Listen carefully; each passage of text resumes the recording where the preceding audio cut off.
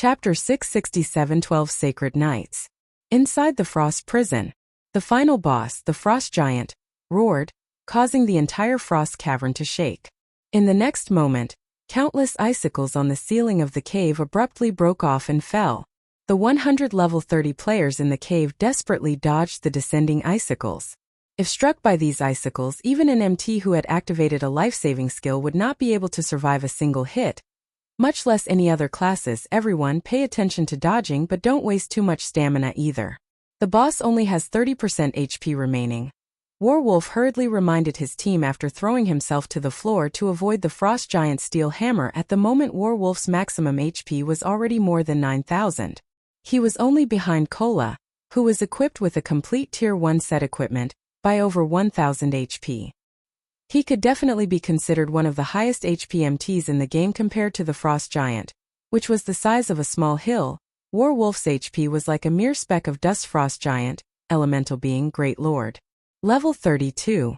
HP 45, 000/45, 000,000.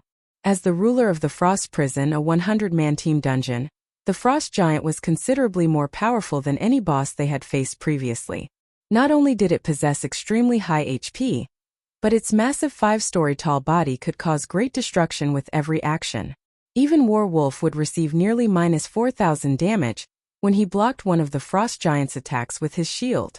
If he received a direct hit, his base damage would certainly exceed -6,000 points. In addition, the Great Lord also possessed a Frost Domain. The Frost Domain had a coverage area of 200 yards. Not only would everyone within the domain's movement and attack speed reduce by 40%, but the domain would also their stamina consumption rate by several times. It was common knowledge that, in God's domain, every movement a player made consumed stamina. However, as stamina was a hidden attribute, players were unable to check for their own stamina. Once they consumed their stamina to a certain degree, players would no longer be able to fight. They could only resume combat after resting for a time. In ordinary battles, players would not be able to exhaust their stamina completely even after 3 to 4 hours of continuous fighting. However, when a player's movements increased in intensity, their stamina consumption rate would also increase correspondingly. Meanwhile, the battles conducted in a large-scale team dungeon would be undeniably intense. Inside a large-scale team dungeon, even the slightest mistake could lead to a team wipe. Therefore, the burden placed on a player's stamina was incredibly significant. Under the effects of the Frost Domain, players would only be able to fight for a short time before they collapse from exhaustion. In such an extreme battle, ordinary players would only last 5 or 6 minutes. Even elite players would last just 2 or 3 minutes longer.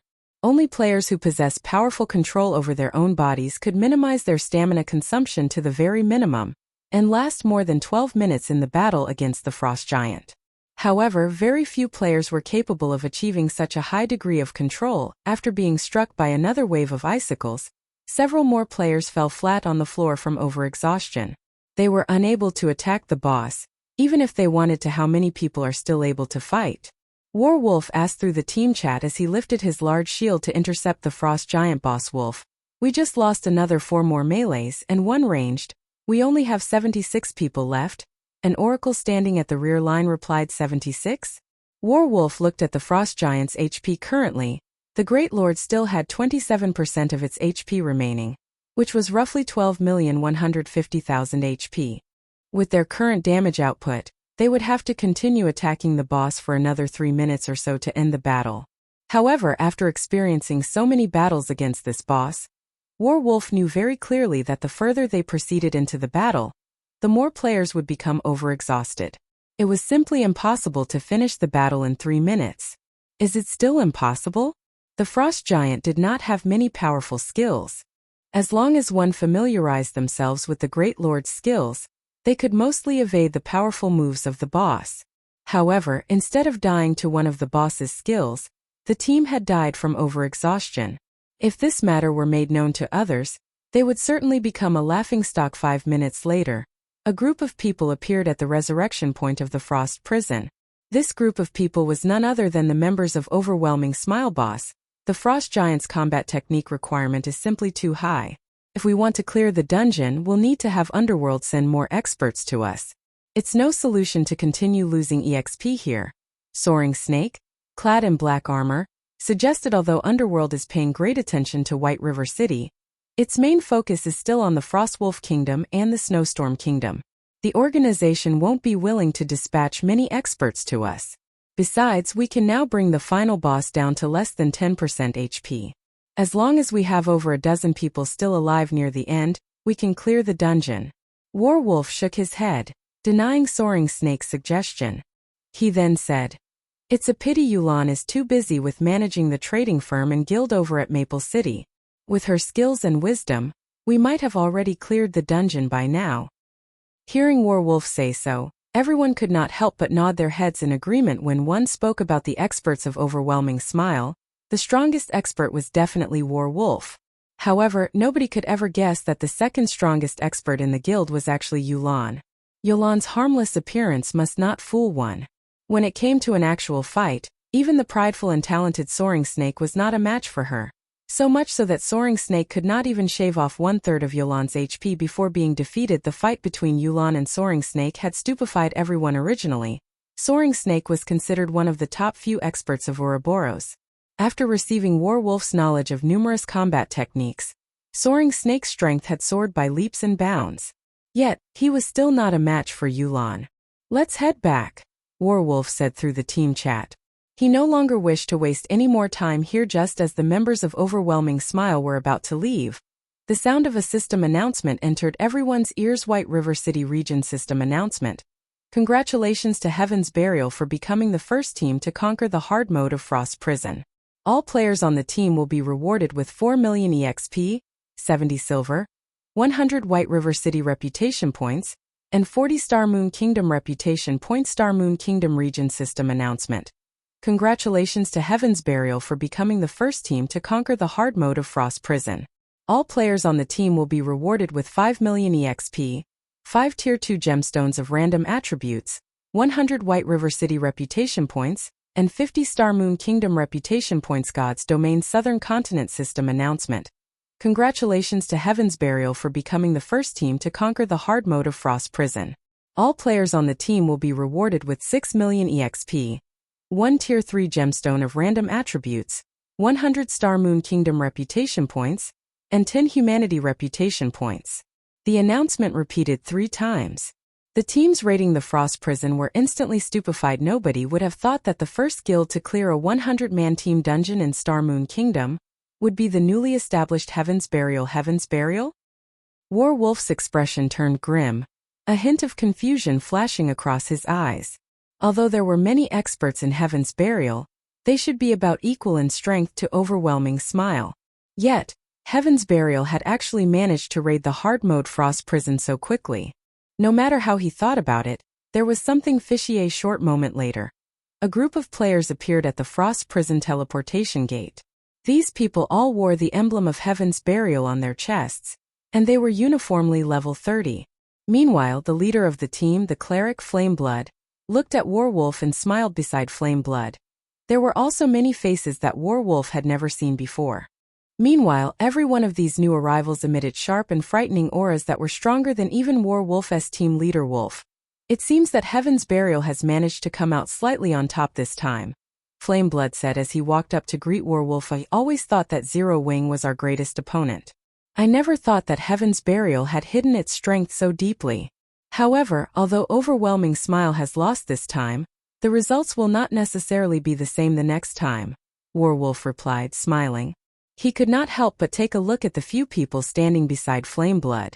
This time, he was fully convinced of his loss because even he could not see through the strength of the Guardian Knight beside Flameblood. The man gave off a feeling similar to a mountain. Despite having used an advanced identification skill on the Guardian Knight, all Warwolf managed to see was the fact that the Guardian Knight had over 10,000 HP, nearly 1,000 more than he did.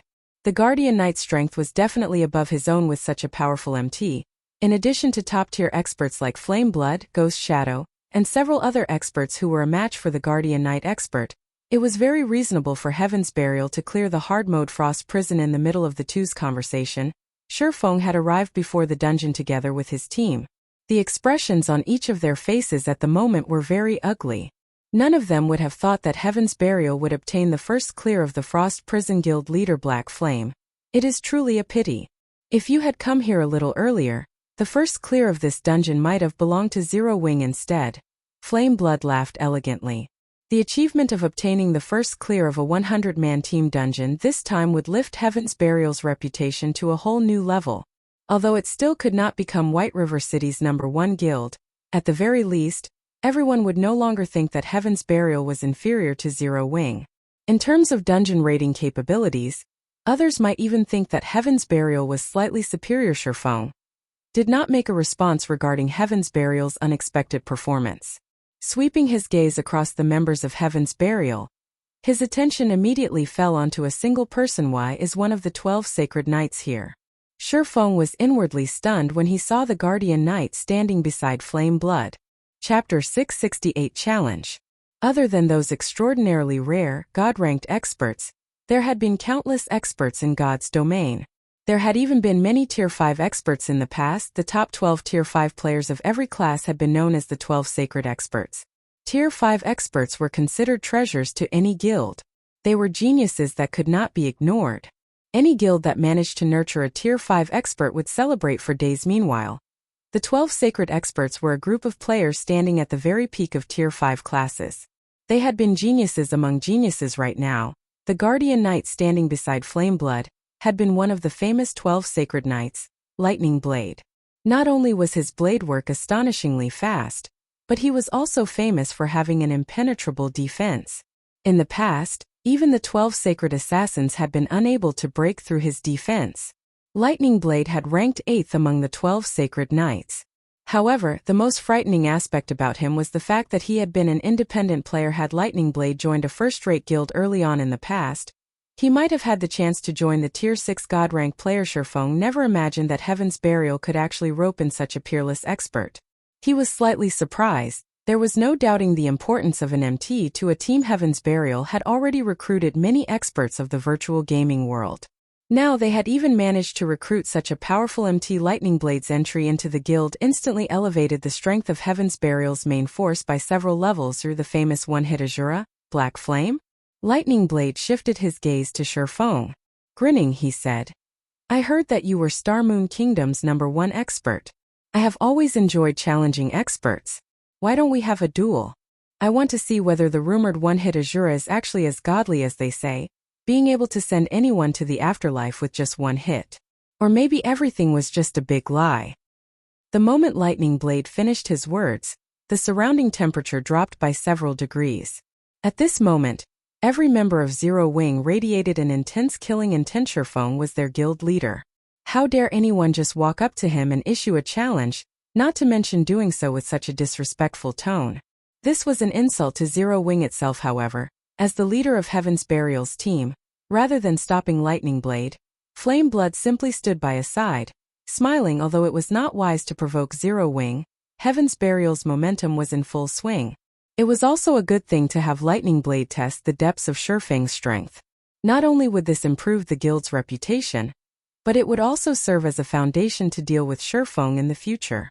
Moreover, in the event that Lightning Blade managed to defeat Feng, Heaven's Burial's fame would soar. Standing by the side, Warwolf played the role of an observer in this fight. If Feng refused Lightning Blade's challenge, Heaven's Burial would definitely spread the news of this matter, claiming that Feng was afraid to accept the challenge.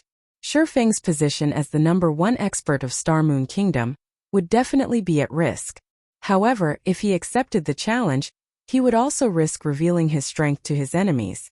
If this happened, he would not have as many hidden advantages in future battles. Violet Cloud suddenly stepped forward and said, "Don't you think it's a little too early for you to challenge our guild leader? However, I'll be your opponent." "You? A cleric?" Lightning Blade glanced at the young and slender Violet Cloud. With disdain, he said, "I have no interest in unripened little girls like you. Black Flame, you can't possibly send a little girl into battle just because you're afraid of facing me, right?" "Little girl."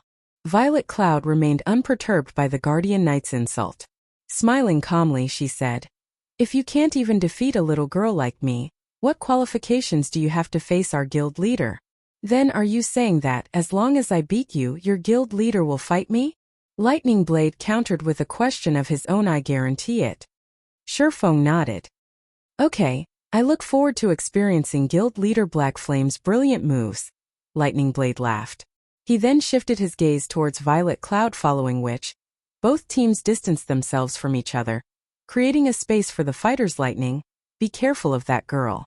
She's not as simple as she looks. She's an expert who has reached the later stage of the 7th floor. She should be just as strong, if not stronger, than Ghost Shadow. Flame Blood warned the empty. Lightning Blade was an expert that Heaven's Burial had spared no expense to recruit. The Guardian Knight's strength spoke for itself. Even Ghost Shadow had failed to damage him, as Lightning Blade had blocked every one of the assassin's attacks. With his exceedingly high HP and lightning quick attacks, Lightning Blade eventually wore Ghost Shadow down, claiming his life. One could say that Lightning Blade had a massive advantage in PvP battles against a low-damage cleric. It would be child's play for Lightning Blade to secure a victory. However, a little caution never hurt anybody. Relax. I've known about this for a while. I'm just trying to agitate Black Flame so that he will agree to a duel. Lightning Blade no longer had a prideful and arrogant air around himself. On the contrary, he remained calm and attached great importance to this duel. Meanwhile, on the other side, Feng secretly passed a bottle of 100-berry wine to Violet Cloud, saying softly, "Drink this before you fight him. Do not let him within 10 yards of you." Though Feng was unsure of Lightning Blade's current strength, he did know one of his weaknesses. While knowing this weakness would do little good to ordinary experts, to Violet Cloud, however, it would help her tremendously in the upcoming battle. Guild Leader, is Lightning Blade so strong that Violet Cloud needs to drink 100-berry wine? Fire Dance was confused by Feng's actions in Zero Wing. When speaking about combat techniques, Violet Cloud was even superior to her. Meanwhile, in terms of strength, she was only slightly superior to Violet Cloud due to the advantage of her class and weapons. They both wore the best available equipment in all of God's domain. With their current standards, there were very few people who could defeat them in Starmoon Kingdom. Even against an expert like Werewolf, Fire Dance was confident that both she and Violet Cloud had more than a 60% chance of defeating him. If we're going to win, we have to win brilliantly. Feng laughed. He did not think that the current Violet Cloud was inferior to Lightning Blade. The girl was even an astromancer, a hidden class. Upon hearing Feng's words, everyone could not help but roll their eyes at their guild leader. This was simply extravagant. Normally they had to fight tooth for nail against each other to obtain a single bottle, exhausting themselves. Now Feng let a bottle go to waste just for a flashy win. If they had known something like this would happen, they would have volunteered. That was the 100-berry wine. Drinking just one bottle could allow one to become a top-tier expert. 2 bottles could push one to the apex of Starmoon Kingdom without hesitation. Violet Cloud emptied the bottle of 100-berry wine, a faint blush appearing on her white, delicate cheeks. Tasting her lips, it was obvious she still could not get enough of the beverage. She was adorable. The members of Heaven's Burial were surprised when they saw Zero Wings members watch Violet Cloud enviously. What was going on with Zero Wings members? Was participating in the duel really something to be jealous of? This will be interesting. That young lady easily toyed with Nimble Snake in the past. Werewolf wore a playful smile. He then shifted his gaze to Lightning Blade, a cunning spark flashing in his eyes. This is a good chance to see just how powerful that Guardian Knight is. I actually feel a significant pressure from him. Standing by his side, Nimble Snake nodded in agreement with Werewolf's words. Violet Cloud's combat techniques were indeed very powerful. She had actually reached the 7th floor of the Trial Tower. However, actual combat and challenging the Trial Tower were two entirely different things. Previously, he had lost to Violet Cloud due to the latter having the advantage in tiers. Otherwise, the outcome would not have necessarily ended in Violet Cloud's favor. His strength had improved significantly since then. If they faced each other again, he would definitely win against Violet Cloud once both combatants were ready. Lightning Blade and Violet Cloud initiated the duel system countdown. 5 seconds system countdown. 4 seconds. System. Duel start. Chapter 669 Divine Exemption. When the duel began, everyone's attention promptly shifted towards the two fighters. One was a Guardian Knight, while the other was a cleric. Neither was a high damage class. In this matchup, however, Lightning Blade held the advantage due to the Guardian Knight's magic resistance aura and several interrupt skills. To Violet Cloud, a fragile and healing-oriented class, this duel was somewhat disadvantageous for her in terms of HP. Violet Cloud had over 7,000, far above the average for magical classes. However, compared to an MT like Lightning Blade, who had over 10,000 HP, it would not save her fall. Lightning Blade immediately charged at Violet Cloud. Tightening his grip on the massive shield in his left hand, he executed Shield Bash. As his entire person crashed into Violet Cloud, Lightning Blade's right arm began to swing, his saber slicing the air as it transformed into a streak of light that flew towards Violet Cloud's delicate neck. The entire process was flawless and happened in the blink of an eye. He had not given Violet Cloud any chance to cast her skills, such a proficient two-stage attack. Warwolf could not help but praise the MT as he watched Lightning Blade's performance. Ordinary players would find it difficult just to evade the oncoming shield. Moreover, as the shield came at them, players would instinctively focus on the shield, thereby ignoring Lightning Blade's closely following saber against such a two-stage attack. Even an expert at their peak would be distracted by the shield momentarily, and miss the opportunity to deal with Lightning Blade's saber. It was very easy for one to fall prey to Lightning Blade's attack. Violet Cloud hurriedly sidestepped, evading the Guardian Knight's shield bash with the least amount of movement. At the same time, she instinctively activated Truth Shield, an instant cast skill. Boom, boom, boom. 3 consecutive slashes struck the same spot on the golden shield, and the shield began to show signs of shattering. Reacting, Lightning Blade sent a hammer of sanctions descending on Violet Cloud's head, moving her feet. Violet Cloud gracefully evaded the Guardian Knight's hammer of sanctions. Your reaction speed is impressive. I'll give you that. Unfortunately, although you might be able to avoid my hammer of sanctions, you won't avoid this move, Lightning Blade sneered. Immediately, he executed Cross Slash, the attack colliding with the golden shield protecting Violet Cloud. Boom. Unable to bear the weight of the attack, the golden shield shattered. In addition, Violet Cloud received over -400 damage. If not for the Truth Shield absorbing a large portion of the damage, she would have lost a lot more HP after shattering the Cleric's Truth Shield. Lightning Blade followed up with several more slashes that were aimed at Violet Cloud's vital points. Responding quickly, Violet Cloud immediately activated Terrorizing Roar, causing all enemies within range to lose control of their characters. With a calm expression, Lightning Blade let out a low shout. In the next moment, his body released a Golden Brilliance Tier 1 skill, Divine Exemption. For the next 7 seconds, he became immune to all control skills. Violet Cloud's Terrorizing Roar was rendered completely useless. After effortlessly diffusing the skill, Lightning Blade's saber continued to fall towards Violet Cloud. Without losing any momentum, Violet Cloud was caught off guard. Although she tried to block with her staff, the Guardian Knight's attacks were simply too fast. In the end, she received a few hits instantly. Violet Cloud was sent flying, her HP rapidly decreasing. Every attack had devoured over 500 HP. After 3 consecutive strikes, Violet Cloud had lost over 1,500 HP. Now she had less than 5,000 HP remaining. While Divine Exemption was still in effect, Lightning Blade continued to pursue his enemy ruthlessly. Easily dodging Violet Cloud's sacred sanctions, he swiftly appeared before the Cleric. Once again, Divine Storm. Consecutive Holy Slash. Although Violet Cloud constantly tried to put more distance between herself and Lightning Blade, Guardian Knights possessed skills that could enhance their movement speed. Hence, Violet Cloud could only desperately try to defend against the oncoming attacks, her HP rapidly decreasing in the process. Even though she had activated instant recovery to heal herself, the healing she received could not keep up with the damage Lightning Blade dished out. After a short moment, Violet Cloud's HP fell below 3,000. If any other healer class fought Lightning Blade right now, the duel would have long since ended. Lightning Blade's attacks are becoming faster and fiercer. He's not giving that Cleric any chances to catch her breath. Although the Cleric class does have a few control skills, none of them are effective against Lightning Blade. Smiling faintly, Flameblood said. However, Violet Cloud really is strong. Even though a Cleric is not a combat class, she has still survived against Lightning Blade until now. With her skills, it's no wonder she set foot on the 7th floor. Standing by the side, Ghost Shadow nodded in agreement with Flameblood's words. At the end of the day, a Cleric was not a PvP class.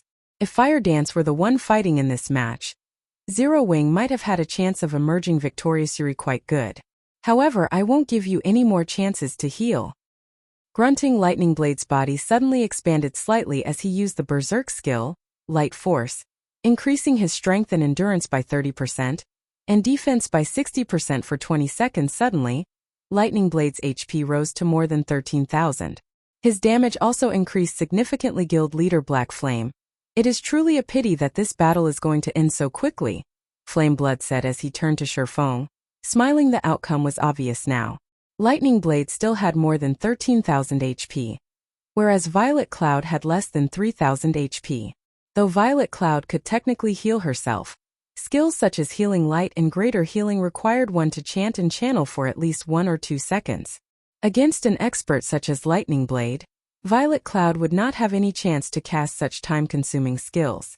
She could only use instant cast skills to heal herself for a small amount of HP. However, now that Lightning Blade had activated a Berserk skill, that small amount of healing was practically negligible. When Lightning Blade activated Berserk mode, even Ghost Shadow, who was proficient in melee combat, would have no choice but to activate Vanish to evade the Guardian Knight's attacks temporarily. Otherwise, he would not survive 3 to 5 moves. Indeed, I had not expected that Lightning Blade would be so impatient, not giving Violet Cloud any extra time. Feng nodded, hearing Feng's words. Flame Blood could not help but be surprised. He had not imagined that Feng would be so straightforward. With anticipation, he said, "Ha ha ha. Lightning indeed possesses such a personality. However, this is also because he very much looks forward to fighting you, Guild Leader Black Flame." "Fighting me?" Feng shook his head. Calmly smiling, he said, "I'm afraid a loser doesn't qualify to challenge me." "Loser?" Confusion appeared on Flame Blood's eyes. Is Guild Leader Black Flame referring to Lightning Blade? Who else would I be referring to? Feng rolled his eyes at the cleric. "You have an interesting sense of humor." Flame Blood understood that Feng was in denial. "Let's see who will lose then." Although Feng's voice was not loud, experts with keen 5 sense could hear him clearly, even from a distance. When Lightning Blade heard Feng's words, his mouth inadvertently twitched, wrathful flames appearing in his eyes. "I had intended to show some mercy. Now, however, I'll teach you the meaning of despair. If you want to blame someone, blame your guild leader." Lightning Blade transformed into an afterimage and arrived before Violet Cloud, the blade of his saber vanishing as he swung the weapon. At this moment, one could only see the afterimage of his arm. Moreover, the Guardian Knight no longer aimed at Violet Cloud's vital points, but at her limbs instead. Just as Lightning Blade's saber was about to strike Violet Cloud, the saber suddenly stopped an inch before Violet Cloud's arm, unable to proceed. "What's going on?" Lightning Blade muttered in shock. No matter how much strength he used, so much so that the veins in his arms bulged with the effort, his saber could not reach Violet Cloud's body. It was as if he had just struck a steel wall. "Guild Leader, couldn't you have let me play a little longer?" Violet Cloud pouted. Chapter 670. Difference in Skills. Everyone was stunned when they saw the sudden change between the combatants after activating his Berserk skill. Lightning Blade was extraordinarily powerful, particularly in terms of strength, yet his slash, which was backed up by that powerful strength, could not actually touch Violet Cloud. Lightning Blade's saber was frozen 1 inch before reaching Violet Cloud. It was simply inconceivable. A protection skill? Warwolf reacted quickly. There were many kinds of protection skills in God's domain, such as a swordsman's parry or a berserker's block. Magical classes also had corresponding skills. Only these skills were extremely rare because magical classes were not melee classes. They faced significantly fewer dangers. Hence, these types of skills were very rare. Everyone suddenly came to a realization protection skills were extremely rare. However, with 0 wing strength, it would not be difficult to obtain one such a skill book for Violet Cloud, so she has a protection skill. However, how many of my attacks do you think your protection skill can withstand? Lightning Blade growled. You are only prolonging your suffering. Saying so, Lightning Blade began brandishing his saber once again. Generally, protection skills could only block a certain number of attacks. Moreover, that number was very low. It was a skill only meant for crucial moments. Standing at a distance, Feng could clearly see what was going through Lightning Blade's mind, and he could not help but shake his head. The protection skill Violet Cloud had used was not any ordinary protection skill. The skill was called Absolute Space, and it was a Tier 1 legacy skill unique to Astromancers. When activated, Absolute Space nullified all attacks the caster received for 5 seconds.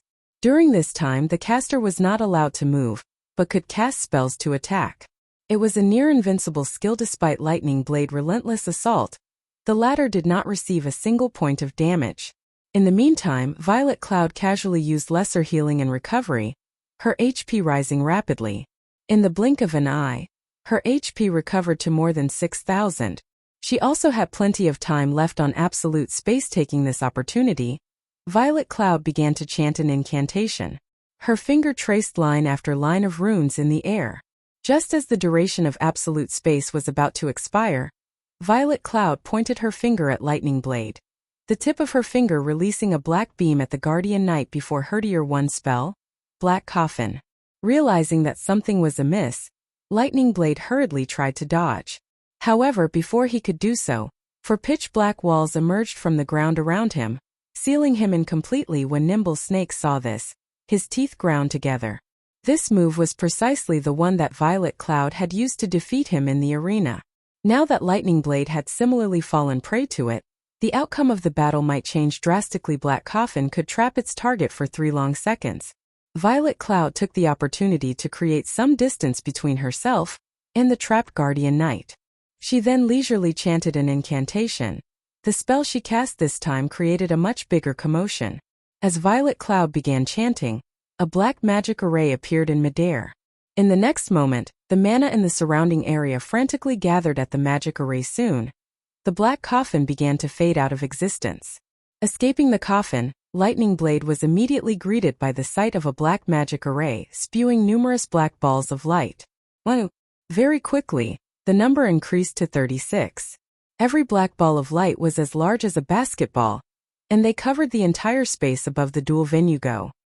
Violet Cloud shouted her command. The black balls of light filling the sky then bombarded Lightning Blade. Violet Cloud's attack came from all directions. Even when Lightning Blade tried to defend himself with his shield, many black balls struck him from his flanks and rear. Unable to endure the barrage, Lightning Blade began to move, attempting to evade the balls of light. After taking 4 steps, however, the Guardian Knight no longer dared to move about carelessly. With each step, he discovered that he would lose over 600 HP. Lightning Blade only had over 13,000 HP. If each step destroyed more than 600 HP, he would be finished with his 22nd step. Yet, against the omnidirectional bombardment of the 36 mana balls, even if he had amazing skills, the balls would still devour his HP. Moreover, whenever the mana balls collided with his body, the impact felt like he had been struck by a sledgehammer. Not only did they contain a massive amount of power, but they could also deal over -300 damage. Every time the mana balls attacked him, roughly 5 or 6 would find their way through his defense, causing over -1,500 damage in an instant. Damn it. Seeing as he could neither move nor defend himself properly, Lightning Blade had no choice but to cast Protection Blessing, reducing the damage he received by 50%. However, if this continued, he would not last for long even with Protection Blessing. Everyone was currently stupefied by the duel before them. Is she really a cleric? This question hovered in everyone's mind. This attack method had already surpassed their understanding of the game's skills. In the past, skills had been straightforward. This was the first time they had seen such a flexible and diversified method of combat. Until now, everyone had believed that magical classes stood no chance against physical classes in PvP, and that their only advantage was being capable of high damage in dungeons. However, Violet Cloud's strategy had thoroughly changed everyone's minds. Violet Cloud's skill combination was simply too frightening. Not only was Lightning Blade unable to move, but he even faced the attacks of the numerous black balls of lights. If anyone else stood in Lightning Blade's place, the bombardment would have long since turned them into mincemeat. Even highly skilled experts like Flame Blood, Ghost Shadow, and Warwolf felt powerless as they watched Violet Cloud's attacks. At this moment, Flame Blood's expression twisted. He could no longer maintain his previous calm. How was this even a duel? This was a slaughter. Is this the true strength of an expert who has reached the later stage of the 7th floor? At this moment, Flame Blood could not help but shift his gaze towards Feng and Fire Dance, a hint of fear flashing in his eyes. If both Fire Dance and Feng were stronger than Violet Cloud, then Zero Wing was truly a terrifying guild. How did she become so strong? Nimble Snake was horrified as he watched Lightning Blade's destruction. Even his leader, War Wolf, would not be a match for Violet Cloud. While everyone was mesmerized by Violet Cloud's performance, Lightning Blade, who stood in the duel site, felt depression overtake him. If only 20 black balls of light attacked him, he might barely cope and avoid receiving any damage. However, dealing with 36 was far beyond his capabilities at this moment. Regret swallowed Lightning Blade. If he had known earlier that Violet Cloud had such an attack method, he would never have agreed to duel her. A bona fide top-tier expert like himself had actually become a punching bag, unable to resist in the least. It was utterly humiliating. The 100-berry wine is the best. I actually achieved a 91% skill completion rate, allowing me to summon so many mana balls. I wonder just how many I can summon if I achieve a 100% skill completion rate. Violet Cloud inwardly rejoiced while she controlled the mana balls in the sky. In the past, she had only achieved a 90% skill completion rate and summoned a maximum of 30 mana balls. Now, however, she had increased her completion rate by 1%, and just this 1% had increased the maximum mana balls by 6. If she could raise her skill completion rate to 100%, her skills would be absolutely terrifying. Time crawled by before 10 seconds had passed. Lightning Blade's 13,000 HP depleted completely. From beginning to end, the Guardian Knight had not been able to resist in the slightest. Chapter 671 True Form. Defeated. Lightning Blade had been thoroughly defeated. Nobody would have imagined that Zero Wing had such a powerful character as Violet Cloud. The arrogance Heaven's Burial's members had displayed had been utterly extinguished. Others might not realize exactly how strong Lightning Blade was, but they knew. In the entire guild, nobody could win against Lightning Blade in a one-on-one match, let alone obtain victory so effortlessly. Does anybody from Heaven's Burial still dare to challenge our guild leader? Violet Cloud shifted her gaze towards Heaven's Burial's members, a faint smile appearing on her face. Provocatively, she said, "I really want to see just who among you qualifies to do so." Nobody from Heaven's Burial dared respond. None of the spectators were weaklings. Through Lightning Blade's battle, they could determine Violet Cloud's standards. They would only be asking for humiliation if they tried to challenge her. Unlike everyone else, however, Ghost Shadow revealed a look of interest. Unfortunately, just as he was about to open his mouth and speak, the woman beside him stopped his words. This woman wore a gorgeous red mage's robe, which failed tremendously to hide her magnificent cleavage. She also wore a white beret on her head, covering her silky blue hair, which scattered around her waist. In her hand she held an eye-catching white jade staff that radiated a faint golden glow. "Daybreak, why are you stopping me?" Ghost Shadow demanded. Dissatisfied, Daybreak Fog was in charge of Heaven's Burial's affairs in Star Moon City. Her position in the guild was higher than even Flameblood's. Her strength could not be underestimated. If not for Daybreak Fog's help, even with Lightning Blade present, Heaven's Burial would not have cleared the frozen prison today. Don't humiliate the guild any further. You are no match for her. There's too much of a difference in strength between your skills. We have already completed our task here. You will have your chance in the future, Daybreak Fog said as she raised an eyebrow at Ghost Shadow. She had not used a persuasive tone, but a commanding one. Flameblood nodded in agreement. Now that Heaven's Burial had obtained the first clear of the Frost Prison, their reputation flourished. However, if Violet Cloud defeated their several great experts, all of their efforts would go to waste. Zero Wing certainly has many experts. In the future, we will have many opportunities to clash with them. Today we have other matters to attend to, so we will not keep you any longer. Flameblood gave Feng a cupped fist salute before turning away after watching Flameblood and the others leave. Warwolf saluted Feng before leaving with his team as well. Guild leader, are we still going to raid the Frost Prison? Fire Dance asked softly. Now that Heaven's Burial had obtained the Frost Prison's first clear, there was no point in raiding the dungeon. Rather than obtaining some materials and equipment, grinding in the Stoneclaw Mountains for magic crystals and high-level equipment would be more effective. After all, the Stoneclaw Mountains was a level 30 to level 49 regional dungeon. Not only did it drop much higher level equipment, but it also offered higher quality equipment. By grinding in the Stoneclaw Mountains, they could prepare to raid the next large-scale team dungeon. It was more efficient than grinding for a bunch of level 30 equipment in the Frost Prison. Of course, we're going. They've only obtained the first clear of hard mode, not hell mode. My goal has always been the first clear of hell mode. Even if Heaven's Burial has obtained the first clear of hard mode, it doesn't affect us one bit. Feng shook his head and laughed. The materials for constructing a stable were not that easily obtainable. The drop rate for these materials in a 100-man hard mode team dungeon was very low. Sometimes the materials he required would not even drop. If he wished to obtain the necessary materials to construct a stable as soon as possible, he would have to clear hell mode by relying only on 100-man hard mode team dungeons. They would not gather all the necessary materials even if they raided the dungeon 100 times. On the other hand, they could obtain what he needed from hell mode team dungeons refreshed once every 3 days. Raiding a team dungeon 100 times would require at least 300 days.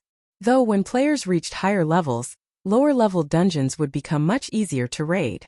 At that time, the number of teams the guild could form to raid these dungeons would also increase.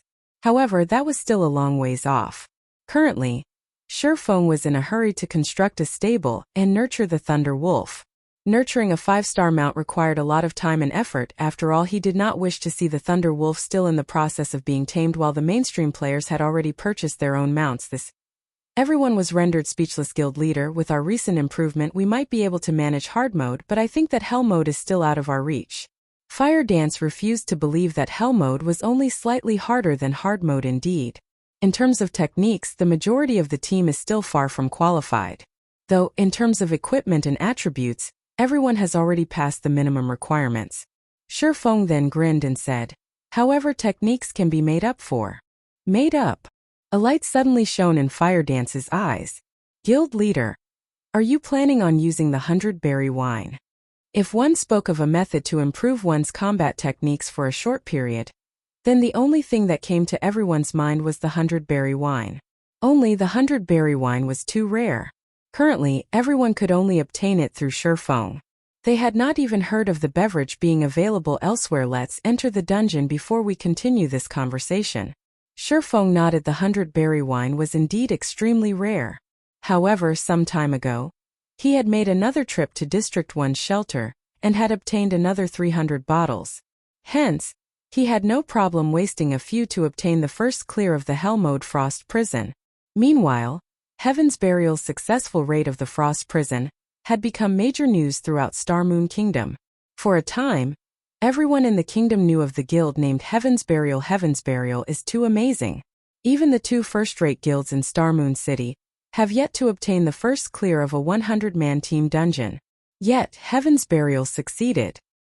A 100-man dungeon. That place is a goldmine for fine gold and dark gold equipment. Our guild has only managed to raid 50-man hard mode team dungeons so far. I wonder when I'll obtain a complete top-tier set equipment for myself? Top-tier set equipment? I don't need so much. I only hope to wear a full set of secret silver equipment.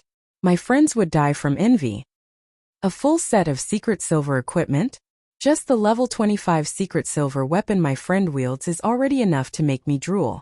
When he showed me the weapon, he even brought our friends and me into a dungeon to show off that weapon in action.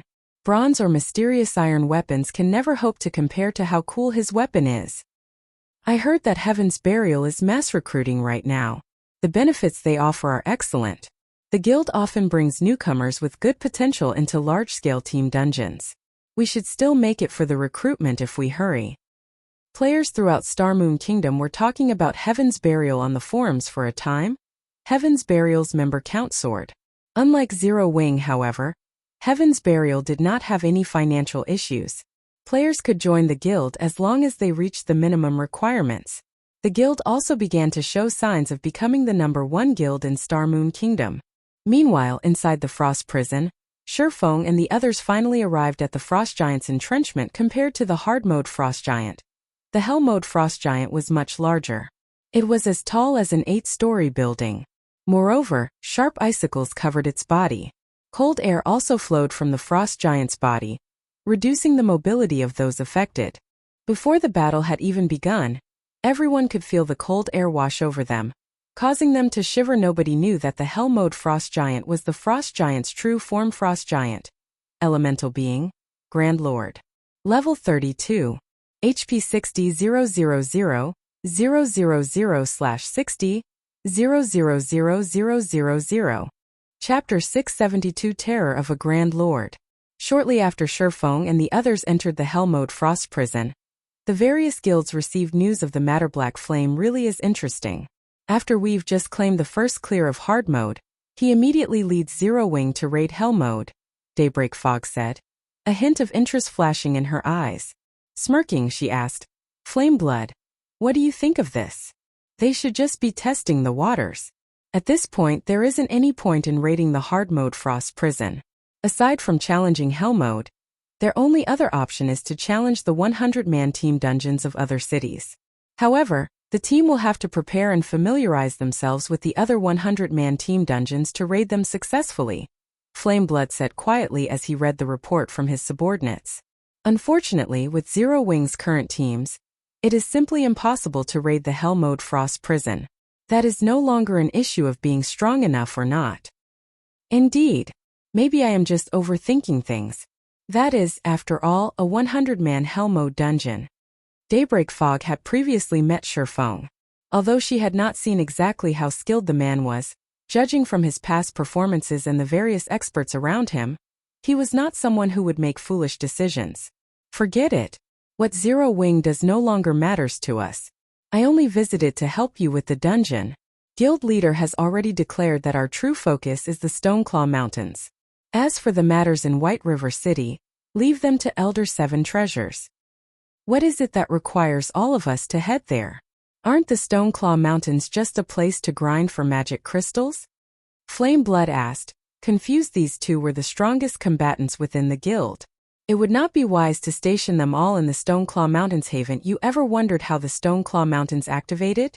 Daybreak Fog laughed. I have no clue. Does guild leader know? Flameblood shook his head and asked, not only does he know about it, but guild leader is responsible for activating the Stoneclaw Mountains.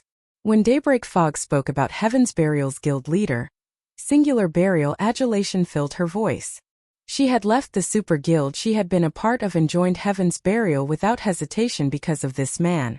Meanwhile, Singular Burial had personally dragged the Stoneclaw Mountains that every guild in Star Moon Kingdom fought over into existence. Flame Blood, and the others were astonished. They were unable to regain their wits for quite some time at this point in time. The Stoneclaw Mountains had affected players throughout Star Moon Kingdom, as well as the Black Dragon Empire and several other neighboring kingdoms. Its influence transcended any single event that had occurred in God's domain. So far it can't be right? As expected of our guild leader, he has actually managed such a feat. Everyone could not contain their excitement. Activating the Stoneclaw Mountains is merely one part of a quest. The follow-up quests are inside the Stoneclaw Mountains. As long as we complete this quest, Star Moon City will fall under our control. Hence, this matter takes precedence over everything else, Daybreak Fog said sternly, her tone hinting that she would not take no for an answer. Since that is the case, let's prepare to head over there immediately. Flame Blood fully agreed with Daybreak Fog's words. If they could obtain Star Moon City for themselves, it would become somewhat easier to obtain White River City. Frost Prison. Why is a Grand Lord so much stronger than a Great Lord? Fire Dance frowned as she observed the Frost Giant. Currently, her senses warned her that she must not provoke the Frost Giant under any circumstances. Although the Grand Lord ranked Frost Giant only had 15 million more HP than the Great Lord version, the difference between them felt like the difference between heaven and earth. The team members could not help but shudder. The Grand Lord's aura was so dense that it made them feel like they were submerged in water, reducing their mobility significantly. Just how were they supposed to fight like this? Let's rest here for now, Feng said in the team chat. He was not in a hurry to start the battle. The Hell Mode Frost Prison was no trivial matter. Even with the assistance of the 100-berry wine, there was no guarantee they could clear the dungeon.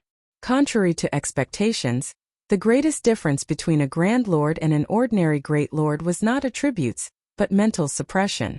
It was one of the reasons that made Grand Lords exceedingly difficult to take down. Aura was intangible. It was more like a form of mental suppression. When people were under immense pressure, they would often lose their ability to perform normally. Some people would even find it difficult to move. It was just like how many people would be petrified when they encountered a life-threatening situation. A Grand Lord possessed such an aura. Even an expert player would find it difficult to cope with such a situation, much less ordinary players. Hence, the 100-man Hell Mode dungeons of the various regions were exceedingly hard to clear. It was not a matter of having insufficient strength. Rather, it was because players were unable to exhibit it properly. Only powerful experts with stout hearts would endure the mental suppression and fight normally to current players. This was asking too much. Fortunately, Feng had a way to combat this problem. Distribute these bottles. Saying so, Feng took out 100 bottles of 100-berry wine from his bag. Not only could the 100-berry wine increase a player's compatibility rate with their weapons and equipment, but it also had the side effect of dulling a player's 5 senses. Normally, this would reduce a player's sensitivity in battle, weakening their perception of danger. In this case, however, it was the best method to reduce the frost giant's mental suppression. Alcohol makes a man braver. However, instead of increasing a person's courage, alcohol would numb a person's mental perception, removing their sense of crisis. Normally, crisis awareness was the foundation of survival for all living beings. Only with a sense of danger could one avoid threats and survive. This sense was indispensable for God's Domains players. Players normally worked to sharpen their crisis awareness. That way they could avoid attacks and launch counterattacks in battles. Meanwhile, Grand Lords were so terrifying was precisely because the main god system had specifically designed these monsters to challenge this sense. After receiving the 100-berry wine, everyone promptly emptied their bottles. Sure enough, the suppression everyone experienced lessened significantly. Their bodies no longer felt heavy at the same time. Feng also used the Bible of Darkness to summon a level 36 Tier 2 evil spirit. Although it was not a support-type evil spirit like the Heart Devourer, it was a magic attack-type evil spirit. It could increase the team's overall DPS significantly. Everyone focus on dodging and positioning. When attacking, focus on stability above all else. If you know your attacks will miss, don't bother wasting stamina. Feng began to issue commands. Also, MTs, listen up. After you launch a few attacks at the start of the battle, you won't need to continue attacking the boss.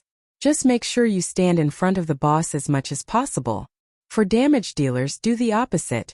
Do not stand in front of the boss as much as possible. It is best if you attack from the sides. Feng had fought the Hell Mode Frost Giant plenty of times in the past. The Frost Giant possessed relatively low intelligence. Even as a Grand Lord, this fact held true. This was fairly common for elemental beings.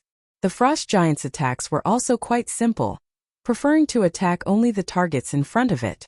The Frost Giant would only switch targets after destroying the target before it. The team's MTs did not deal a lot of damage. If they had to focus on attacking while evading and blocking the Frost Giant's attacks with their current techniques and attributes, they would run out of stamina before 10 minutes were up.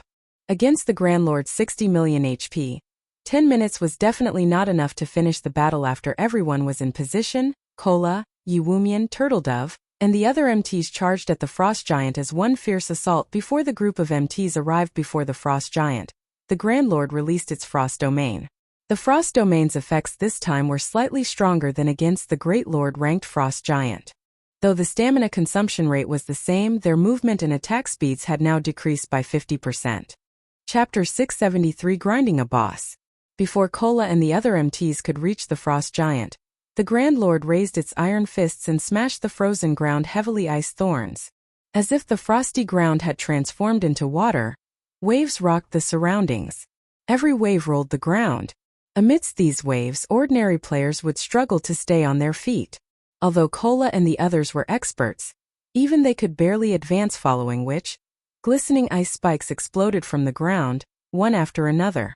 Even the slightest touch dealt nearly -3,000 damage to Kola and the other MTs. This attack was obviously much stronger than the Great Lord-ranked Frost Giants.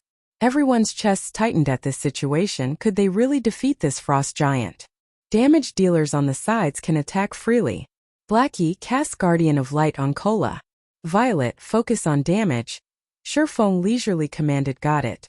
Although Blackie was curious as to why Feng wanted him to use Guardian of Light on Kola so soon, he did not question the command. Immediately, he cast Guardian of Light on Kola. Initially, Kola lost nearly 5,000 HP with each hit from the Grand Lord. However, with Guardian of Light, the Frost Giant's attacks dealt less than -1,000 damage to the Guardian Knight. In addition, Guardian of Light healed Kola for roughly 600 HP every second. Against the Frost Giant's damage, Kola could survive quite a while without the healer's assistance. However, shortly after Guardian of Light activated, The frost giant abruptly stomped its foot, dealing massive damage to all enemies within 10 yards. Naturally, Cola could not avoid the attack as the giant's foot slammed him to the ground, a damage of over -3,000 points appearing above his head. Everyone sucked in a breath of cold air. This attack was simply too frightening. Feng, however, was not surprised. This move was an instant kill move unique to the Hell mode frost giant.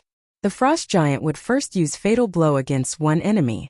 If that enemy failed to withstand the attack and died, the nearest person would receive damage as well. However, as long as a player withstood the attack, the frost giant would not immediately repeat the attack on a new target. Good. Next, focus on dodging the icicles from above.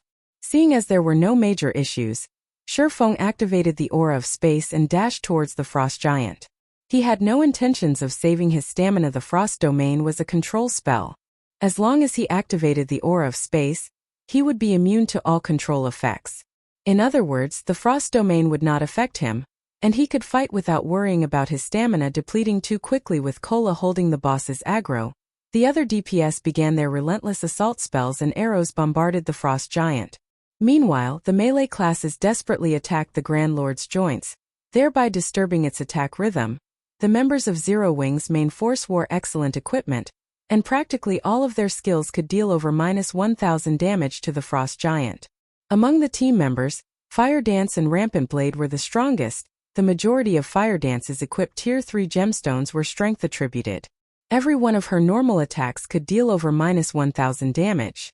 When she used Absolute Strike, she dealt nearly -6,000 damage or over -10,000 damage with a critical hit. As for Rampant Blade, he possessed the blue fire double-edged sword. Each swing dealt over -1,500 damage to the Grand Lord. With a 20% critical rate, he could occasionally deal over -3,000 damage. From time to time, he would also trigger Blue Fire Dance, dealing nearly -5,000 damage. His damage output was only second to Fire Dance's. Following them were Blackie and Violet Cloud. As the frost giant was an elemental being, it possessed some magic resistance. Hence, magic attacks were not as effective as physical attacks against the Grand Lord. Meanwhile, activating Silent Steps, Feng appeared directly above the frost giant. He sent a thunder flame explosion descending on the Grand Lord's head. 10:436. The effects are better than I expected. Feng glanced at the system notification panel, seeing a 98% skill completion rate after he had consumed the 100-berry wine. He noticed that drink had been more effective than usual. Normally, he could only achieve a 96% completion rate with Thunder Flame Explosion, even with the help of the 100-berry wine, following which Feng executed Chop. His motions were as smooth as flowing water. In the next moment, the 3 slashes he sent out intertwined into a single silver light, which tore everything in its path as it struck a single point. 12:846. This time his Chop achieved a 99% completion rate. He was only a thread away from reaching 100%. Feng's astonishing damage shocked his fellow teammates. Chop was one of a swordsman's basic skills, yet when Feng executed his Tier 1 Chop, his display was far different from other swordsmen's. Instead of dealing 3 damages, the skill only dealt 1. The skill's overall damage was even more frightening in the absence of a critical hit. Feng had dealt over -10,000 damage with his Chop. His damage was on the same level as Fire Dance's and Rampant Blade's critical hits with their most powerful skills. This was simply inconceivable. Immediately after, Feng used Flame Burst, launching 15 attacks in quick succession. Every hit forced the frost giant to take half a step back. Moreover, each hit dealt over -16,000 damage, and over -32,000 damage if it were a critical hit.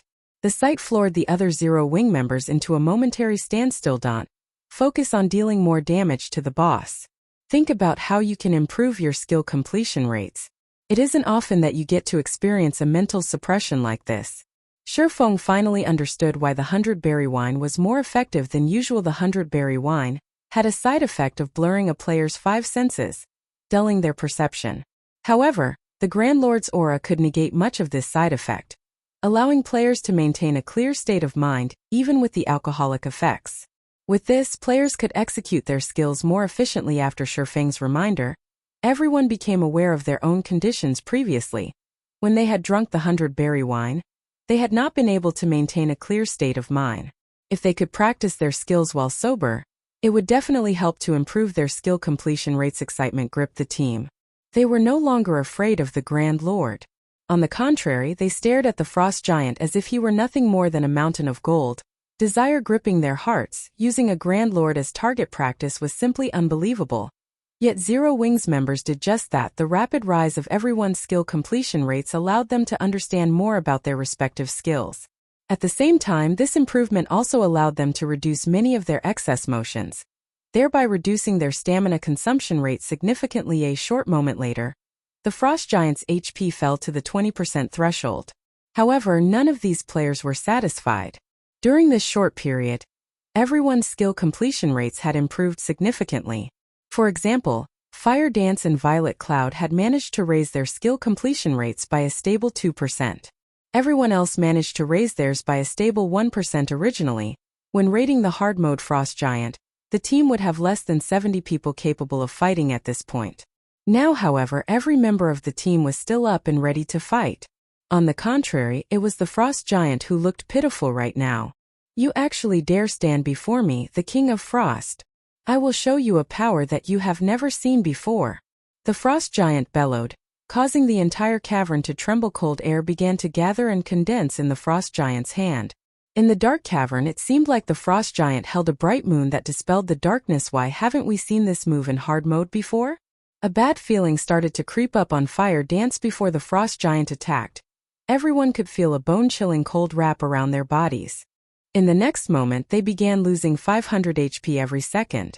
If the Frost Giant released its attack, it would likely obliterate the entire team instantly. When the Frost Giant held up the hill-sized ball of ice, which it had formed from the condensed cold air, Feng made his move Absolute Time.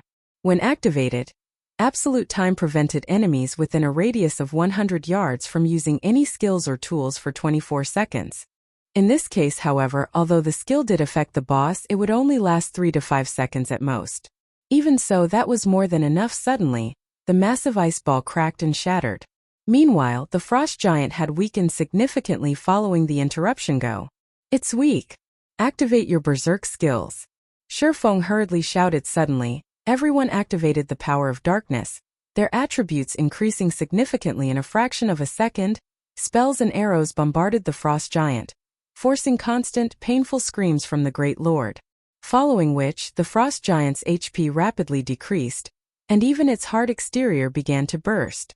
In the end, the Frost Giant was reduced to a clear puddle of water, leaving behind a massive resplendent gemstone and a mountain of loot. Chapter 674. Evolution of the Abyssal Blade. Star Moon City. Currently, due to the Stoneclaw Mountains, a large number of players had gathered in Star Moon City. Even White River City during its peak could not compete with the capital city's current crowd. The players gathered in the city were not limited to the elites and experts of Star Moon Kingdom. There were also players that had come from the Black Dragon Empire and the neighboring kingdoms. The city's population increased by the minute. Players filled the city streets and even crowded Star Moon City's normally desolate areas. Star Moon City really is a great place. With so many elites and experts here, we won't have to worry about not being able to recruit any players into our guild. Flameblood could not help his envy of Daybreak Fog when he saw that the majority of the players wandering the streets were level 29. Many players had even reached level 30 already. Heaven's Burial's elite members were currently level 28 or 29. Very few had managed to reach level 30. Yet, in Star Moon City there were so many high-level players. Daybreak Fog would have a much easier time nurturing her branch's members than he would now that Heaven's Burial had obtained the first clear of the Frost Prison. Not only had its fame spread throughout Star Moon City, but the players in the Black Dragon Empire and the neighboring kingdoms also knew about Heaven's Burial's success. If Heaven's Burial recruited members in Star Moon City now, it could easily obtain a large number of elite members. In a few short days, the guild could easily form an army to explore the Stoneclaw Mountains. This is only natural. Why else did you think Guild Leader chose this place? Daybreak Fog smiled. She then pointed towards Ouroboros's guild residence, saying, as long as we help Guild Leader complete his quest, both Ouroboros and the Star Alliance will live in fear of our shadow. Just as the members of Heaven's Burial chatted while waiting to receive orders from their guild leader, the sound of a system announcement suddenly rang near everyone's ears. Star Moon Kingdom Region System Announcement. Congratulations to Zero Wing for becoming the first team to conquer the hell mode of Frost Prison. All players on the team will be rewarded with 9 million EXP, 1 Tier 3 gemstone of a random attribute, 100 Star Moon Kingdom reputation points, and 10 Humanity reputation points. God's Domain Southern Continent System announcement. Congratulations to Zero Wing for becoming the first team to conquer the hell mode of Frost Prison. All players on the team will be rewarded with 10 million EXP, 5 Tier 3 gemstones of random attributes, 100 Star Moon Kingdom reputation points, and 20 Humanity reputation points. God's Domain Continent System announcement. Congratulations to Zero Wing for becoming the first team to conquer the hell mode of Frost Prison. All players on the team will be rewarded with 15 million EXP, 10 Tier 3 gemstones of random attributes, 200 Star Moon Kingdom reputation points, and 30 Humanity reputation points. The announcement repeated 5 times. For a moment, every player in Star Moon Kingdom fell silent. Inside the Frost Prison. Success! The Frost Giant is dead. Everyone suddenly shouted with joy. They had obtained the first clear of a 100-man Hell Mode team dungeon. None of them had ever dreamed of accomplishing this feat. The majority of these players had never been experts of the virtual gaming world. They were merely ordinary players who had followed Feng's lead. This was one of the most difficult Hell Mode team dungeons in God's Domain. Even super guilds did not dare to take on 100-man Hell Mode team dungeons right now. They had simply claimed the first clear of Hard Mode, and immediately prepared to raid the next high-level team dungeon. But Zero Wing had done it. Moreover, not a single player on the team had died. It was simply inconceivable. There was a fundamental difference between obtaining the first clear of a 100-man Hard Mode team dungeon and the first clear of a 100-man Hell Mode team dungeon. By obtaining the first clear of a 100-man Hell Mode team dungeon, their names would be recorded on the God's Domain glory list. If they claimed the first clear of a 100-man Hard Mode team dungeon, at most, their names would be recorded on the glory list outside of the dungeon for future players to see. However, by claiming the first clear of a 100-man Hell Mode team dungeon, not only would they have their names on the dungeon's glory list, but they would also have their names on the God's Domain glory list, which could be found in the Glory Temple in the various major cities throughout the continent. Players throughout God's Domain would see their names, and their fame would soar instantly. How could anyone not grow excited at obtaining such an honor? Of course, everyone understood that this achievement had only been possible due to Feng's leadership and guidance. Otherwise, they would never have had such an opportunity. Feng did not stop his teammates from celebrating, as, inwardly, he was also excited. This was also his first time his name had ever been recorded on the God's Domain glory list. In his previous life, he was only able to gaze with envy at the other names in the Glory Temple. Now, however, he had become one of those people. Even though he tried to maintain his calm, he could not suppress the wild elation in his heart. After a moment, Feng managed to calm himself. He then slowly walked up to the Frost Giant's remains and began to collect the loot. Right before finishing off the Frost Giant, Feng had activated Divine Providence, allowing his luck to soar. In addition to the first clear bonus, the number of items the Frost Giant dropped was extraordinary. At a glance, there were over 100 items scattered across the ground. Of course, the majority of them consisted of rare materials. What a harvest! From this single raid, 1/3 of the materials I need for the stables have dropped. After a few more, I'll be able to start the construction, Feng muttered as he casually glanced at the items. Suddenly, his eyes shone as he exclaimed, "An epic item!" There were 0 chances for an epic item to drop in a 100-man Hard Mode team dungeon. For Hell Mode, though, there was a very small chance of one dropping. Hence, even in the past, epic items were extremely rare. Unless they were extremely lucky, ordinary players had no hope of getting their hands on one. Only large guilds would have quite a few epic items. However, those required the efforts of the entire guild. What's this? Feng quickly discovered a faintly glowing golden crystal. Having never seen this item before, he unconsciously used omniscient eyes to examine it. Mana crystal. Contains a frightening level of mana. Rumor has it that this is the best material for forging magic weapons. The best material for forging magic weapons? Feng's jaw hit the floor. Magic weapons were far rarer than epic items. Every magic weapon possessed an extraordinary history.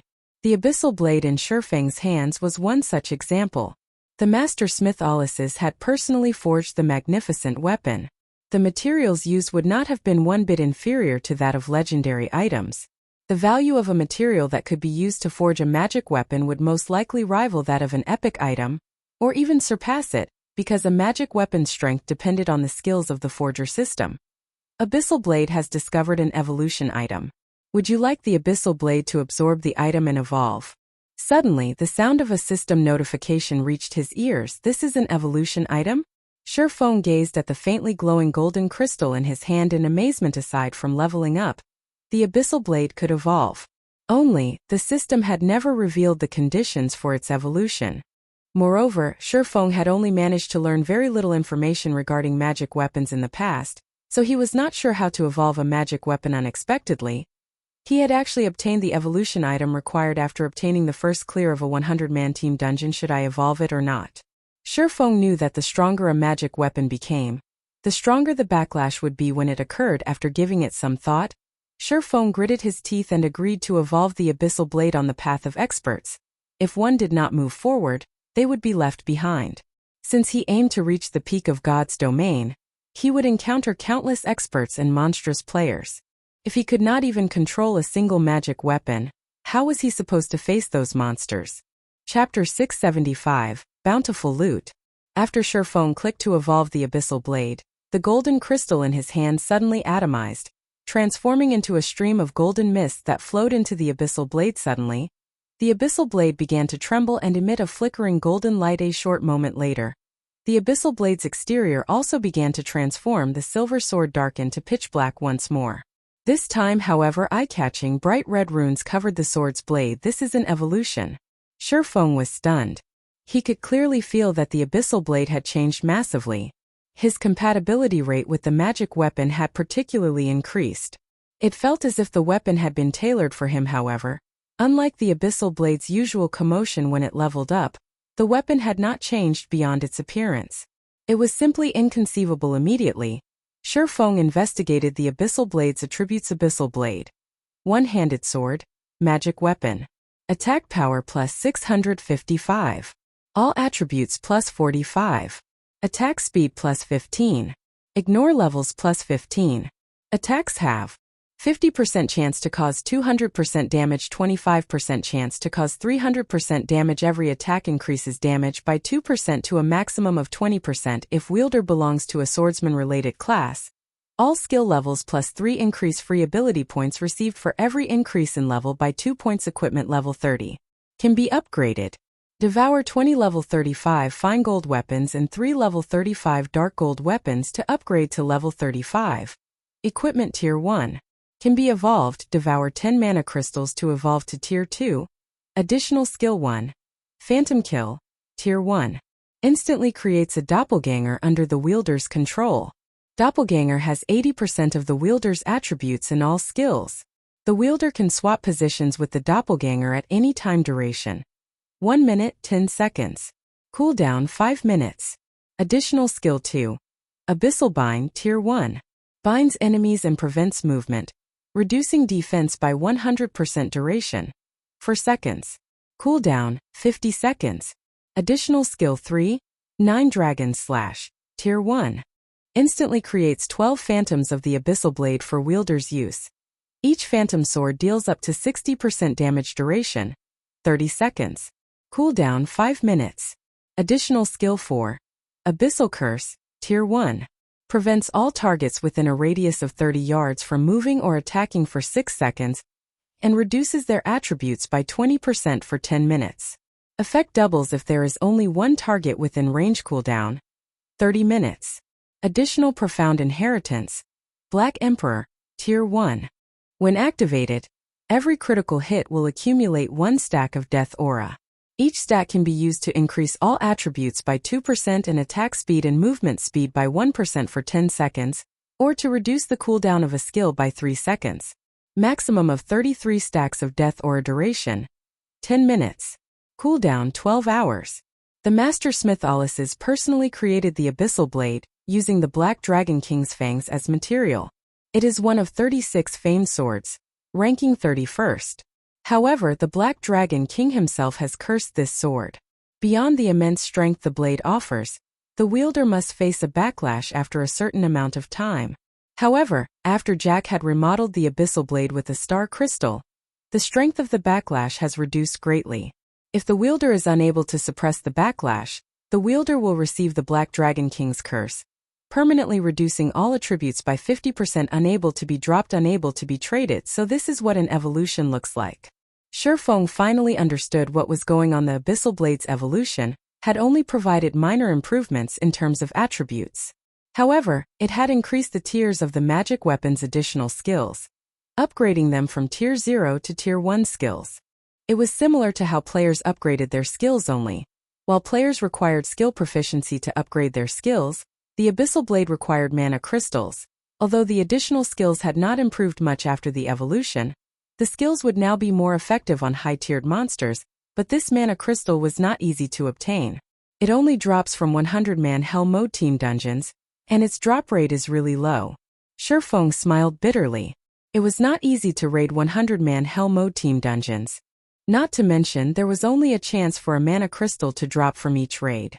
If one did not have the support of a powerful guild, it was practically impossible to evolve their magic weapon. Although the Abyssal blade's evolution had been an unexpected windfall for Feng, the Frost Giant's other loot was extremely bountiful as well. Feng spent over a dozen minutes organizing the loot. In total, they had obtained 26 weapons and equipment pieces in this raid. Aside from 1 epic weapon, 2 Tier 1 weapons, 8 dark gold set pieces, and 7 dark gold weapons and equipment had dropped. The remaining non-material items were fine gold set pieces. The harvest this time really is massive. Not only did an epic item drop, but we also obtained 2 Tier 1 weapons. Feng immediately began appraising the epic item and Tier 1 weapons among the many weapons and equipment pieces that dropped. The epic item definitely ranked first in terms of value. The Tier 1 weapons followed closely behind. Aside from epic weapons, a Tier 1 weapon was the best weapon available for a Tier 1 class. Although Tier 1 weapons were only slightly superior to dark gold weapons in terms of attributes, they specifically catered to a single class. Hence, these weapons allowed players to exert more of their strength in combat. Divine Frost Armor. Plate Armor, Epic Rank. Level 30, Level 90. Equipment Requirement. Strength 240. Agility 150. Attributes adjust according to the user's level. HP increased by 20%, defense increased by 30%, evasion plus 20. Ice resistance plus 30. Defend plus 2 levels. Ignore levels plus 10. Additional passive skill 1 dash. Frost Domain. Reduce the movement speed and attack speed of all enemies within a range of 20 yards by 20%. Additional passive skill 2 dash. Frost Shield.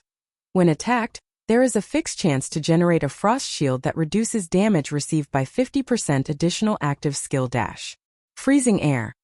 Increases defense by 100% and reduces magic damage received by 80% for 15 seconds. Reduces enemies' movement speed within 15 yards by 40% each second.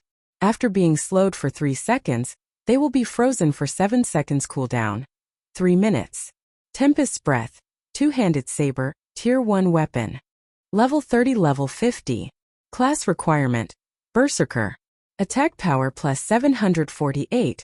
Currently level 30. Strength plus 50, agility plus 45, endurance plus 40. Ignore 20% of the target's defense. Ignore levels plus 10. All berserker skills plus 1 level. Durability 160/160.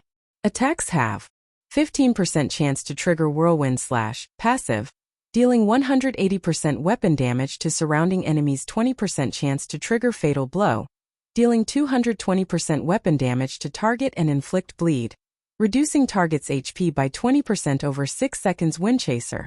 Longbow. Tier 1 weapon. Level 30, Level 50. Class requirement. Ranger. Attack power plus 708. Currently level 30. Strength plus 43. Agility plus 55. Endurance plus 42. Attack speed plus 3. Accuracy plus 10%. Ignore levels plus 10. All ranger skills plus 1 level. Durability 140/140.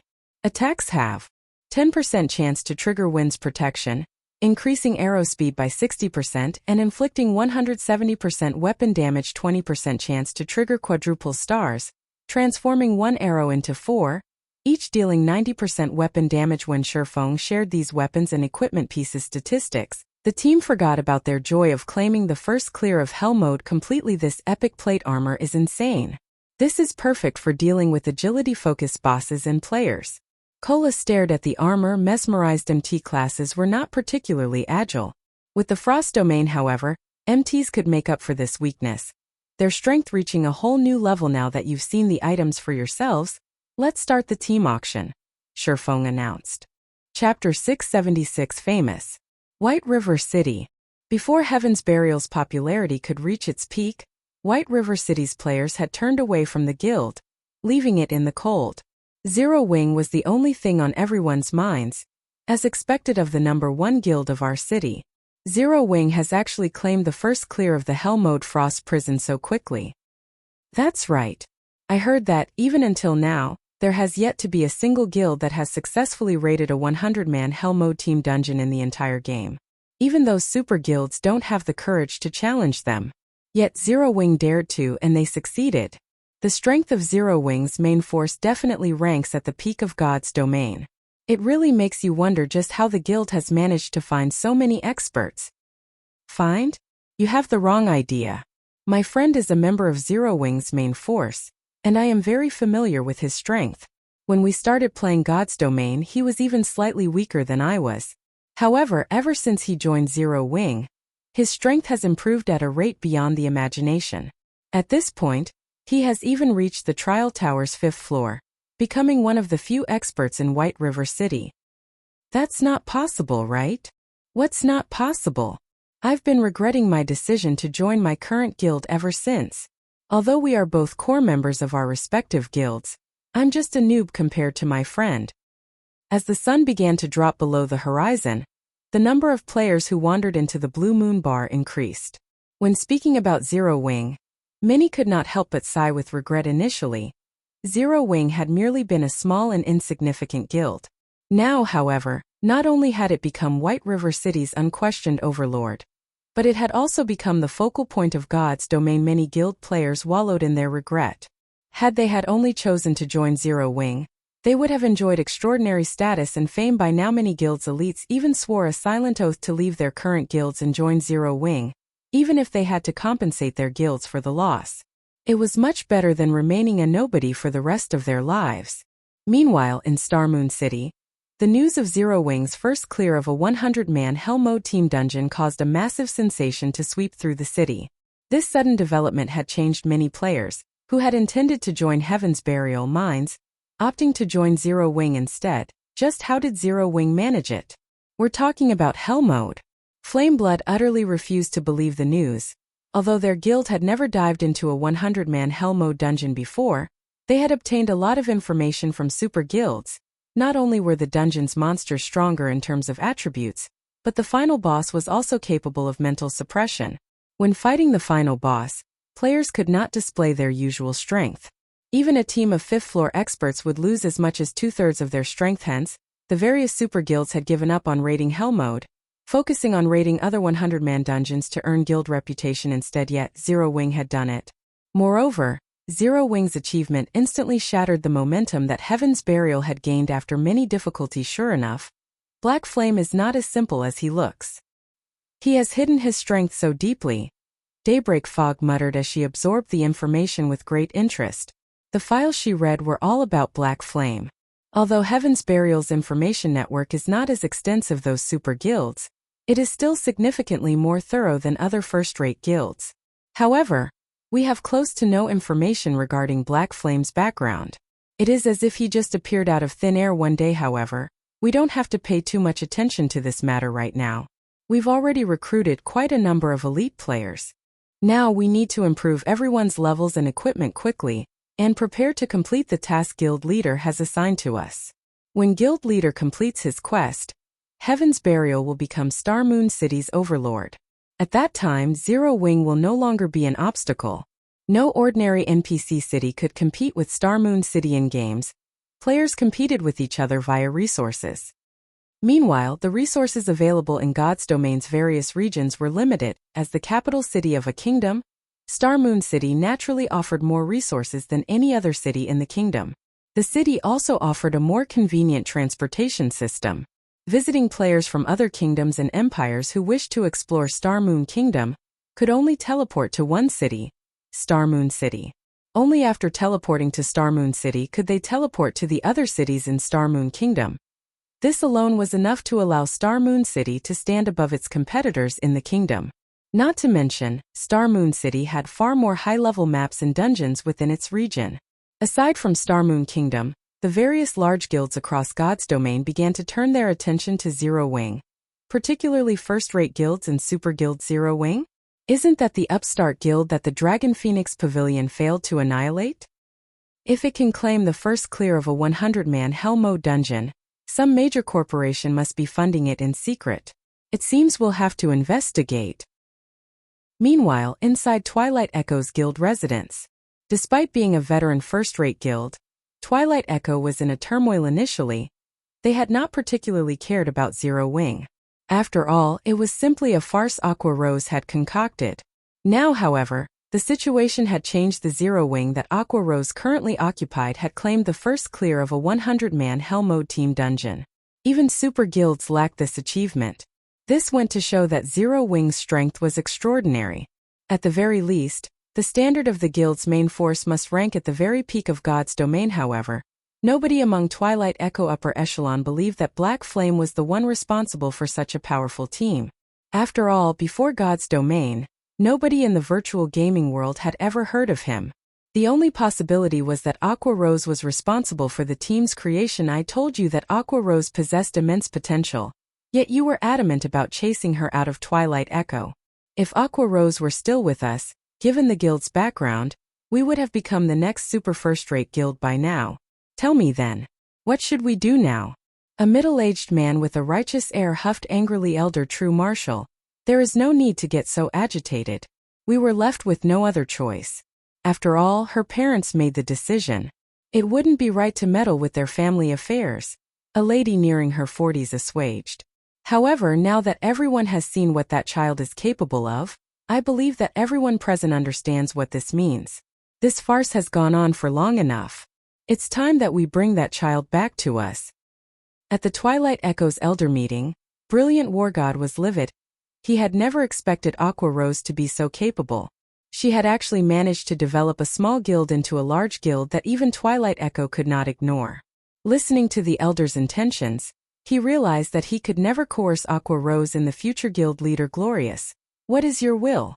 Elder True Marshal asked coldly as he turned to Glorious Echo, who sat comfortably on the guild leader's throne. Back then, Glorious Echo had strongly advocated stripping Aqua Rose of her position as an honorary elder. Now, however, Aqua Rose's strength was clear for all to see. Twilight Echo was not a one-man guild. If Glorious Echo continued to hinder Aqua Rose's return to the guild, he would make an enemy of every elder in the guild. Glorious Echo, who had held his silence through the meeting, smiled and responded indifferently. Since everyone has decided, I will not object. However, Chapter 677 Solomon's Sword. Inside the Frost Prison, after Feng announced the start of the auction, a heated competition began between every member of the team. They even fought fiercely over the dark gold set pieces, much less the epic rank Divine Frost armor. The bids continuously increased by 1,000 GCP increments. Zero Wing's GCP was not cheap. Each point was roughly the equivalent of 30 copper. In other words, 1,000 GCPs were worth roughly 3 gold to the majority of independent players. 3 gold coins was an astronomical price. Normally, these players would only have several silver coins in their pockets, maybe 10 or 20 silver if they were slightly stronger. However, in the hands of Zero Wing's main force members, that amount of money was practically nothing. After a brief moment of bidding, the price for the Tier 1 two-handed saber, Tempest's Breath, had reached 50,000 GCPs. If converted to coins, that would be 150 gold. However, the true value of a Tier 1 weapon was far more than 150 gold, as it could last until level 50. It would only start to lose its value after players attained their Tier 2 class. Meanwhile, among the Berserker's current weapons, Rampant Blade's Bluefire double-edged sword was the strongest. However, it was slightly weaker than the Tier 1 Tempest's Breath. Hence, the Berserkers desperately fought to outbid each other. Some even sought to loan GCPs from their friends. Rampant, you lost out big time this time. After spending nearly all of your GCPs on the Bluefire double-edged sword, You couldn't compete for the Tempest's Breath even if you wanted to. Turtledove could not help but tease the berserker as she smiled at the anxious Rampant Blade. What are you gloating for? If not for Big Brother Cola and Boss Woomian having Tier 1 sets, Guild Leader would not have given you the Divine Frost armor. Rampant Blade rolled his eyes at the female Guardian Knight.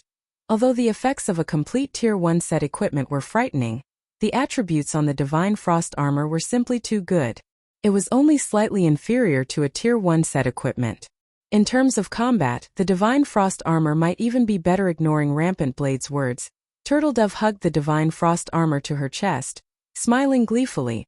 Although she owed the guild a large number of contribution points after obtaining the Frost armor, with it, she could earn GCPs much faster than before.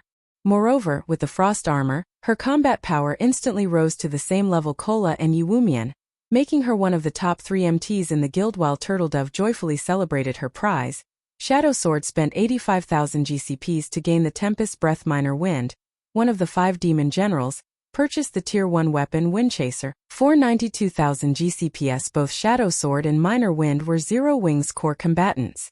Although they were not as strong as Fire Dance and Violet Cloud, they had still passed the 5th floor of the Trial Tower, making them both experts who had reached the 6th floor.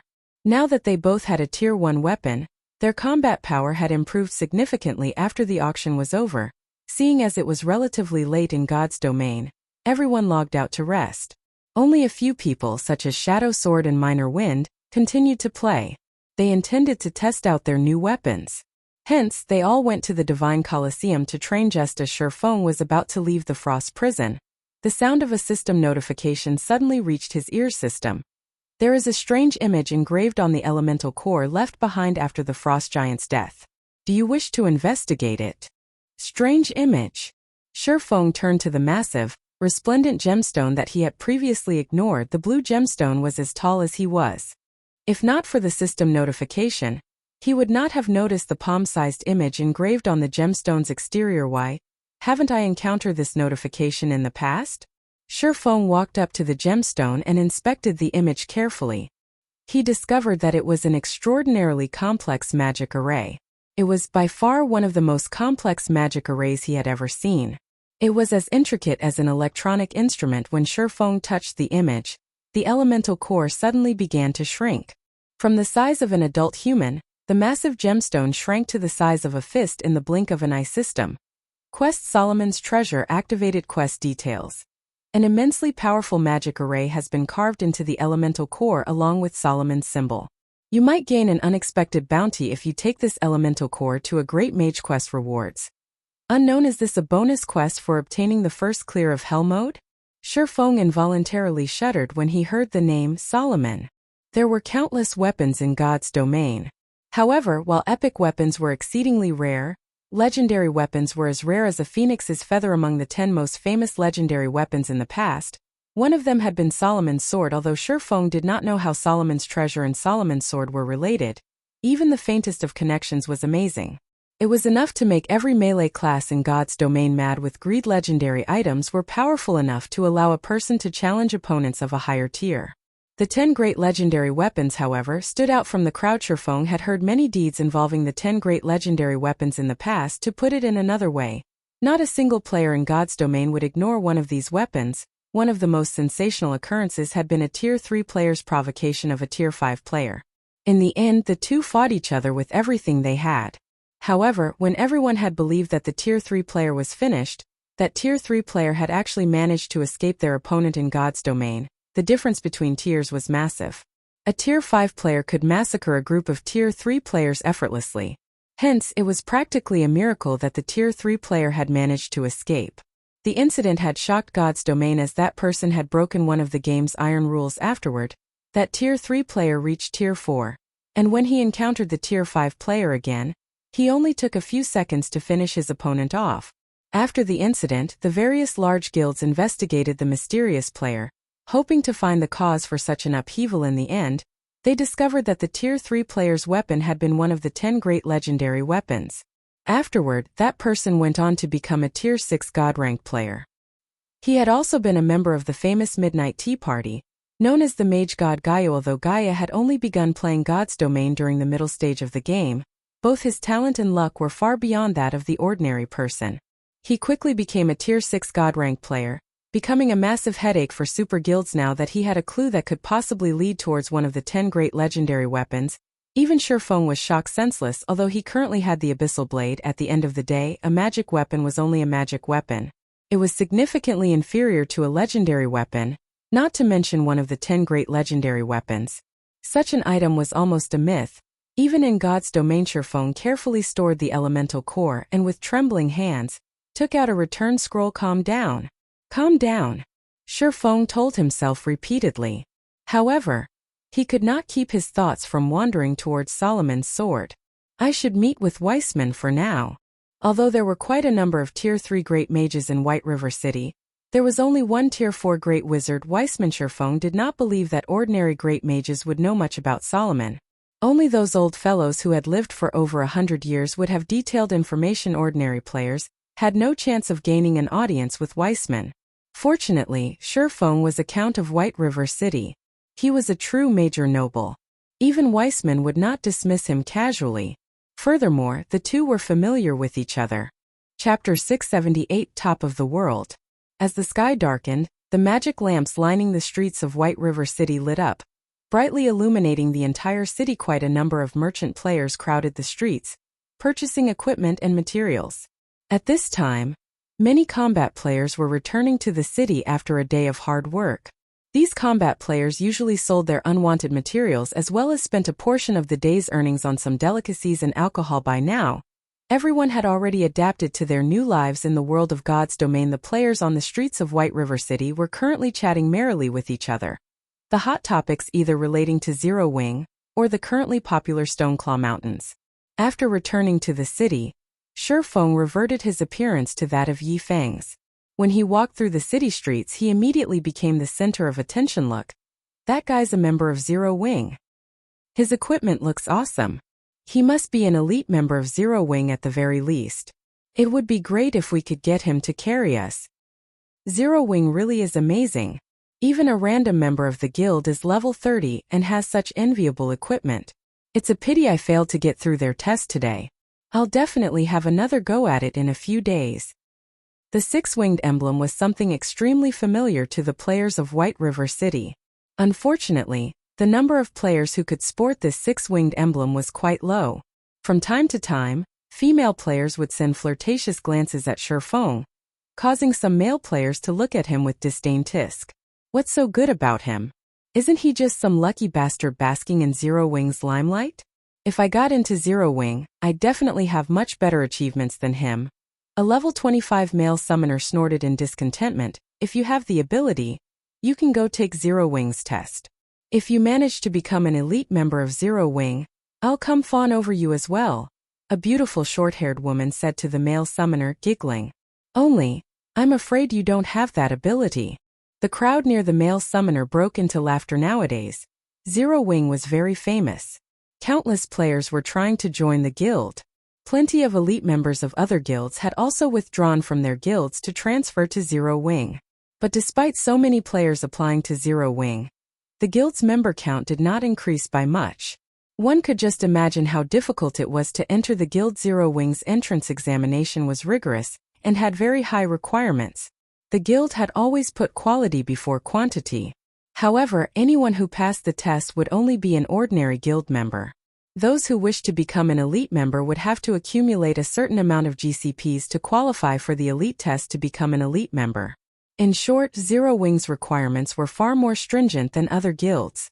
Hence, it was incredibly difficult to become an elite member of Zero Wing. Any person who managed to become an elite member of Zero Wing was already an expert in the eyes of ordinary player. Feng simply smiled at the gossiping of the crowd.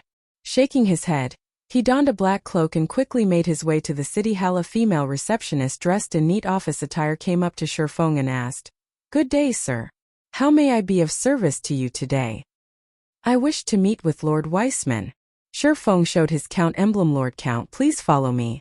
Upon seeing the count emblem, the receptionist immediately led Feng to the inner sanctum of the building. After waiting for several minutes, Feng was then shown into Weissman's office. "Young man, what brings you to this old man today?" Weissman asked warmly as he stroked his white beard. Lord Weissman, please take a look at this.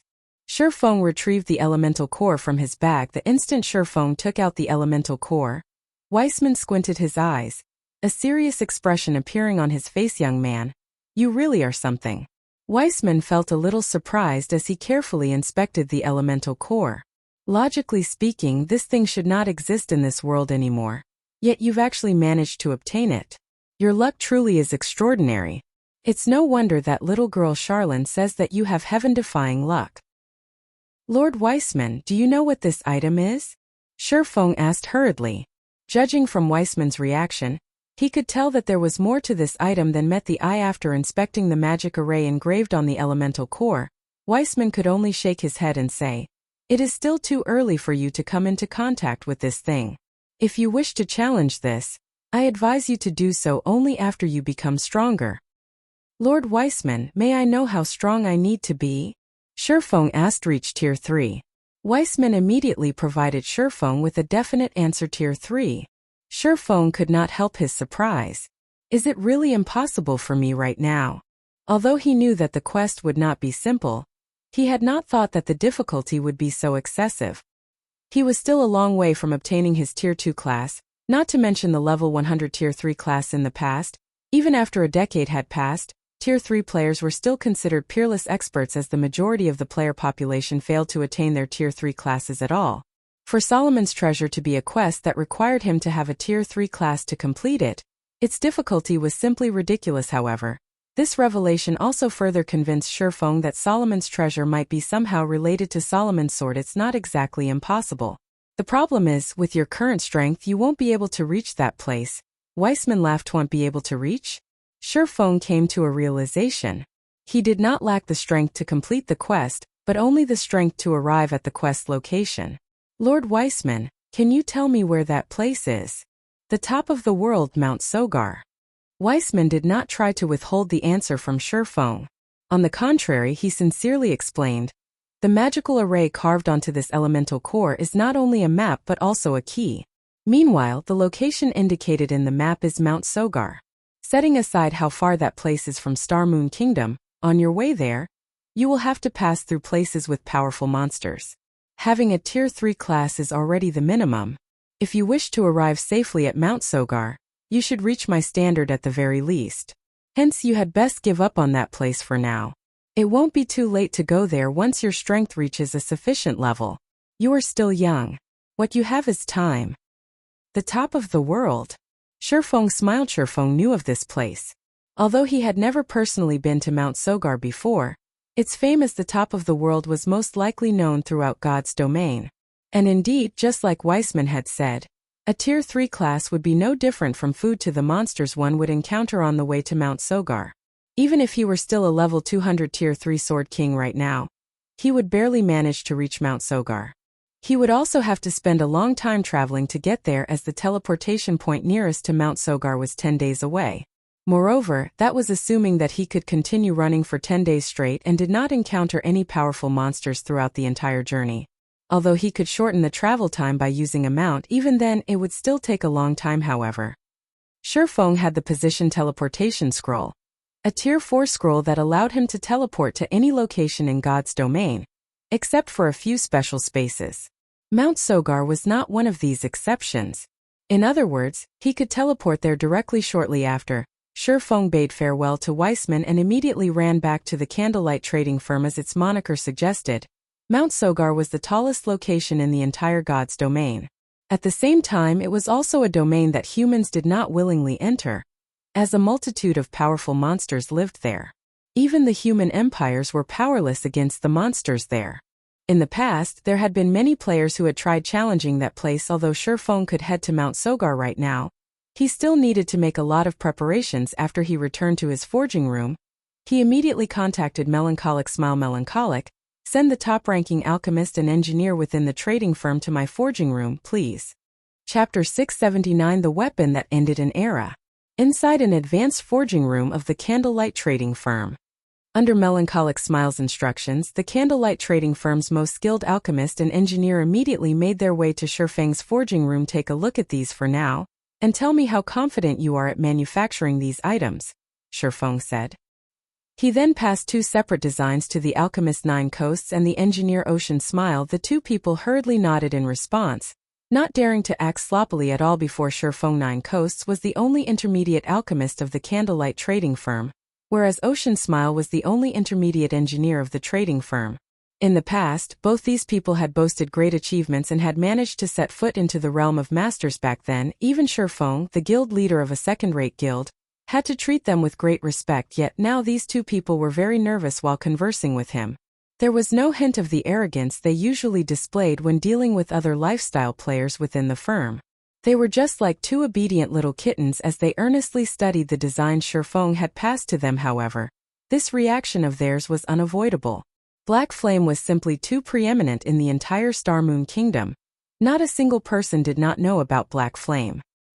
He was a great character standing at the peak of Star Moon Kingdom, but at this very moment such a great character was actually standing right before them, and was asking the both of them to perform a task for him. How could they not get flustered? After the 2 nervously studied the designs, surprise surfaced in their eyes. The designs Feng had passed to them were just too frightening. Guild leader, with how complicated this alchemy array is, even I have only around a 10% certainty of manufacturing it. If I can advance to an advanced alchemist, I might be able to raise the success rate to 20%? 9 Coasts said anxiously. What about you? Feng turned to look at the engineer. Ocean Smile stuttered. F5%. 5%, is it? Feng frowned slightly when Ocean Smile saw such a reaction from Feng. He nearly collapsed on the spot. After some pondering, Feng still gritted his teeth and said, "All right then. From now on, I'll permit you 2 to use the special forging rooms continuously, so focus all your attention on producing these items." The designs he had taken out were actually parts of the magic device design that he had obtained from the Dark Shrine, as the weapon that ended the era of demons and gods. The difficulty of manufacturing it was extraordinary. Normally, even master-level characters had low success rates in fabricating the components of the magic device. What more of individuals who were not masters? Meanwhile, he was responsible for producing the magic device's core component. However, with his current standard as an intermediate forger, manufacturing it was still beyond him. I need to raise my proficiency. Feng could not help but sigh as he looked at the design, which comprised over 20 pages. Sure enough, a magic device isn't that easy to produce. However, without a magic device, he did not dare to travel to the top of the world. The outer area of the Stoneclaw Mountains. In a forested valley surrounded by mountains, lights from spells, sparks, and lightstones were visible in the vicinity. Ever since Stone Forest Town opened to the public, the Stoneclaw Mountains had become the hunting grounds of expert teams. Even in the dead of night, the number of teams passionately grinding in the regional dungeon did not decrease in the slightest. The various teams were grinding for magic crystals and equipment. Day in and day out, magic crystal was the standard currency used at the Divine Colosseum. Since the Stoneclaw Mountains was a level 30 to level 49 regional dungeon, the equipment that the monsters inside dropped naturally ranged between level 30 to level 45. Moreover, the quality of the equipment dropped at the Stoneclaw Mountains was just slightly inferior to those dropped in large-scale team dungeons. Only the amount of equipment that a boss inside the Stoneclaw Mountains dropped each time was very small. Now that Zero Wing had claimed the fame of clearing a level 30 100-man Hell Mode team dungeon, there was no longer any point in guilds competing over the first clears of other level 30, 100-man team dungeons. Shifting their attention to competing over team dungeons that were over level 30 was more beneficial after all. Reaching level 30 was only a small milestone for players, and Zero Wing had merely gained a little advantage from this achievement. There were still milestones at level 40 and level 50. Hundreds of levels awaited them.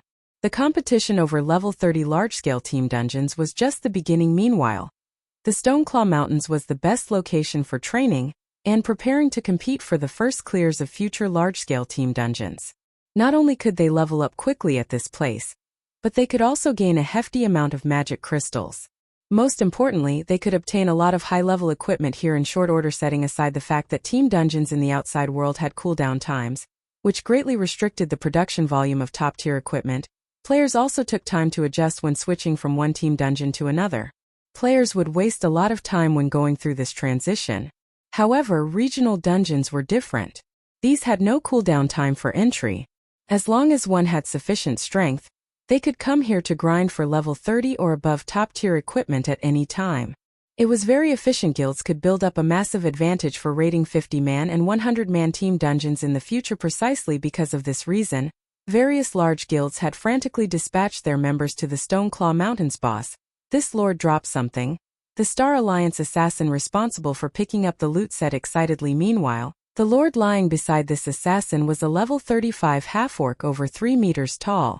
Scattered around this half-orc were many elite half-orc and special elite half-orc corpses, their total number exceeding 100 when Red Feather, who was resting underneath a large tree, heard the assassin's words. Joy surfaced on his face. Bring it here and let me take a look at it, Red Feather said hurriedly. Although the Stoneclaw Mountains would drop plenty of level 30 and above equipment, most of these were level 30 common equipment. Boss, this is a level 35 fine gold longbow. The assassin passed the weapon to Red Feather excitedly. It's a really good bow. It's slightly better than a level 30 dark gold longbow. Willow has lucked out this time. As long as she reaches level 35, she can immediately replace her current weapon, Red Feather said enviously after appraising the attributes of the longbow. He and his team had been grinding in the Stoneclaw Mountains for quite some time now. However, the loot of the bosses they killed was far from ideal. The majority of the bosses dropped only level 30 secret silver and fine gold weapons and equipment.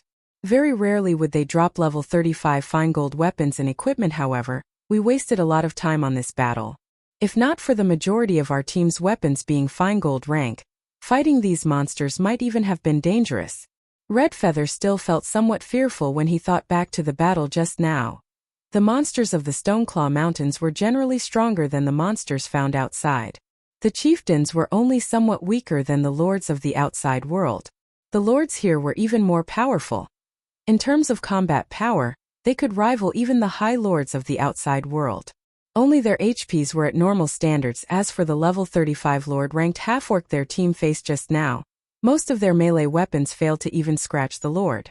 Only fine gold weapons or above could cut through the tough skin of the half-orc lord and chip away at its combat power. In fact, Red Feather's team wasn't the only one experiencing such headaches.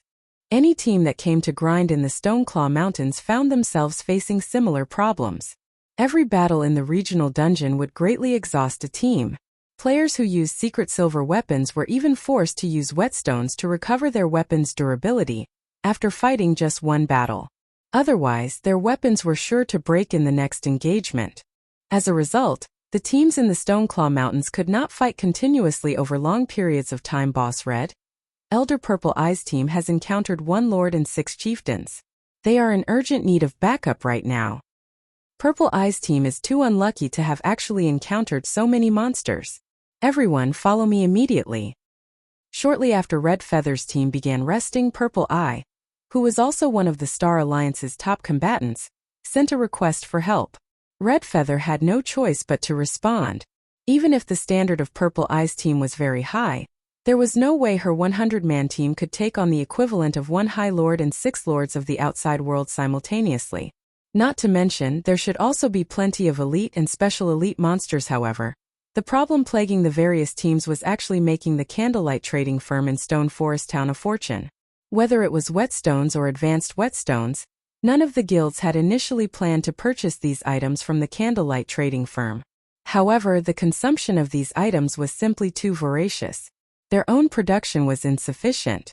Hence, the guilds had no choice but to purchase these items from the candlelight trading firm. Due to this reason, the entire candlelight trading firm was extremely busy since several hundred whetstones might sell at any given minute.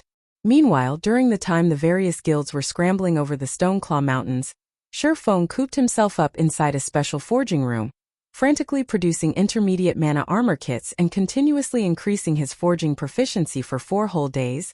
Feng did not sleep or rest, spending all that time madly raising his proficiency. He only stopped when the sound of a system notification entered his ears. Meanwhile, Feng's level had also increased rapidly during this period. At this moment he had already reached level 32. His leveling speed simply left one speechless.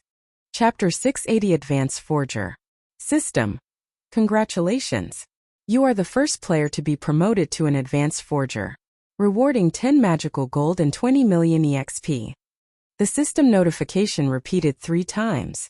Upon the arrival of this system notification, Feng finally stopped producing intermediate mana armor kits.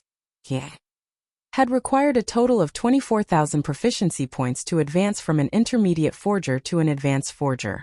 That was double the amount necessary for the promotion from a basic forger to an intermediate forger. It really is tough work. Feng abruptly collapsed into a chair, breathing out a sigh of relief. With this standard, I should be able to manufacture the core component of the magic device. Even if he was producing intermediate mana armor kits, it normally should not have been possible to gain 24,000 proficiency points in just 4 days. However, he had the forging talent, forging genius, that every forger dreamed of obtaining. With each successful forging, he had a fixed chance to receive an additional 2 proficiency points, equivalent to successfully producing 1 more high-level item. The luck from Icarus's heart also helped increase his chances of triggering the effects of forging genius. Only with the combination of all these effects did he manage to become an advanced forger. Nevertheless, his success rate at producing the core component of the magic device would still be very low, even though he was now an advanced forger, roughly 10% at most. If he became a master forger, though, his success rate could be as much as 30%. However, time waited for no man. Moreover, even if Feng had the Book of Forging, the Black Steel insignia, and forging talent, advancing from an advanced forger to a master forger would still be extremely difficult. That promotion was no longer a problem of proficiency or success rate. One of the requirements for a player to become a master forger was the creation of their own weapons and equipment, without relying on readily available forging designs. Doing so would not take days but rather months or years instead. Hence, even after a decade had passed, remarkably few players had managed to reach the level of master. Setting aside the fact that Feng needed to advance to his Tier 2 class within a short period, just the test for the Tier 2 class was already quite challenging. The test for one of the 10 Great Saint Legacies could only be more so. If he wanted to clear the test quickly, it was naturally better for him to be stronger. Solomon's treasure might allow him to improve his strength further. Needless to say, he had to complete the quest as soon as possible. During these 4 days, many things had also occurred in the vast gods' domain. The most popular matter had to be the activation of the Divine Battlefield at the Divine Colosseum. The Divine Battlefield was a place for players to wage war against each other. Players could obtain points for killing other players in the Divine Battlefield, which they could then use to exchange for rewards. A wide selection of rewards was available, although the most attractive rewards were still weapons and equipment. The best reward players could trade for was dark gold set equipment. However, the number of points required to do so was immense. Moreover, the weapons and equipment received were non-tradable, and were usable for only the person who exchanged for them. Hence, even if the items dropped upon the owner's death, other people could not avail of said items, though they could sell them to NPCs at dismal prices to exchange for dark gold set equipment. Players were first required to reach the highest ranking battlefield. The Divine Battlefield was divided into multiple ranks: Soldier's Battlefield, General's Battlefield, Marshal's Battlefield, King's Battlefield, and Hero's Battlefield, with each succeeding rank having increasingly higher entry requirements. Only after reaching the Hero's Battlefield could players collect points to exchange for dark gold set equipment. However, this was also a good way for experts to upgrade their equipment. After all, even guilds had a hard time obtaining dark gold weapons and equipment. Hence, everyone's passion for the Divine Battlefield deepened when Fire Dance and her team participated in the Divine Battlefield. They would occasionally get slaughtered as well. The players visiting the Divine Battlefield did not come from just a single kingdom or empire. Instead, the entire God's domain shared a single Divine Battlefield. Against monstrous experts or the encirclement of 3 or 4 top-tier experts, even Fire Dance and the other Zero Wing Corps members could only accept fate. This experience also allowed her and the others to realize that, no matter how strong they had become, there was always someone stronger than they were. Even if they ranked at the top of a weak, little kingdom like Star Moon Kingdom, they were still insignificant beings in the vast world of God's domain. Meanwhile, the situation at the Stoneclaw Mountains was also heating up. Many teams had already begun clearing the monsters wandering in between the outer and inner areas of the dungeon, and upgrading their equipment very quickly. As a result, Zero Wing was also sending large numbers of members to the regional dungeon to grind and level up. For a time, competition within the Stoneclaw Mountains rapidly intensified, and quite often, friction and fighting would break out between players in the dungeon. With the passage of time, and the continuous improvement of the system, many more experts would emerge in God's domain. Hence, Feng was in a hurry to improve himself further. Guild leader, here are the items you've asked for. The alchemist 9 Coasts stacked a pile of components on top of the stone platform. Respectfully, he said, these are all the components we've managed to make during these past few days. There are 70 sets here. After striving for 4 days, he and Ocean Smile had managed to manufacture only 70 sets of components. Despite receiving an endless amount of materials, their success rates were far lower than their initial estimates. They had spent a full 1,000 gold on manufacturing a mere 70 sets of components. If converted to credits, that amount of coins would be worth several million. At this point, they just wished they could crawl into a hole and die. After all, the materials required to manufacture each component cost roughly 30 silver. With over 1,000 gold, they could have produced over 3,000 individual components. Yet, the both of them combined had only managed to make 140. Their success rate did not even reach 5%. Okay, you can go back and continue making the components. Feng nodded. He was not surprised whatsoever by this abysmal success rate. All things considered, those were components required to manufacture a magic device. Their failure to achieve a 5% success rate was entirely within his expectations. After 9 Coasts left, Feng sorted his mood out and began producing the core component of the magic device. The core component required only a few materials. However, they were all rare materials. Even after the guild's combined efforts as well as purchases through Gentle Snow's connections, he had managed to collect only 100 sets of materials. The cost of one set was roughly 10 gold, so 100 sets cost about 1,000 gold. Meanwhile, Feng's success rate was only around 10%. Even the Star Alliance and Ouroboros would not be willing to take such a gamble. Fortunately, I'm earning quite a lot of money through Stone Forest Town and the Candlelight Trading Firm. Otherwise, even I wouldn't dare to take this risk, Feng muttered, smiling bitterly as he looked at the materials in his hands. The core component he was going to produce was a ball-shaped object. Just refining the metals required was already a difficult task. However, by relying on the ice blue devil flame, the metal he refined had relatively good color. What came next was molding the metal into the desired shape. If he was off by even a single millimeter, then the final product would end up as a failure.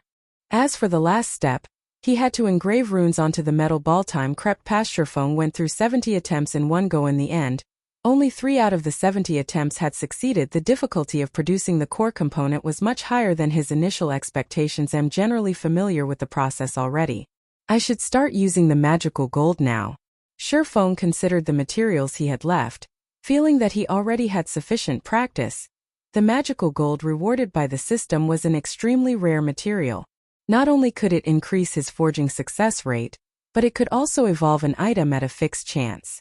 Its market value was no less than 100 gold per piece initially. Feng had taken 50 tries to produce one core component. Afterwards, however, he had managed to succeed twice out of 20. Without a doubt, his success rate had increased significantly, which was all due to his continuous experimentation using the simulation device. If he did not possess the simulation device of the special forging room, he would have most likely failed all 70 attempts. Chapter 681 Dual Abilities. With only 30 sets of materials remaining, Feng did not dare to be careless. A magic device was an assembly of different components. The core component was merely one of 3 parts. If he failed the final assembly, the product would be a failure as well, and the components would have to be scrapped. Feng had seen a master forger assemble magic devices in the past. Back then, said master forger only had a success rate of 30%. Even so, a massive number of players eagerly searched out this master forger to help assemble their magic devices for them because other master forgers had less than a 20% success rate. 5 sets of components were required just to assemble a single magic device. Furthermore, each component set, which consisted of 3 individual components, required roughly 10 sets of materials to manufacture. In other words, at least 50 sets of materials were required to produce a magic device. If one were unlucky, they might actually require more than 100 sets. Even an expert player would have to spend a long time to gather 100 sets of raw materials. The coins involved could also put an expert player into debt. This was precisely why magic devices had been extremely rare in God's domain in the past. The players capable of obtaining one were generally either experts or wealthy tycoons. After Feng had gone so much trouble to obtain 100 sets of materials, He had only managed to produce 3 core components after expending 70 sets. It was not enough to assemble a magic device. At the very least, he needed to prepare 10 core components to have a higher chance of manufacturing a magic device. After all, he was only an advanced forger, not a master forger. Time crawled by. Feng's first attempt to produce the core component with the magical gold failed. The second attempt failed as well. After 4 consecutive failures, Feng had no choice but to give up on using the magical gold. Magical gold was one of the best support tools for forging dark gold and epic items. Even Feng felt a sting after failing 4 times in a row on his 9th attempt. Feng finally succeeded. Sure enough, engraving the runes is the most difficult stage. Feng could tell that his previous successes had not been due to luck, because he had felt as if his entire being had melted into the metal, while he had focused on engraving the runes on this last core. He had felt something similar during his previous successes, this feeling of melding with the core component. Feng stopped his work for a moment and pondered the sensation. Feels somewhat like improving my skill completion rate. To improve my skill completion rate, I had to integrate myself with the environment. Suddenly, Feng retrieved a bottle of 100-berry wine from his bag and began to manufacture the core component once again. This time, he used a bar of magical gold. The 100-berry wine was a tool that could increase one's compatibility rate. Since the theory behind engraving runes was somewhat similar to improving skill completion rates, the 100-berry wine should help him reach a higher success rate with the engraving the core components runes. This time, Feng completed the core components refinement much faster than before. In just 5 minutes, Feng finished refining and molding the metals. He also completed engraving the runes in a single breath, as the core component felt like an extension of himself. Feng's control over the rune engraving process was quite high. System. Core component has been successfully manufactured. Forging proficiency increased by 3 points. Obtained 50,000 EXP. Sure enough, my guess was correct. Excitement bubbled in Feng's chest as he heard the sound of the notification. I never realized that the 100-berry wine could be used like this as well. Immediately, Feng used the remaining materials in one goof. The remaining 20 sets of materials. He successfully produced 4 core components. Among them, magical gold had been incorporated into 3. His success rate had reached the level of a master forger. With this, he had managed to produce 9 core components with the 100 sets of materials. Among them, 4 had magical gold. He was only 1 core component from his goal of 10. Now all that was left was to assemble the magic device. If he succeeded, he would be the first player in God's domain to birth a magic device as the weapon that had brought about the end of the era of demons and gods. One could just imagine how powerful a magic device was. A magic device's most valuable effect was its ability to strengthen weapons, allowing these weapons to inflict damage to demons and gods. To put it simply, magic devices had given humans the ability to resist demons and gods. Of course, the magic device Feng had obtained was not that powerful, as it was only bronze rank. Even so, a bronze magic device should not be underestimated. As players reached higher levels in God's domain, the monsters they encountered would grow stronger as well. At some point, even dark gold and epic weapons would not deal much damage. However, after one equipped a bronze magic device, even a secret silver weapon could cut through the tough hide and scales of monsters, not to mention fine gold and dark gold weapons. If players did not possess a magic device, however, the difficulty of defeating those powerful monsters would increase significantly. Hence, in the past, the various large guilds throughout God's domain had been extremely desperate to obtain magic devices. Even the design for a bronze magic device could incite a war between first-rate guilds. Now that Feng had obtained a magic device forging design so early into the game, he could begin to manufacture them much sooner than anyone else. He would also be prepared when everyone began encountering monsters that could not be easily defeated with normal weapons. The first assembly failed. The second assembly failed. The third assembly was successful. System. Bronze magic device has been successfully manufactured. Forging proficiency increased by 5 points. Obtained 100,000 EXP. Feng was stunned when he heard the system notification. This can't be real, right? Success on the 3rd try? Feng muttered, astonishment filling his voice, as he stared at the fist-sized metal ball in his hand. The black metal ball overflowed with light. The surging mana within was visible to the naked eye. I wonder what kind of attributes it possesses.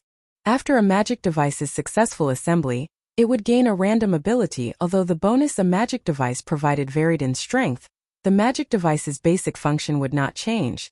The layer of mana that covered the weapon or mana blade was invaluable. This mana blade could interfere with the mana that radiated off a monster's body, thereby weakening its defense significantly and allowing players to inflict damage. Otherwise, a monster's body with that protective layer of mana was tougher than diamond. Even scratching the monster would be extremely difficult, not to mention taking it out. Magic device, bronze rank. Strengthens a weapon, giving it the basic reduced weight effect and weaken target's mana body by 30%. What a pity. Although the weakening effect is quite powerful, the reduced weight effect isn't particularly useful to a one-handed weapon. It would be very useful towards a two-handed weapon though. Feng inwardly felt disappointed. Both the Abyssal Blade and Purgatory's Shadow fit him perfectly right now. If they became any lighter, he might not be able to exert his full strength with them, following which Feng returned to assembling magic devices. 2. 3. As his stock of components dwindled, the sound of a system notification rang by his ears once more. System. Bronze magic device has been successfully manufactured. Magical Gold's effect triggered. Forging proficiency increased by 5 points. Obtained 100,000 EXP. When Feng heard that the Magical Gold's effect had been triggered, his excitement stole his breath. Originally, he had only used the Magical Gold to increase the success rate of manufacturing the magic device's core component. Hence, he had not expected the Magical Gold's effect to trigger immediately.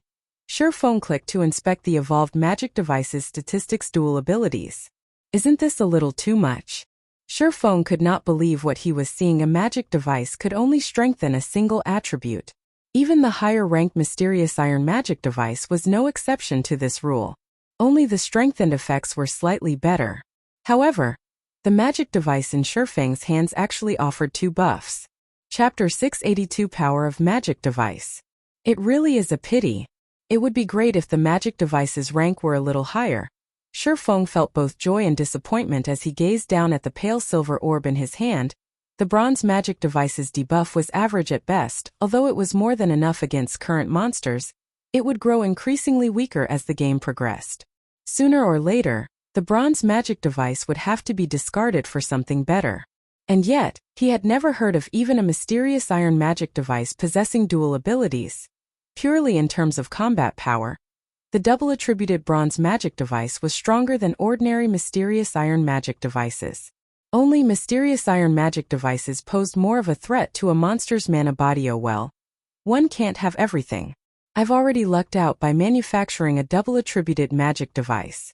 I can't get too greedy. Feng quickly shifted his focus, and the more he looked at the magic device in his hand, the more he fell in love with it. Magic device. Bronze rank. Strengthens a weapon, giving it the basic vibration effect, basic polarizing effect, and weaken target's mana body by 27%. Both the vibration effect and the polarizing effect were considerably powerful additional abilities among magic devices. The previous device Feng manufactured only had the reduced weight effect. However, the vibration effect could allow a weapon to emit high-frequency vibrations, allowing it to display astonishing destructive power with each hit. Meanwhile, the polarizing effect could refract light off of weapons, making it difficult for enemies to predict the weapon's trajectory and dodge it effectively. Originally, among the many abilities available, these 2 were only intermediate abilities. However, when these 2 abilities were combined, the overall strength the magical device offered increased exponentially. Not only could the magic device make a weapon difficult to dodge, but it could also give the weapon immense destructive power. The combined effects of these 2 abilities was not the slightest bit inferior to an advanced ability. Magic devices of different ranks generated different abilities. Normally, bronze magic devices could only generate basic or intermediate abilities, with the former having a higher chance. Mysterious Iron magic devices could only generate basic or intermediate abilities. Only, it had a higher chance of generating an intermediate ability. Only after reaching secret silver rank could a magic device generate an advanced ability. However, the probability was not very high currently. Although his magic devices was only bronze rank, it rivaled a secret silver magic device with an advanced ability. How could he not grow excited? However, this was also the reason for Feng's disappointment. Advanced abilities were extremely rare. Even in the past, magic devices that possessed advanced abilities had been as rare as a phoenix's feather. The appearance of one usually triggered a rain of blood. I wonder what kind of effects it will have after it is equipped. Feng could no longer hold back as he impatiently equipped the magic device on the Abyssal Blade. The moment Feng placed the magic device on the Abyssal Blade, the pale silver orb transformed into a blob of liquid that seeped into the magic weapon. A small alchemy array then appeared on the sword's hilt. In the next moment, the alchemy array began to absorb a large amount of mana from the surroundings, assimilating it into the Abyssal Blade and increasing the magic weapon's power. When Feng swung the Abyssal Blade lightly, he saw the sword split into 3 identical blades. With just the naked eye, it was impossible to tell which sword was the real one. When the Abyssal Blade passed through a corner of the stone platform, the blade easily sliced through the dense stone, leaving behind a surface that was as smooth as a mirror. Amazing. If someone else equipped this magic device and used it against me, I think I would even struggle to block the attack. Looking at the stone platform with its missing a corner, Feng was very surprised. The special forging room stone platform was not an ordinary stone platform. Normally, even a magic weapon could only leave a small scratch. Now, however, Feng had effortlessly sliced off the platform's edge. For a moment there, Feng had even wondered if he had missed, as he had not felt the slightest resistance when the Abyssal Blade passed through the stone. If his target had been a secret silver weapon or a piece of equipment, the item might have split in half effortlessly. Feng even doubted whether a fine gold weapon could withstand such a frightening, destructive power. Currently, expert players' mainstream weapons were only fine gold rank. If even fine gold weapons could not block his attacks, enemy experts with fine gold weapons would be tantamount to unarmed noobs. How were they supposed to face him? With this strength, I should be able to try Mount Sogar. Although Feng had never been to Mount Sogar before, he was not unfamiliar with the top of the world. Now that he had dealt with the most dangerous part of the journey, all that was left was locating Solomon's treasure. Weissman had already given him the map, which had been engraved on the elemental core. However, the map was too simple, and he had no idea where exactly Solomon's treasure was. Fortunately, the map did not lead to a high-leveled area on Mount Sogar. With his current strength, he should be able to cope with the dangers there. Following which, Feng tidied up the room and took out the position teleportation scroll. He intended to head to the top of the world immediately. Suddenly, the sound of a system notification reached his ears, indicating that Blackie had sent him a message. Guild leader, Aqua seems to be having trouble. Please head over to the residence in Stone Forest Town quickly. Feng froze. Slightly surprised. Stone Forest Town had NPC guards to protect it. Unless they wanted to be banished, the various guilds would not stir up trouble. If a guild were banished from Stone Forest Town, they would no longer have a place to resupply or repair. As long as one had a brain, nobody would dare provoke Zero Wing right now. In fact, they should be afraid of the guild. Forget it. Let's see what's going on. Feng stored the position teleportation scroll and took out a guild transfer scroll. Currently, the teleportation magic array in Stone Forest Town was still under construction. If players of Zero Wing wished to arrive at Stone Forest Town quickly, their only option was to use the guild transfer scroll. After using one, they would have to wait for an hour before they could use one again. It was far more inconvenient than a teleportation array. Moreover, the scrolls were not cheap. Ordinary guild members would not be willing to use it. Stone Forest Town, inside the reception room of Zero Wing's guild residence. At this moment, Aqua Rose wore a very ugly expression, flames of rage burning in her eyes. Meanwhile, the two people sitting across from Aqua Rose smiled. Aqua Rose's anger did not affect them in the slightest. Of these two people, one was an indifferent-looking middle-aged man, while the other was a beautiful woman wearing a glamorous purple robe that revealed a large portion of her cleavage. If Feng were here right now, he would certainly be surprised. The indifferent man was none other than Twilight Echo's guild leader, Glorious Echo. Guild leader Glorious, don't you think you're going overboard? Aqua Rose asked coldly. Overboard? How is this overboard? I am just offering a kind reminder, Glorious Echo laughed. Although you left Twilight Echo, do not forget that you have yet to dissolve your contract with the guild. If I sue you for breach of contract, can you afford the compensation? I've already clearly stated that I am only a vice leader of Zero Wing. I do not have the authority to allow Twilight Echo to construct a guild residence in Stone Forest Town. I have even less authority to give Twilight Echo half the town. Aqua Rose growled. She had wanted to dissolve her contract with Twilight Echo the moment she first left, But in the end, she had abstained as her family sat on the board of directors of the guild. However, she never would have thought that now. Chapter 683 Cooperation. Although Aqua Rose had been trying to explain, Glorious Echo acted as if he had not heard a word. With an unsmiling expression, Glorious Echo said coldly, "The conditions I offered are quite generous. You should know that, if not for your family, we would never offer the chance to become a guild elder. We also wouldn't offer triple the price to purchase your shares of Zero Wing, in addition to some of Twilight Echo's shares. Or are you telling me that you can afford the severance fee?" As a veteran first-rate guild, Twilight Echo had very few loopholes in its management in the past. Aqua Rose had been an honorary elder of Twilight Echo. With a considerably high position in the guild, it had only been natural to require her to sign a contract with the guild. She was no exception to this rule, even though her family sat on Twilight Echo's board of directors. Now that Aqua Rose had left Twilight Echo and joined another guild, she was in severe violation of her contract. If it were Aqua Rose of the past, the severance fee would not have been an issue with her family's backing. Now, however, since Aqua Rose's family hoped that she would agree to Glorious Echo's conditions, they would not assist with the severance fee. Since the Divine Colosseum had launched, the price of magic crystals continued to climb by the day. In contrast, however, the increased availability was insignificant. As a regional dungeon that produced magic crystals, various guilds throughout God's domain targeted the Stoneclaw Mountains. However, the travel costs for guilds outside of Star Moon Kingdom were ridiculously high. Moreover, without a foothold in the area, these guilds at most would be left with table scraps. As the nearest town to the Stoneclaw Mountains, setting aside Stone Forest Town's geographical advantage, the coins and magic crystals it could earn each day was enough to make the various guilds drool. Only level 150 guards patrolled the town, protecting the guild that owned it. At the same time, there were also the NPC guards that Zero Wing's members had recruited. Even a super guild had to stand by and watch, helpless against Zero Wing's defense. From Twilight Echo's perspective, Aqua Rose was the only reason Zero Wing had any power today. Otherwise, it was impossible for a guild without any background, financial strength, or nurturing methods to grow to such a scale within such a short amount of time. Aqua Rose had initially been an honorary elder of Twilight Echo. She was well known in the virtual gaming world. Yet she had suddenly joined a nameless and powerless guild.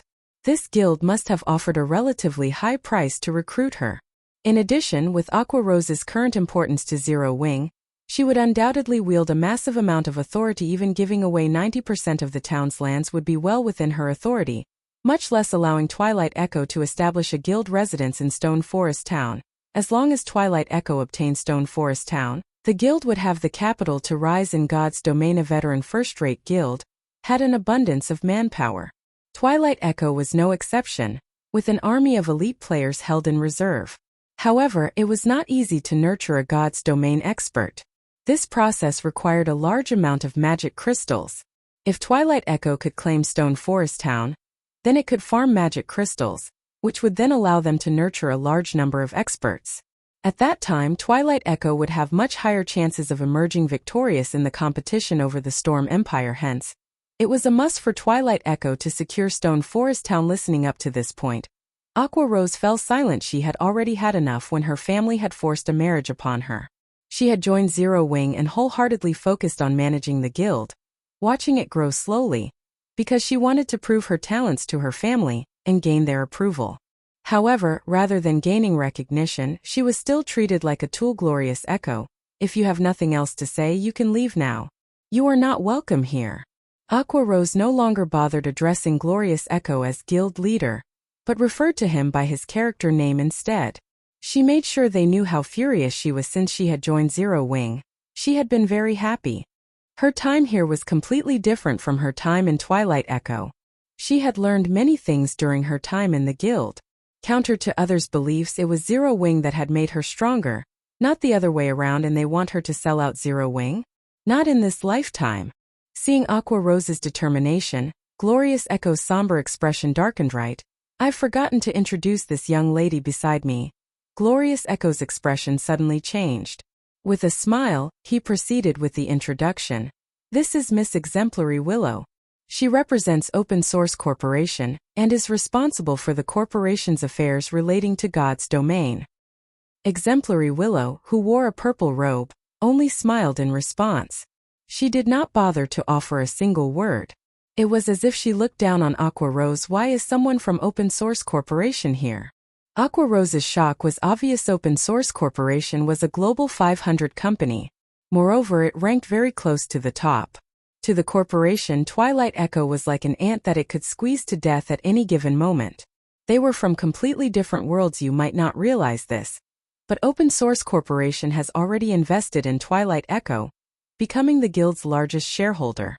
Although your parents were strongly opposed to the plan, their efforts were useless. Glorious Echo sneered. If our talks for cooperation fail today, I believe that Miss Willow will be quite disappointed. If Miss Willow is unhappy, Open Source Corporation might accidentally take everything from you and your family. So, I think you should consider your options carefully before you speak. So that's their game. Aqua Rose immediately came to a realization, a self-deprecating smile appearing on her face. It was no wonder why her family had not opposed the guild's decision. It would be child's play for Open Source Corporation to suppress her family's business. Facing such a monstrosity, her family would have no choice but to lower their heads. This is your best and only option. Why must you make life difficult for yourself? Glorious Echo advised softly. Besides, we're not just taking Stone Forest Town's land for granted. We are offering your guild leader a satisfactory price. If you can persuade him to hand over Stone Forest Town, then I assure you that, not only will you become a director of Twilight Echo, but Black Flame will also receive shares of the guild and become a director with you. With OSC's investment, Zero Wing will quickly become the #1 guild in Star Moon Kingdom. Wouldn't this be a better result? Taking a deep breath, Aqua Rose said resolutely. Glorious Echo stopped dreaming. I will never agree to your offer. She would never betray the guild. Although she felt sorry for her family, she believed that, by relying on her own abilities, even if her family's business went under, she could help her family flourish even more than before. Good. Very good. Glorious Echo applauded. However, his expression while doing so was exceptionally grim. With a chilling tone he said, Since you do not know what's good for you, I'll move this discussion to your guild leader. I believe he will be far more understanding. You better not regret your decision. No guild could ignore the temptation of receiving OSC's investments. As long as Black Flame was a reasonable man, he would beg to have Open Source Corporation become the major shareholder of Zero Wing. Are you looking for me? At this moment, Feng pushed open the doors, smirking wickedly as he slowly entered the room. Chapter 684. You are not qualified. Guild leader. Startled, Aqua Rose turned to Feng. Guilt and embarrassment were written across her face. Glorious Echo was also momentarily stunned. He had never expected Zero Wing's guild leader to actually appear.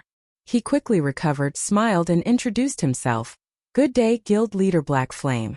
I am Twilight Echo's guild leader, Glorious Echo. This is Miss Exemplary Willow, Open Source Corporation's God's Domain representative.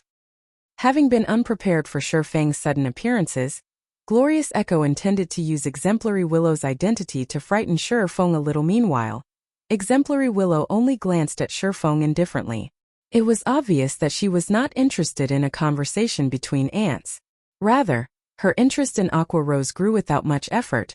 One could predict this conversation's outcome. OSC was a major, international corporation. It was also a giant in new energy trading. Its industries covered the entire world. Now that the corporation was moving on God's domain, there were countless people desperately trying to show off, vying for the corporation's attention. An upstart guild like Zero Wing would definitely react in the same way. Only Aqua Rose's decision had surprised her slightly. Facing such pressure and temptation, Aqua Rose remained unmoved. Having an assistant like Aqua Rose by her side could be quite valuable. Meanwhile, Feng was unaffected by Glorious Echo's introduction. Calmly he asked, May I know what business guild leader Glorious has with me? Regarding OSC's financing of Twilight Echo, Feng had expected this due to his memories of his previous life. He was not at all surprised by this revelation. He even knew plenty of major secrets that OSC had yet to discover. Feng's cool reaction unsettled Glorious Echo a little. Upon hearing the name Open Source Corporation, any guild in God's domain would introduce themselves carefully to win Exemplary Willow's favor. Yet, without offering a single greeting, Feng forged ahead and asked for the reason behind his visit. Does he not know about OSC? Glorious Echo was inwardly stunned. Immediately, he said, Guild Leader Black Flame Open Source Corporation is a major international corporation. The corporation has both funding and connections in abundance. Currently, the corporation has taken a liking to Stone Forest Town and wishes to purchase it. Hence, we've sought out Aqua to discuss the conditions of the purchase. Since Guild Leader Black Flame has made a personal appearance, our negotiations will be much simpler. Guild Leader Black Flame, state your price. As long as it is appropriate, I believe that OSC will agree to your terms. Exemplary Willow nodded in conjunction with Glorious Echo's words. Although she had just come into contact with God's domain, she already had a relatively good understanding of Stone Forest Town's importance. She had to admit that it was surprising that a mere upstart guild had obtained such a town. I see. Feng laughed. He then looked at Glorious Echo saying, Then Guild Leader Glorious, you may leave now. Huh. Glorious Echo was momentarily stunned. What do you mean, Guild Leader Black Flame? Isn't OSC looking for me to discuss Stone Forest Town? Feng countered with a question. Then why are you still here, Guild Leader Glorious? Glorious Echo sputtered, utterly speechless from the side. Aqua Rose could not help but giggle to her family. OSC was the largest source of pressure, not Glorious Echo. If she could settle a deal with the corporation, she could relieve that pressure on her family. Miss Willow has only recently been introduced to virtual reality games, and there are still many things she does not understand. As the leader of the guild under the corporation's management and someone who possesses a wealth of experience regarding the virtual gaming world, it is my responsibility to help Miss Willow with the negotiations. Glorious Echo explained coldly. Since that is the case, I'll just tell you my price for Stone Forest Town. Feng laughed. Raising his index finger, he said, I'll take a little loss on this trade and settle for 10% of Open Source Corporation's shares. As Feng's words fell, the room became utterly silent. Aqua Rose's little mouth hung open as she stared at Feng. His demand had gone beyond greedy. This was outright insane. Meanwhile, Glorious Echo as well had thought he had misheard for a moment. As for Exemplary Willow, she snapped her frosty gaze towards Feng. Guild Leader Black Flame, your joke is not funny at all.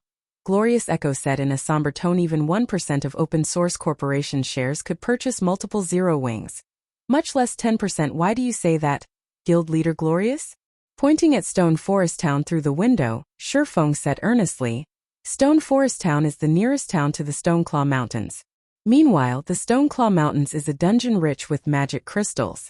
I don't believe I need to inform you of this item's importance. Since you wish to purchase Stone Forest Town, this would be equivalent to cutting off Zero Wings' path of development.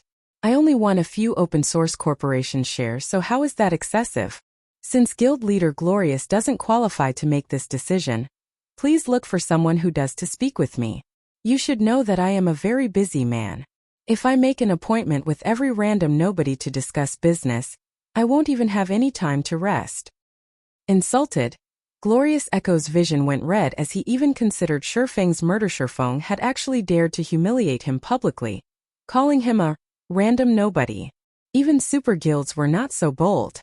Meanwhile, Aqua Rose could not hold back her laughter. The guild leader of the almighty Twilight Echo had actually been humiliated to the point where he could not offer even a word of retaliation. This was the first time Aqua Rose had seen such an ashen expression on Glorious Echo's face. This comic moment relieved much of her pent-up frustration. However, Aqua Rose realized that Feng was currently venting for her, and her heart could not help but warm at this sight. Guild Leader Black Flame, are you being serious? Finally, Exemplary Willow spoke. However, her tone was extraordinarily cold. She could not believe that the guild leader of such a tiny guild would actually dare to underestimate OS. Although Exemplary Willow had not said anything threatening, the room's atmosphere grew heavy with tension. Even Aqua Rose struggled to breathe. This was the aura of someone who had always stood at the top of the world. Despite being unimaginably weak, she could still make a top-tier expert like Aqua Rose feel anxious if Feng answered poorly. The consequences would be unimaginable at this moment. Aqua Rose was somewhat regretful. She should have stopped Feng. At the very least, she could have prevented this. However, as if Feng was without a care in the world, he nodded leisurely and responded, Of course. I am always a man of my word. Although Feng was not loud, everyone in the room could hear him clearly. Insane. This person was insane. Glorious Echo's previous anger vanished, replaced by shock. With astonished eyes, he stared at Feng. Feng had just intentionally provoked an international corporation just to help Aqua Rose get revenge. Just how ignorant must one be to carry out such an action? Very well. I will convey your price to my superior, Exemplary Willow said indifferently. She then turned to Glorious Echo commanding, "Let's go." Chapter 685 New Continent. After Exemplary Willow and Glorious Echo left, the tension in the room evaporated. However, Aqua Rose still wallowed in her guilt. Exemplary Willow's eyes as she departed had reflected her inner anger clearly. This matter definitely would not be resolved so easily, thank you, Aqua Rose muttered as she watched Feng, who maintained his usual calm. With grateful eyes, she was no fool. Although Feng's actions had seemed foolish, she knew that he had been helping her initially. OSCs had focused on Aqua Rose, and it would not let her or her family off the hook for her refusal to cooperate. However, Feng had come forth and provoked OSC intentionally, shifting the corporation's hatred towards himself. This way, the corporation would not bother targeting her and her family. If this were any other guild, none of them would willingly make an enemy of OSC for a single guild member. In response, Feng simply laughed and said, "Forget about managing the affairs of Stone Forest Town for now and focus on leveling up and improving yourself. I'll have Melancholic manage the town for the time being." He was not the slightest bit worried about what had just happened, but OSC. Aqua Rose understood that Feng was letting her distance herself from the dispute this time. This way, she would not attract Open Source's attention. However, she was the main instigator of this issue. She couldn't just watch the situation play out from a safe distance. Don't worry about it. Stone Forest Town is simply too valuable. Even without Twilight Echo and Open Source, there will be other guilds and corporations wanting a piece of the pie. Feng could see Aqua Rose's guild. However, things were not as simple as she thought. In Starmoon Kingdom, there has yet to be a single power capable of taking Stone Forest City from us. What do we have to fear? The intense competition in God's domain far surpassed every virtual reality game before it. Although Feng did not know the reason for God's domain's popularity, as someone who had experienced it before, he was fully aware of the dangers that came with taking over Stone Forest Town. And sooner or later these dangers would erupt. Hence, rather than sitting still and waiting for their deaths, they might as well take the initiative to land the first blow. Even so, he had not expected to start a war with the Open Source Corporation. Fortunately, Open Source's economic influence would have little effect on him. If the corporation wished to deal with him, they had to do so through God's domain. However, God's domain was his home ground. It would not be so easy for Open Source obtain victory. Both the guild and I need to grow stronger as quickly as possible. Feng's hunger for obtaining Solomon's treasure increased. If Solomon's treasure was related to Solomon's sword, he might actually be able to get his hands on the legendary weapon with his current strength. His effect in a massive war between guilds was limited. Against an alliance of multiple guilds, he was insignificant. However, if he had Solomon's sword, he could attempt to replicate Mage God Gaia's achievement of hunting and butchering the various large guilds, following which, Feng passed on Stone Forest Town's management to Melancholic Smile and Blackie, while Aqua Rose led the Dark Gods Legion to grind in the Stoneclaw Mountains. Meanwhile, Feng retrieved a few magic scrolls and life-saving items from the guild warehouse. He then traveled to the top of the world to complete his quest. In reality, the top of the world was a new continent with a very high altitude. The map engraved on the elemental core showed that Solomon's treasure was hidden on Mount Sogar, one of this new continent's regions. Fortunately, Mount Sogar was not a very high-level region. It was only a level 40 to level 60 map. Although Feng was only level 32, with the top-tier equipment he had, it was not impossible to explore the place in the snow-covered forest around Mount Sogar. Space suddenly ruptured. In the next moment, a pitch-black figure jumped out of the spatial crack. Is this the top of the world? Feng took a deep breath as he observed his surroundings. The air was extremely thin here. Moreover, the gravitational pull was intense. The gravity here was at least 3G. The temperature was also below 20 degrees Celsius. The environment was harsh. After God's domain underwent its third evolution, the gravitational system was only one part of the system upgrade. Air density and temperature would also affect a player's combat power. The effect of temperature on players was not significant, as players only needed to acquire some resistance to counteract the effects. As long as one had 20 points of ice resistance, they would not find the low temperature uncomfortable. If one could not withstand the cold, they also had the option of wearing some warm clothing. The thin air, however, would impact a player's combat power significantly. In a low-oxygen environment, the more players fought, the more rapidly they would burn through their stamina. Players without stamina had no combat capabilities at all. In other words, players would not be able to fight for a long time in a low-oxygen environment. It was highly possible that they would lose the ability to fight in the middle of a battle. Growl. The powerful sound waves immediately attracted the attention of the nearby wild beasts. A moment later, these wild beasts answered with their own deafening roar. Snow Lion. Wild Beast. Elite Rank. Level 42. HP 180, 000/180, 000. At this moment, a total of 5 white-furred snow lions appeared around Feng, surrounding him, their amber eyes radiating a fierce bloodlust. These monsters sure are powerful. Despite being only elite rank, their bloodlust is so strong. This place really isn't meant for ordinary players. Feng chuckled as he unsheathed the Abyssal blade. If any other expert stood in his place right now, the snow lions would likely devour them. Fortunately, Feng was no ordinary expert. Growl. At the sound of a low roar, a snow lion dashed forward and bit down at Feng. Almost as if they had planned their attack, the other 4 lions took the opportunity to circle to Feng's back. Scram. Feng struck at the snow lion's head, the Abyssal blade colliding with one of the monster's fangs. Dang. So tough. Feng felt his hand go numb when the Abyssal blade stuck the snow lion's fang. However, the snow lion that attacked Feng had not fared any better than Feng as the impact sent it flying. Its ivory fang also sported a deep gash. The Abyssal blade had nearly chopped off the snow lion's fang. However, the snow lion only suffered -424 damage from the attack. To its 180,000 HP, that damage was practically negligible. Feng then spun and sent a slash to his back, the black streak of light slashing at the 4 oncoming snow lions. The snow lions' hides were far more tender than their fangs. Very easily, the Abyssal blade sliced through the lions' hides, leaving behind a bone-deep gash. However, the attack only dealt slightly more than -1,200 damage to each of the 4 lions. Why is their defense so high? Feng was surprised previously, seeing as his attack had landed on the snow lion's fang. He thought the low damage was reasonable. However, even after his blade bit into the monster's flesh, he had only managed to deal over -1,200 damage. These snow lions' defense was stronger than even a great lord. Do all monsters here have such high defense? Feng muttered, feeling a slight headache begin to brew. These snow lions were only elite monsters. If he encountered a chieftain or lord, how was he supposed to defeat them? He had already equipped the Abyssal blade with a magic device. Without the device, his damage would most likely be much lower. After Feng managed to repel 4 snow lions with a single attack, the lions began to roar. Growl. The sound of their deafening roars was powerful enough to echo over 1,000 meters. What are they trying to do?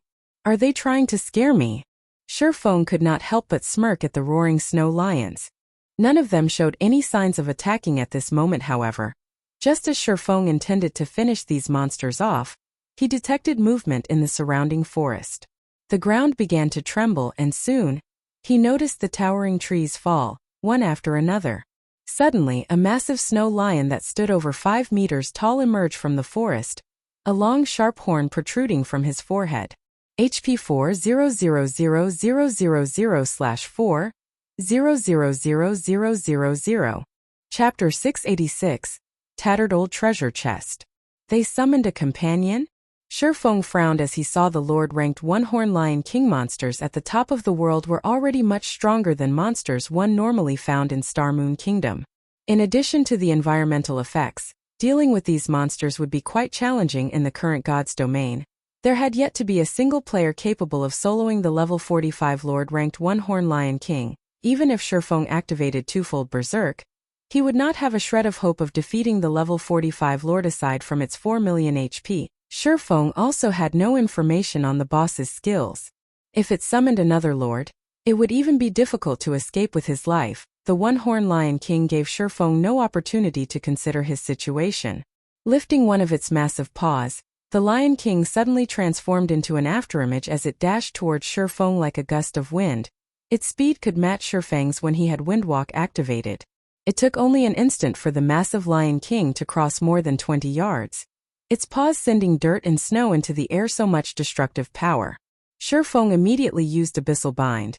Not daring to be careless after the Abyssal Blade had evolved, all of its skills had reached Tier 1.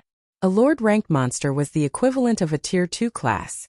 With only a difference of 1 tier, Abyssal Bind could exert a large fraction of its effects. Shio. 12 pitch-black chains appeared out of thin air, instantly binding the one-horned Lion King's limbs, forcing the Lord to halt its charge. The Lion King bellowed in rage as it struggled against its bindings. If Feng had taken on this fight before the Abyssal Blade had evolved, the one-horned Lion King would have easily freed itself from Abyssal Bind. However, no matter how much strength it exerted, it could not move an inch. The most it managed was cause the chains to tremble slightly. Although the chains showed signs of breaking, it would still be some time before they would shatter. I can finally use Abyssal Bind again. Feng was quite satisfied with this outcome. The stronger the monster was, the weaker the effects of Abyssal Bind would become. Hence, he rarely used Abyssal Bind in his fights anymore. Now that the skill had regained its usefulness, he would have another card against powerful monsters. However, Feng did not dare to tarry any longer as he activated Windwalk and fled initially. Abyssal Bind could prevent a target from moving for 4 seconds. Against the one-horned Lion King, however, he'd be lucky if the skill lasted 2 seconds.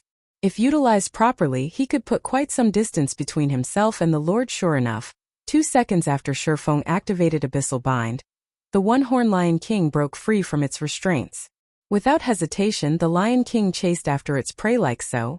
One man and one beast ran through the snowy forest. Although Feng had attracted the attention of several monsters during his escape, he easily threw them off with his speed. The only monster he could not shake off was the one-horned Lion King. Fortunately, the Lion King was not a speed-type lord. After activating Windwalk, Feng's speed was roughly equal to the Lion King's. Hence, the Lion King could not close the distance he had created during his 2-second head start. It won't do to continue running like this. I haven't seen any flying-type monsters so far, so it should be fine to use Wind Rider. While Feng fled, he searched for any movement in the air. The ability to fly was a massive advantage against monsters. However, as players reached higher levels, many high-level maps would also contain flying-type monsters. If players encountered such a monster, escape would not be an option. They either defeated the flying monster chasing after them or said monster claimed their life. It would take a miracle to escape from a flying monster. The top of the world was known for being an area that only experts could challenge. One would find it difficult to survive even the low-level regions of this place. Fortunately, Feng also had the 7 Luminaries ring. He considered himself to be someone who was quite good at escaping. However, even Feng did not dare to use his skills at the top of the world casually, as a single misuse might get him killed. After confirming that he saw no threat above him, Feng activated Wind Rider and soared into the sky. Meanwhile, the one-horned Lion King could only roar in frustration as it watched its prey escape its clutches. Although Feng was only level 32, the 220% increase in movement speed that Wind Rider provided made him faster than even a level 45 lord. The location marked on the elemental core showed that Solomon's treasure was in Mount Sogar's core area. Taking advantage of Wind Rider's effects, Feng flew towards the map's core. As Wind Rider only had a duration of 24 seconds, but a cooldown of 2 minutes, Feng was forced to stop every once in a while during his flight. Feng did not have the courage to brave the path on foot during his 24 seconds in the air. He had spotted at least 3 Lord-ranked monsters. In addition, there were also plenty of chieftains and elites roaming around the snowy forest. Even if he used an isolation scroll, he would not escape detection from so many powerful monsters.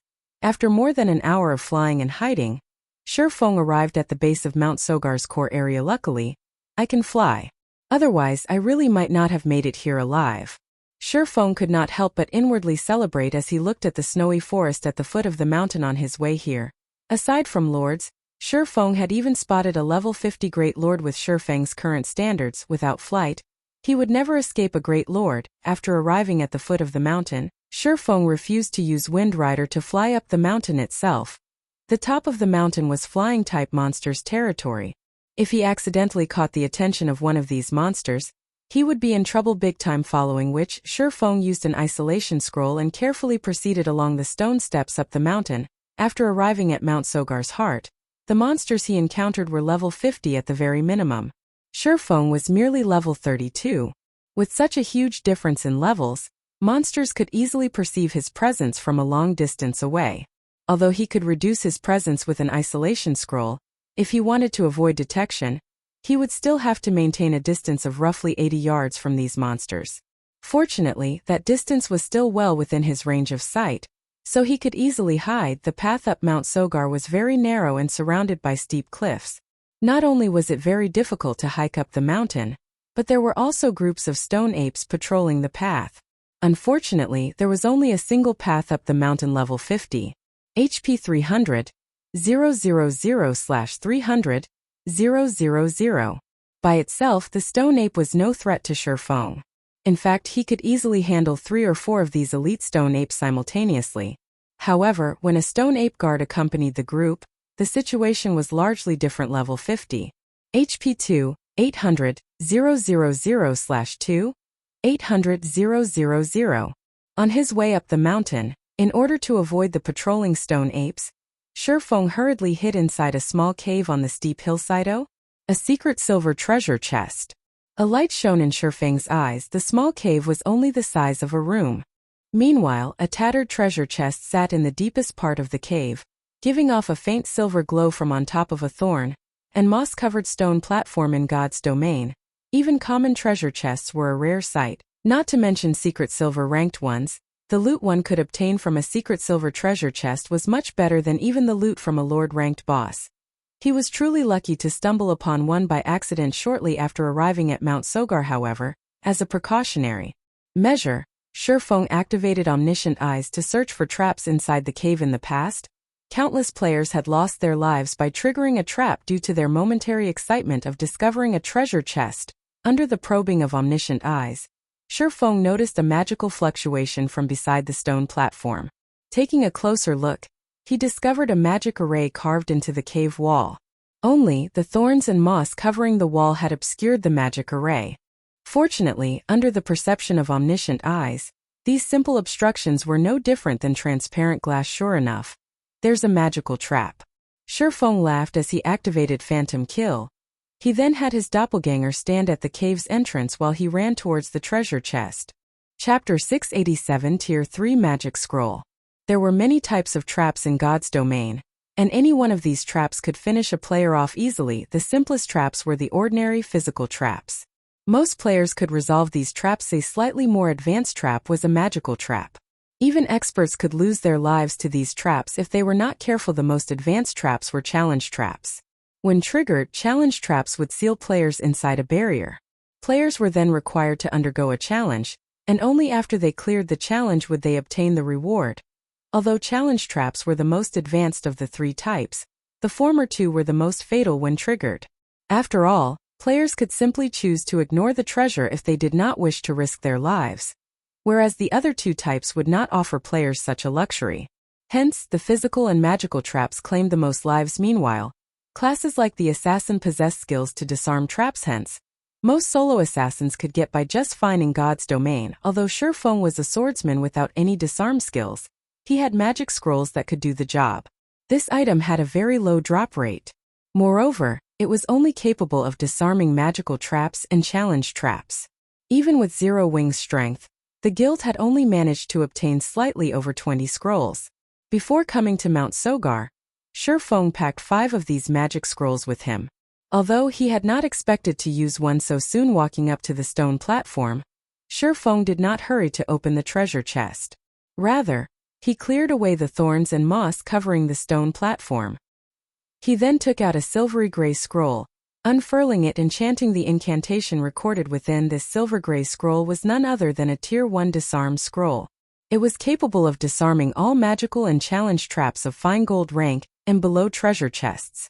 However, the precondition was to locate the trap's activation array. Otherwise, the scroll would be useless. As the disarm scroll activated, gray smoke seeped into the trap's activation array. The mana within the activation array then began to corrode. Without any mana to power the activation array, The magical trap could no longer be triggered. I wonder what items I will find this time? Feng shifted his gaze towards the secret silver treasure chest once more. Exchanging a Tier 1 magic scroll for a secret silver treasure chest was a very profitable trade. Moreover, he was in one of the maps at the top of the world. This area was untouched by players thus far. In other words, the treasure chests throughout the top of the world had yet to be opened even once. Their loot would naturally be somewhat more abundant. This was a similar phenomenon to obtaining the first clear of the dungeon, whereby the end rewards would be slightly buffed. However, Feng still did not hurry to open the treasure chest. He first activated Divine Providence immediately. His luck increased by an additional 32 points for 30 seconds. Only now did Feng open the treasure chest, following which, a loading bar appeared above the treasure chest, filling gradually. 20 seconds were required to open the secret silver treasure chest. The activation time for this one sure is abnormally long. Feng was a little concerned when he saw the required activation to me. A treasure chest's activation time usually ranged from 3 to 10 seconds. Even secret silver treasure chests didn't usually require as long as 20 seconds. The seconds ticked by slowly. After the long and arduous 20 seconds, the tattered old treasure chest audibly clicked before its lid gradually opened.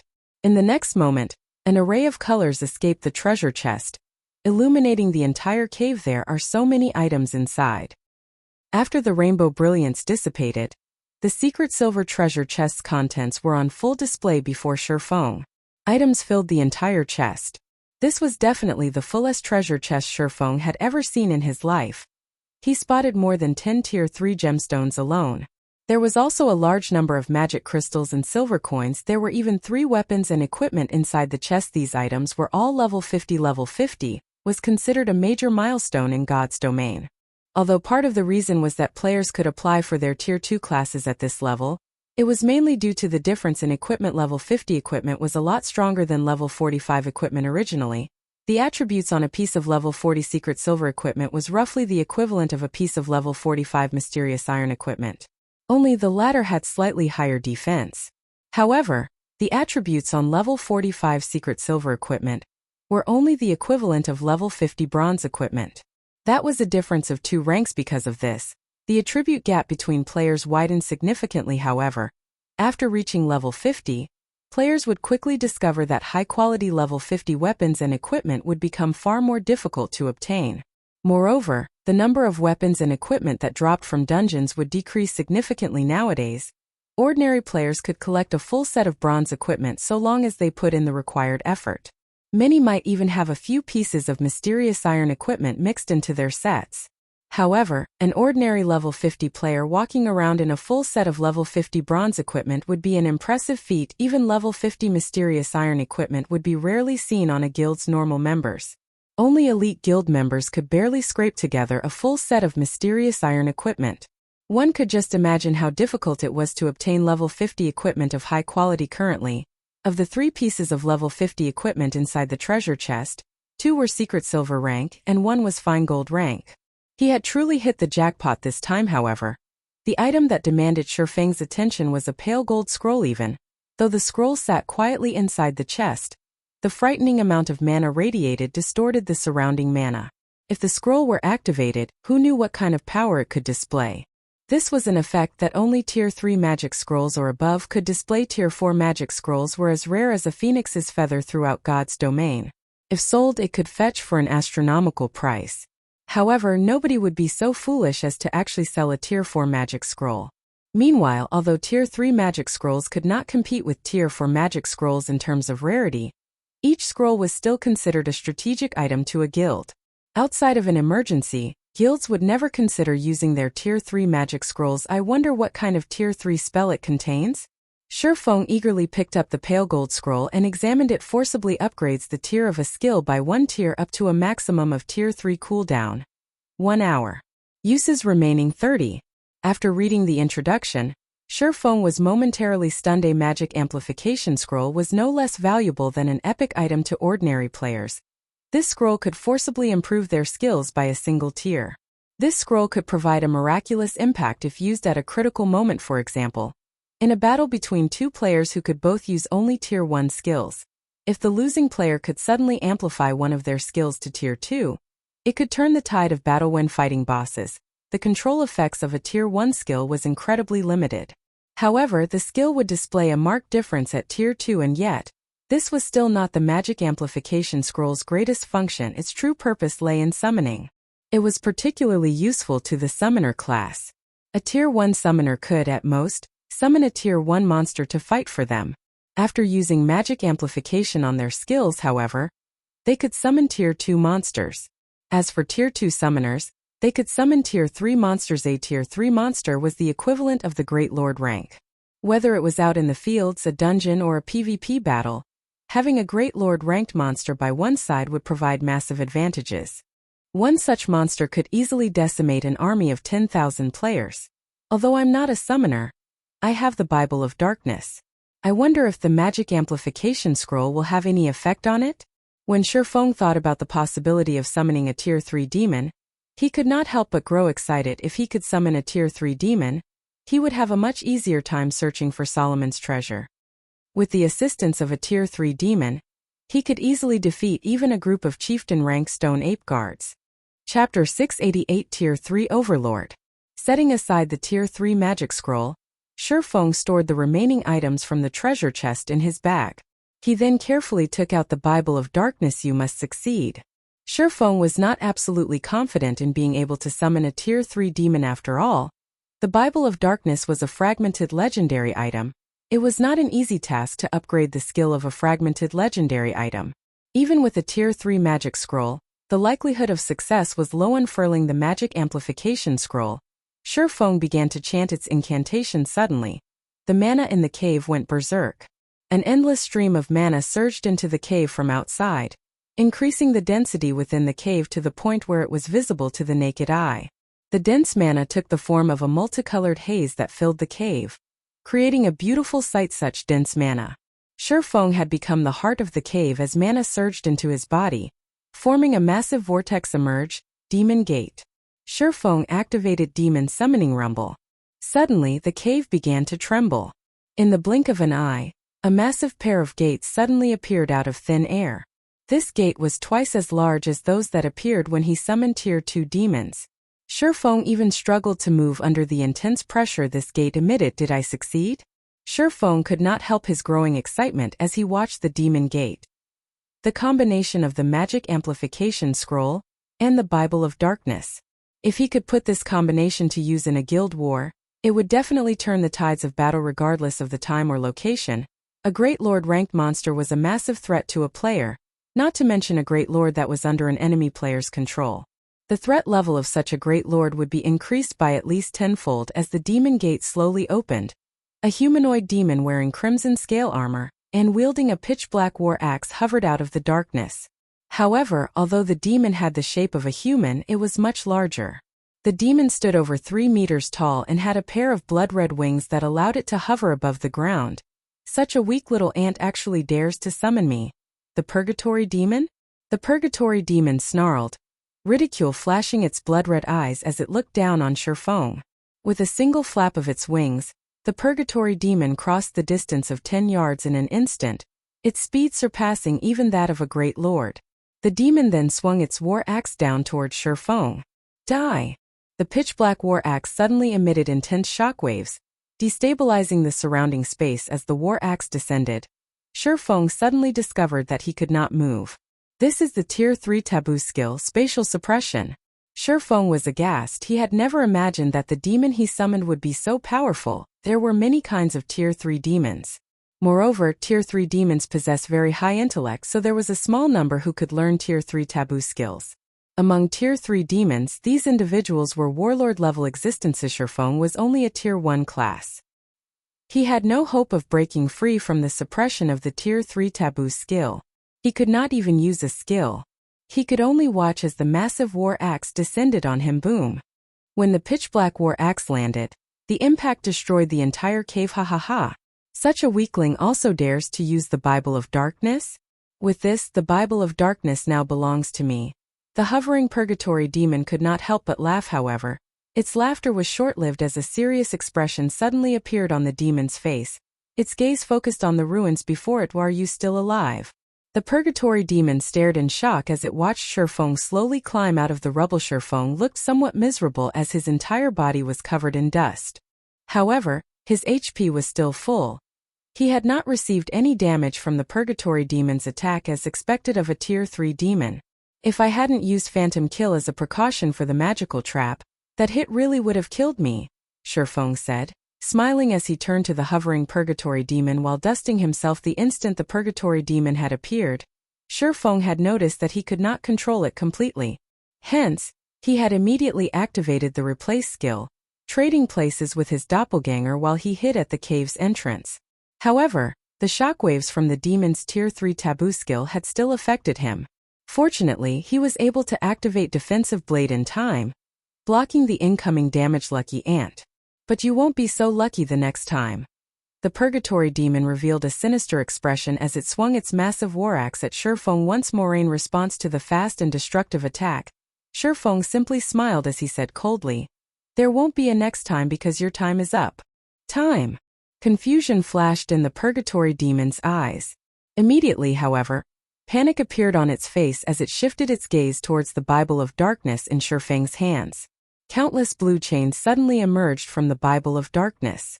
Like a pack of hungry wolves, the chains shot towards the Purgatory Demon. Defiantly, the demon shouted, "No!" The Purgatory Demon no longer bothered with its attack on Feng. Instead, it was now fled from Feng with all its might. However, even if the Purgatory Demon was fast, it could not outrun the blue chains. The blue chains instantly pierced through the demon and wrapped around its body, sealing its movements completely. It could only whimper and mourn painfully as it lay on the ground. After a few seconds of whining, the Purgatory Demon's spirited eyes dimmed. As if it had become a walking corpse, the demon slowly stood up from the ground and looked at Feng as if waiting for a command. The blue chains binding the demon began to fade. That was close. Luckily, I used my doppelganger to buy some time. Feng finally released out a sigh of relief as he saw the Purgatory Demon's lifeless eyes. The Tier 3 demon was finally under his control. It was possible for a summoned creature to rebel. However, the chances of a rebellion were determined by the summoner's strength. Currently, Feng was merely a Tier 1 player. If he used a Tier 3 magic scroll to forcefully summon a Tier 3 demon, the chances of a rebellion were quite high. Meanwhile, when a summoned creature rebelled, its first target would be its summoner. Of course, there was also a method to end a rebellion. For example, the Bible of Darkness was capable of eliminating a summoned demon's consciousness. However, time was required to do so. After killing the summoned creature's will, it would become a puppet without any trace of autonomy. This would make it very difficult to control the summoned creature, sharply reducing its combat power. Normally, after a creature was summoned, the summoner only needed to transmit simple commands. The summoned creature would then carry out the commands automatically. However, after becoming a puppet, the summoner would have to split a portion of their consciousness to direct the summoned creature's every movement. This would, in turn, impact the summoner's own combat power. Most importantly, after a summoned creature lost its consciousness, players would face great difficulties when using the monster's skills. When a monster was self-aware, it could achieve 100% of its skills' effects. For players who had never used any of the summoned creature's skills before, in addition to splitting their focus on controlling the monster, it would be a miracle if they exerted 50% of the summoned creature's skills' effects. However, Feng couldn't care less right now. Compared to a turncoat Tier 3 demon, a puppet Tier 3 demon was far more useful. Although having to control the demon manually would greatly reduce its combat power, it was better than nothing. Ali wasn't able to check its attributes before because it wasn't under my control. I wonder just what kind of attributes the Tier 3 Purgatory Demon possesses. Feng was very curious about the Tier 3 demon's attributes. The fact that it could use a Tier 3 taboo skill showed that it was much stronger than ordinary Tier 3 demons. Chapter 689, Astonishing Leveling Speed. So many skills. Upon opening the Purgatory Demon's attribute panel, Feng discovered a list of tens of skills. Among them, there were 3 Tier 3 skills, one being the Tier 3 taboo skill. The remaining skills were all Tier 2. The Purgatory Demon had more skills than an ordinary player. Moreover, the majority of its skills were AoE skills. The demon could play a huge role in a group battle. In addition, the Purgatory Demon's HP and level were similarly shocking. Purgatory Demon, Demon. Level 51. HP 13,000,000/13,000,000. Among level 50 Great Lords, its HP might not be considerable, but compared to other Tier 3 demons with high intellect and a large number of skills, the Purgatory Demon's HP was very high. Moreover, an ordinary Tier 3 demon's combat power was generally higher than a Great Lord of the same level. If it came down to a battle, the Tier 3 demon would emerge victorious. Its strength attribute is outrageous. It's several times higher than my strength. It should rival a Grand Lord of the same level. The more Feng examined the Purgatory Demon's attributes, the more shocked he became. Currently, he was fully equipped with Tier 3 strength-attributed gemstones. He even wore the fragmented legendary ranked Heavenly Dragon's Breath. His strength was no weaker than a chieftain of the same level, yet even if he activated twofold Berserk, his strength would not reach even half of the Purgatory Demon's. With such a powerful summon, his exploration of Mount Sogar's core area would be much easier. At the very least, he would not have to run and hide from monsters constantly following, which, Feng began controlling the Purgatory Demon to venture deeper into the heart of Mount Sogar. There were many groups of stone apes patrolling the trail up Mount Sogar.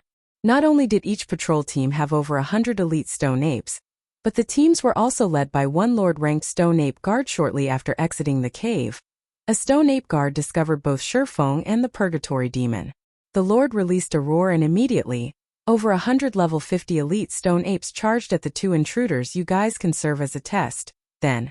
Feng smiled calmly as he focused the majority of his consciousness into the Purgatory Demon while he hid as far away as possible. However, the Purgatory Demon, which was over 3 meters tall, was like an immovable wall as it stood in the middle of the mountain trail. With its war axe held ready, the demon managed to block the entire trail by itself. When the stone apes arrived before the Purgatory Demon, the latter swept its massive two-handed war axe horizontally across the enemy group. Suddenly, the 6 leading stone apes flew through the air, slamming into the mountainsides bordering the trail. Some of the stone apes' rock bodies shattered when they met the massive war axe, damages of over -30,000 points appearing above their heads. If a player had received the Purgatory Demon's attack just now, they would have died instantly. Such fierce damage. Feng was momentarily stunned. He had never imagined that the Purgatory Demon could deal such high damage compared to the Snow Lions. The Stone Ape's defense was much higher. Previously, he could deal around -1,200 damage to the Snow Lions with his normal attacks. Yet, the Purgatory Demon dealt over -30,000 damage, destroying over 1/10 of the Stone Ape's HPs with one swing of its axe. Moreover, it even shattered the Stone Ape's rock bodies, wounding the elites heavily and significantly reducing their combat power. In the face of the Purgatory Demon's strength, the Stone Apes were no more than toys. They could not approach Feng, who hid behind the Purgatory Demon, at all. However, Feng was also struggling to control the Tier 3 demon. Feng was already not used moving in the demon's massive body. Attacking only increased the complexity of his task. He could not exert his desired effects at all. At the moment, he was exerting less than 1/3 of the Purgatory Demon's actual strength. Suddenly, the Stone Ape guard standing behind the group of Stone Apes jumped into the air and thrust its spear towards the Purgatory Demon. As if it were a venomous snake, the spear left behind 3 afterimages that struck the Tier 3 demon. With the Purgatory Demon's usual standards, it could have dodged the Lord's spear attack effortlessly. However, Feng was unable to exert the demon's full strength, so the demon received all 3 attacks: 2742-2, 802-2, 784. 3 consecutive damages appeared above the Purgatory Demon's head. However, compared to the Purgatory Demon's 13 million HP, these damages were practically negligible. The demon's battle recovery alone regenerated 130,000 HP every 5 seconds. Even if Feng allowed the Stone Ape Guard to attack as much as it wished, it would not kill the Purgatory Demon. I wonder how this move will fare? Feng did not want to waste any more time with these Stone Apes. He controlled the Purgatory Demon and activated the Tier 3 skill. Garuda's Flames. Garuda's Flames dealt flame damage within a cone to all enemies within 50 yards. At the same time, targets struck would be forced into a fainted state for 5 seconds. The Purgatory Demon swung its massive war axe and the Stone Apes before it drowned in a sea of fire. Even while standing behind the Purgatory Demon, Feng could feel the scorching heat of Garuda's Flames against such a wide-range attack. Neither the Stone Ape Guard nor the elite Stone Apes could avoid it. The Purgatory Demon's attack swallowed every one of the Stone Apes. Suddenly, the 100-plus Stone Apes lost their lives. Only the Lord-ranked Stone Ape Guard still lived. However, the Lord's body glowed bright red with heat, and of its original 2,800,000 HP, only around 2,100,000 remained. Garuda's flames dealt nearly 700,000 damage to a level 50 Lord. Meanwhile, Feng had exerted less than 50% of the skill's effect. If the Purgatory Demon were still self-aware, Garuda's flames would probably have devoured over half of the Stone Ape Guard's. It's a pity that this skill's cooldown is somewhat long. Otherwise, grinding with this skill would be exhilarating. Feng sighed as he glanced at his experience bar. Feng had been at 9% of level 32. Now, his experience stopped at 20%. His experience bar had jumped by a full 11% after players reached level 30. The amount of EXP they required to level up would increase tremendously. Even expert players had to grind for several days to gain a single level, not to mention someone like Feng, who required twice as much EXP as ordinary players. Any other player would have gained 22%. They would only have to defeat 5 Stone Ape Patrol teams to gain a level. However, part of this was also because the monsters at the top of the world provided much higher EXP than the monsters in Star Moon Kingdom. Moreover, there was also the fact that the Stone Apes were elite monsters and were 18 levels higher than Feng, providing him with ample amounts of bonus EXP. For an ordinary player, a common monster that was 2 or 3 levels higher would be their limit, let alone an elite monster. Normally, a party of ordinary players was required to take down a single elite monster. After splitting the EXP 6 ways, each player would only receive a small amount. Meanwhile, Feng enjoyed the EXP from more than 100 Stone Apes by himself. His leveling speed would be as fast as flight, following which, Feng directed the Purgatory Demon to attack the Stone Ape Guard with more skills. The Tier 3 skills cooldowns were simply too long. Feng intended to use them sparingly, so he only used Tier 2 skills to deal with the Stone Ape Guard. Even so, each Tier 2 skill dealt over -100,000 damage in less than 30 seconds. The Stone Ape Guard lay at the Purgatory Demon's feet. Meanwhile, Feng's experience bar had risen by an additional 6%. The Lord provided more EXP than half of the 100-plus elite Stone Apes. Other than providing Feng with an abundance of EXP, these Stone Apes had also dropped a large number of items. Equipment and materials littered the mountain trail before the Purgatory Demon. The drop rate here was even better than in the Stoneclaw Mountains. However, this place was home to monsters that were level 50 and above. If Feng grinded in an ordinary high-level map in Star Moon Kingdom, rather than at the top of the world, he would not enjoy such a lucrative drop rate. However, Mount Sogar possessed a large number of powerful monsters.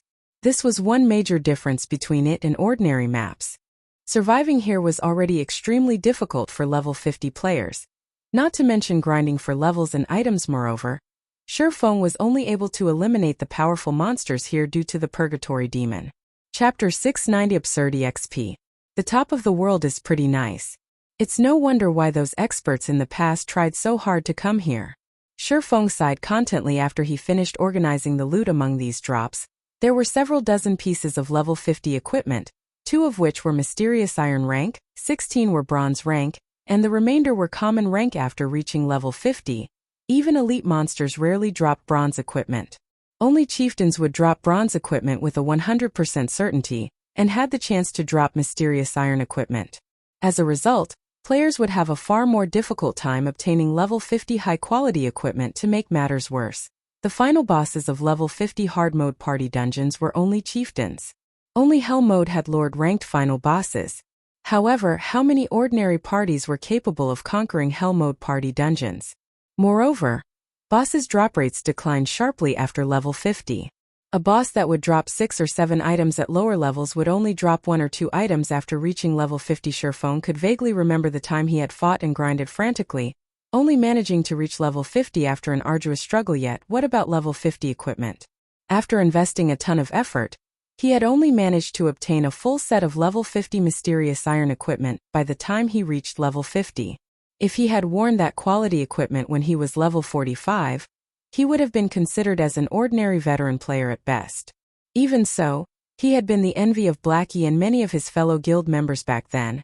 Wearing several pieces of level 50 mysterious iron equipment into a 20-man team dungeon had been a luxury, not to mention a full set of mysterious iron equipment.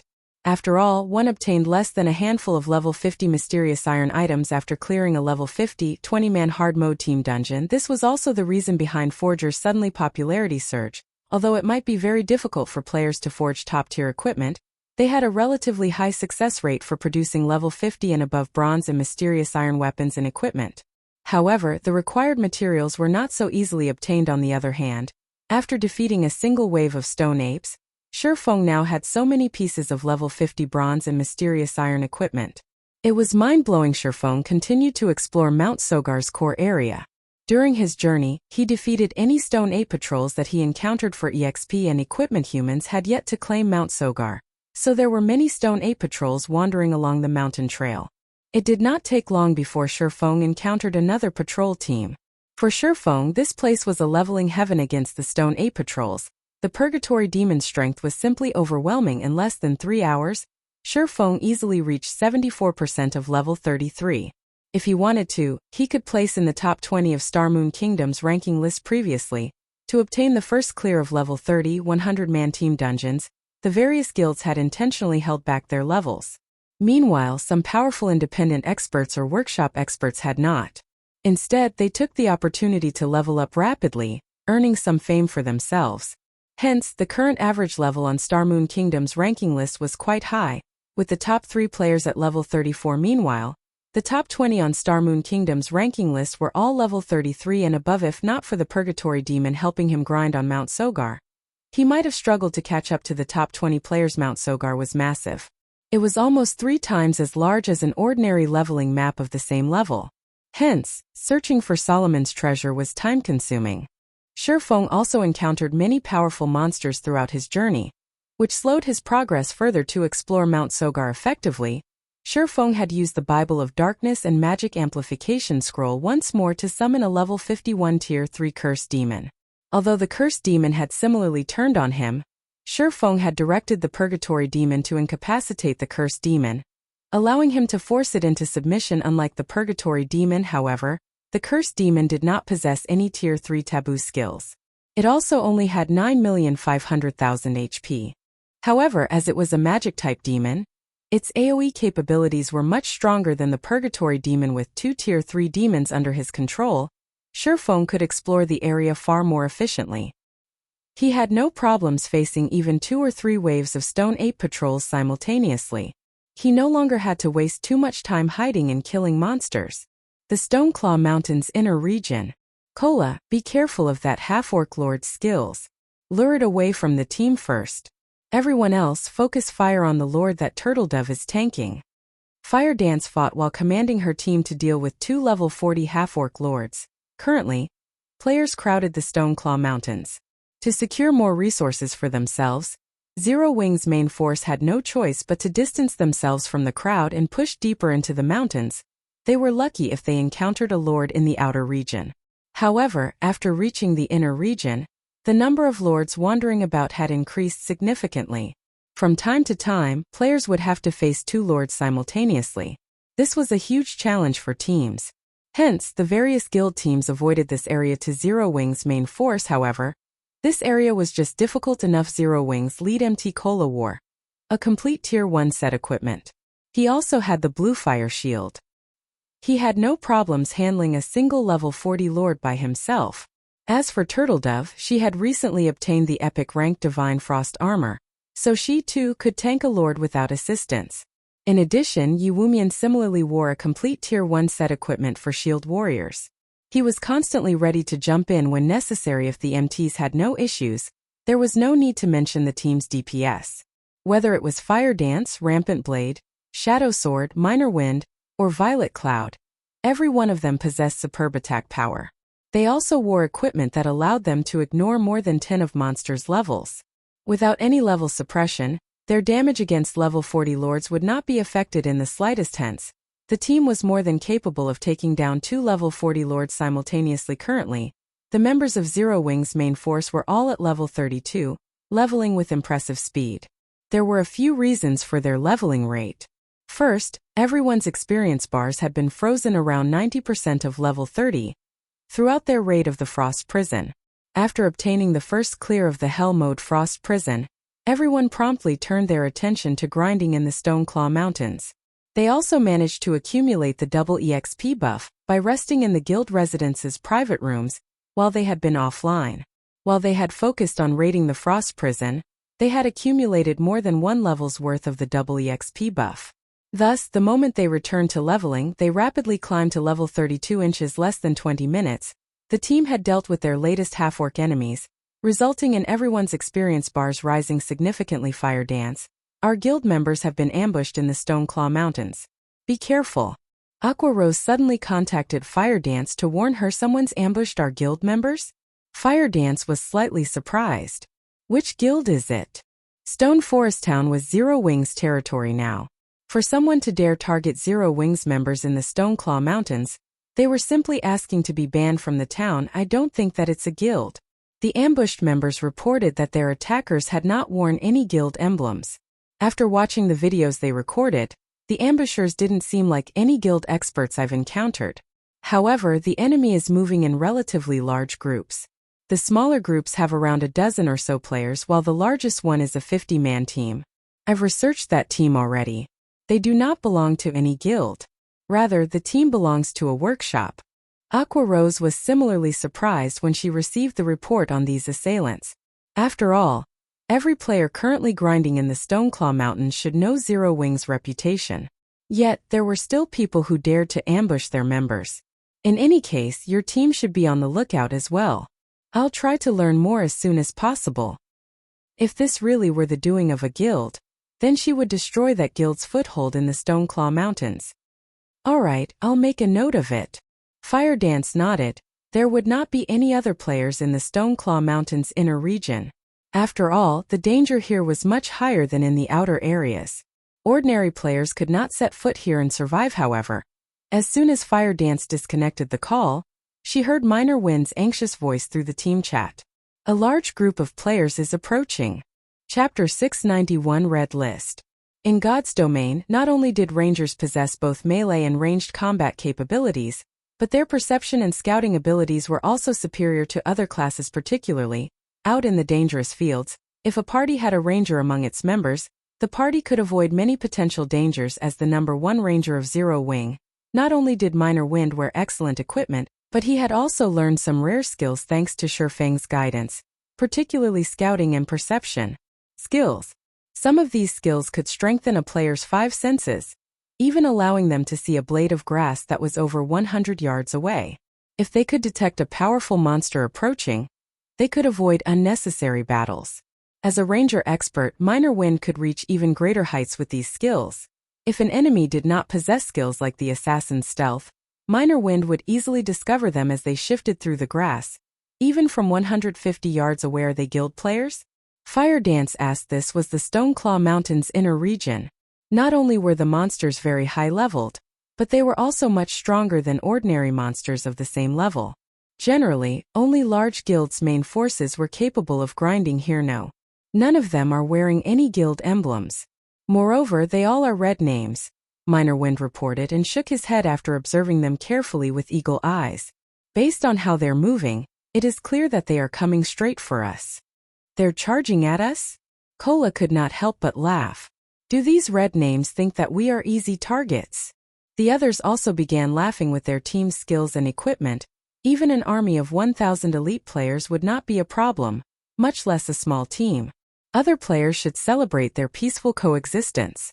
Yet now, an unknown group of players intentionally sought them out to cause trouble. These people did not understand the difference between life and death. Alright, enough. Everyone get ready, Fire Dance commanded.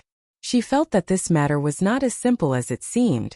She then directed a question to Minor Wind, asking, roughly how many of them are there? There should be around 300 people. Among them, there's one person I've seen before.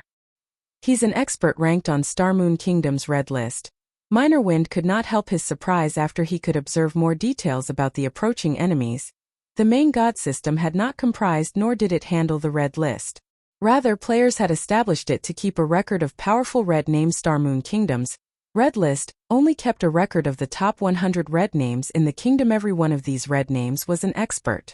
Among these Red List experts, there were even a few that guilds would not casually provoke. Fortunately, however, these experts also avoided provoking the various large guilds.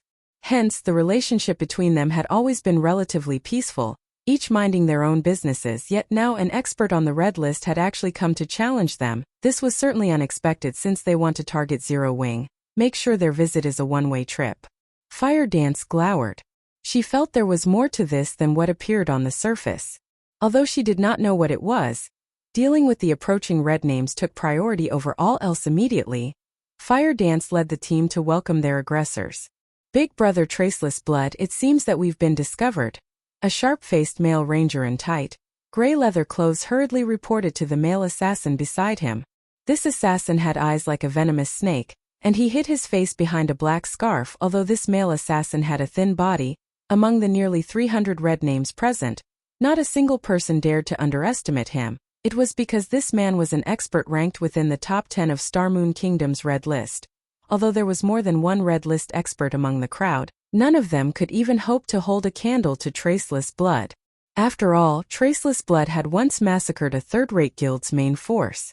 Moreover, even though said third-rate guild had attempted to corner Traceless Blood many times, they had never once successfully killed him.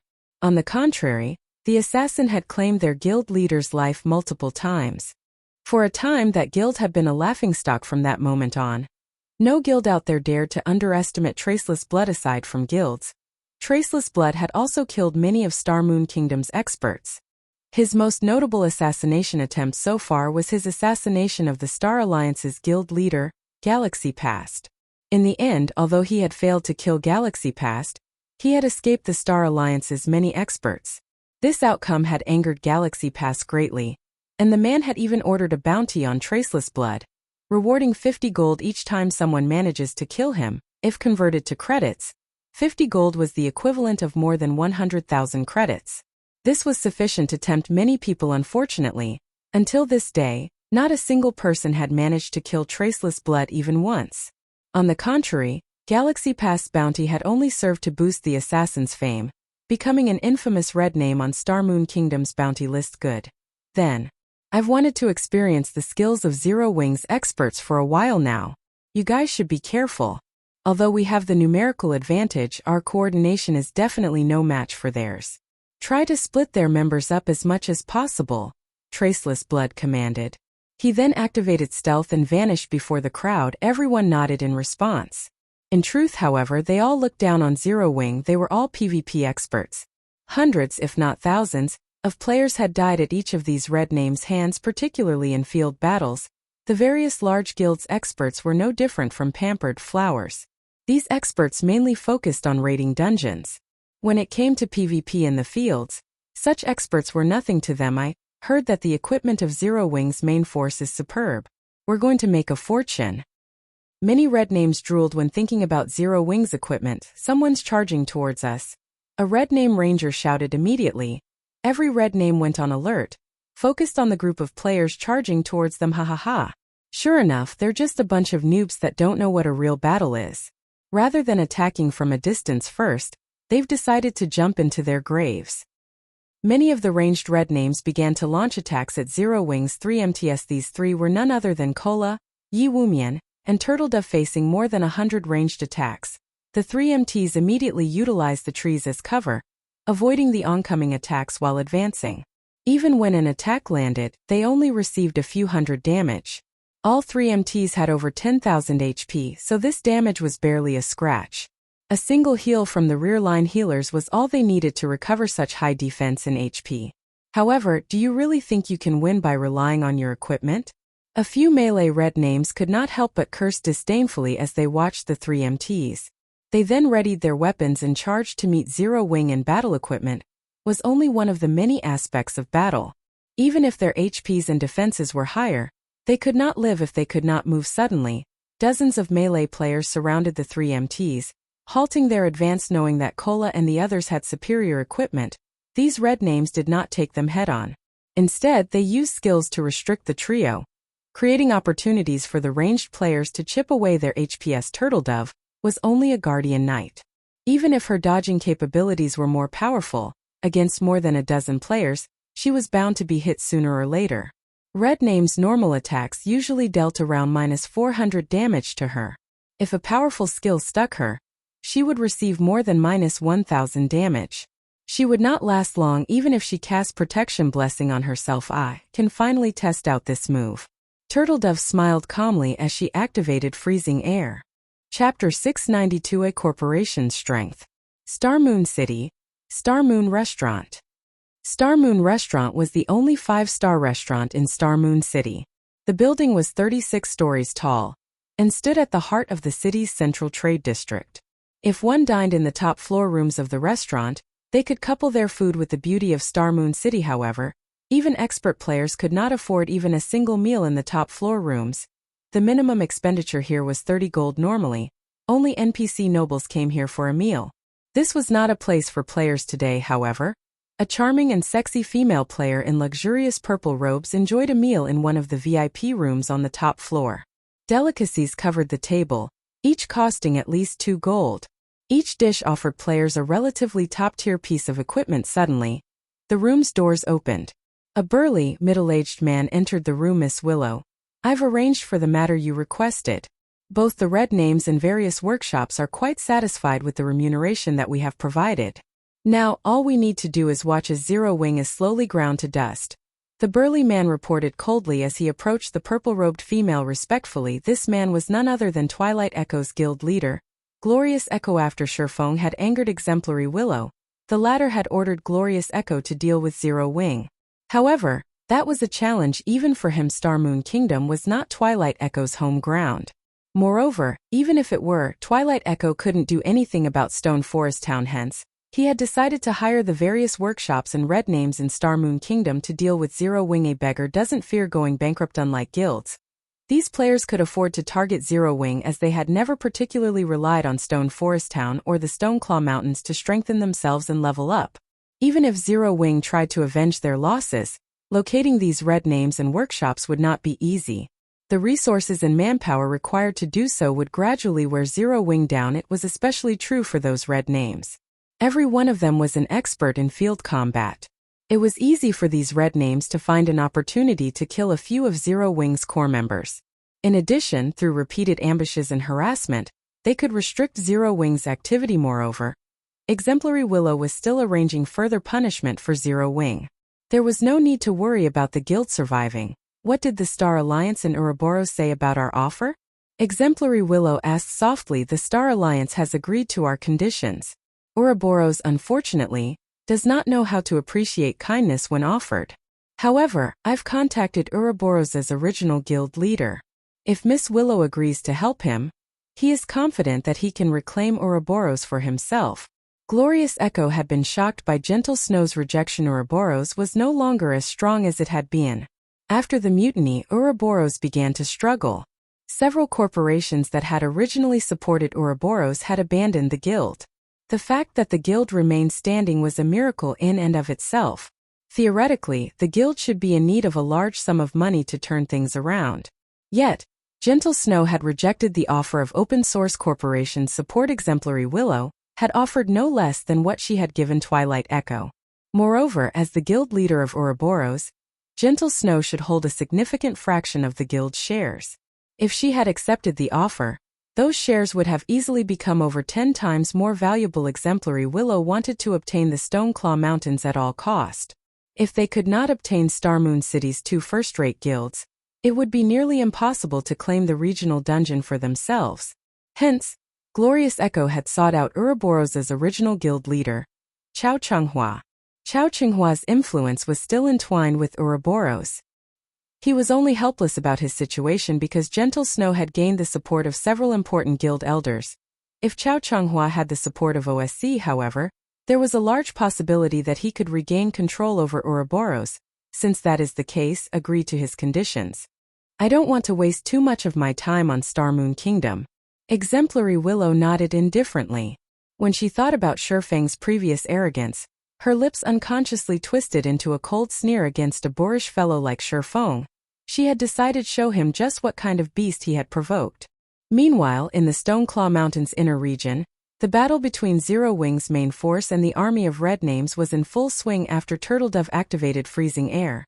The temperature within 15 yards of her fell sharply, cold air filling the area. The movement speeds of the dozen or so red names surrounding Turtledove instantly dropped by 40%. Meanwhile, the damage Turtledove received decreased to around -100 points. These red names were no fools. The moment they noticed the change to their movement speeds, they began to distance themselves from Turtledove. In the next second, however, their movement speeds decreased by another 40%. Even if they fast, they could not outrun the Guardian Knight 3 seconds later. All of the melee red names surrounding Turtledove and the other two MTs were frozen. What kind of skill is this? Some of the melee players who had intended to charge at Turtledove slid to a halt, aghast as they watched their companions turn into ice sculptures with such an AoE control skill and high defense. Melee classes like themselves had no hope in close combat with Turtledove. They could only allow Turtledove move unhindered as she approached their team's rear-line healers. However, as players who often participated in PvP battles, these red names were no weaklings. Every one of them possessed skills that allowed them to remove control effects. They immediately activated these skills to break free from their restraints. If they were frozen solid, they would be no more than practice targets. Zero Wing's ranged players would bombard them with vicious attacks. If comparing equipment quality, Zero Wing's main force was at least 2 levels above theirs. It was especially true for Minor Wind's attacks. As he possessed the Tier 1 weapon Windchaser, even MTs such as Shield Warriors and Guardian Knights, who possessed damage reduction skills, received over -1000 from each of his normal attacks. If they sustained one of the Ranger's skills, they would receive nearly -3000 damage, nearly -6000 damage if it were a critical hit. Among these red name MTs, there were a few who had as much as 9000 HP, while some had as little as 8000 HP. A single critical hit from a skill was more than enough to destroy over half of their HPs. Even the red name healers could not keep up with Minor Wind's damage. Moreover, Minor Wind's attack speed was astonishing. Even expert players would have a hard time dodging his arrows. Furthermore, these red names had opponents in front of them to deal with.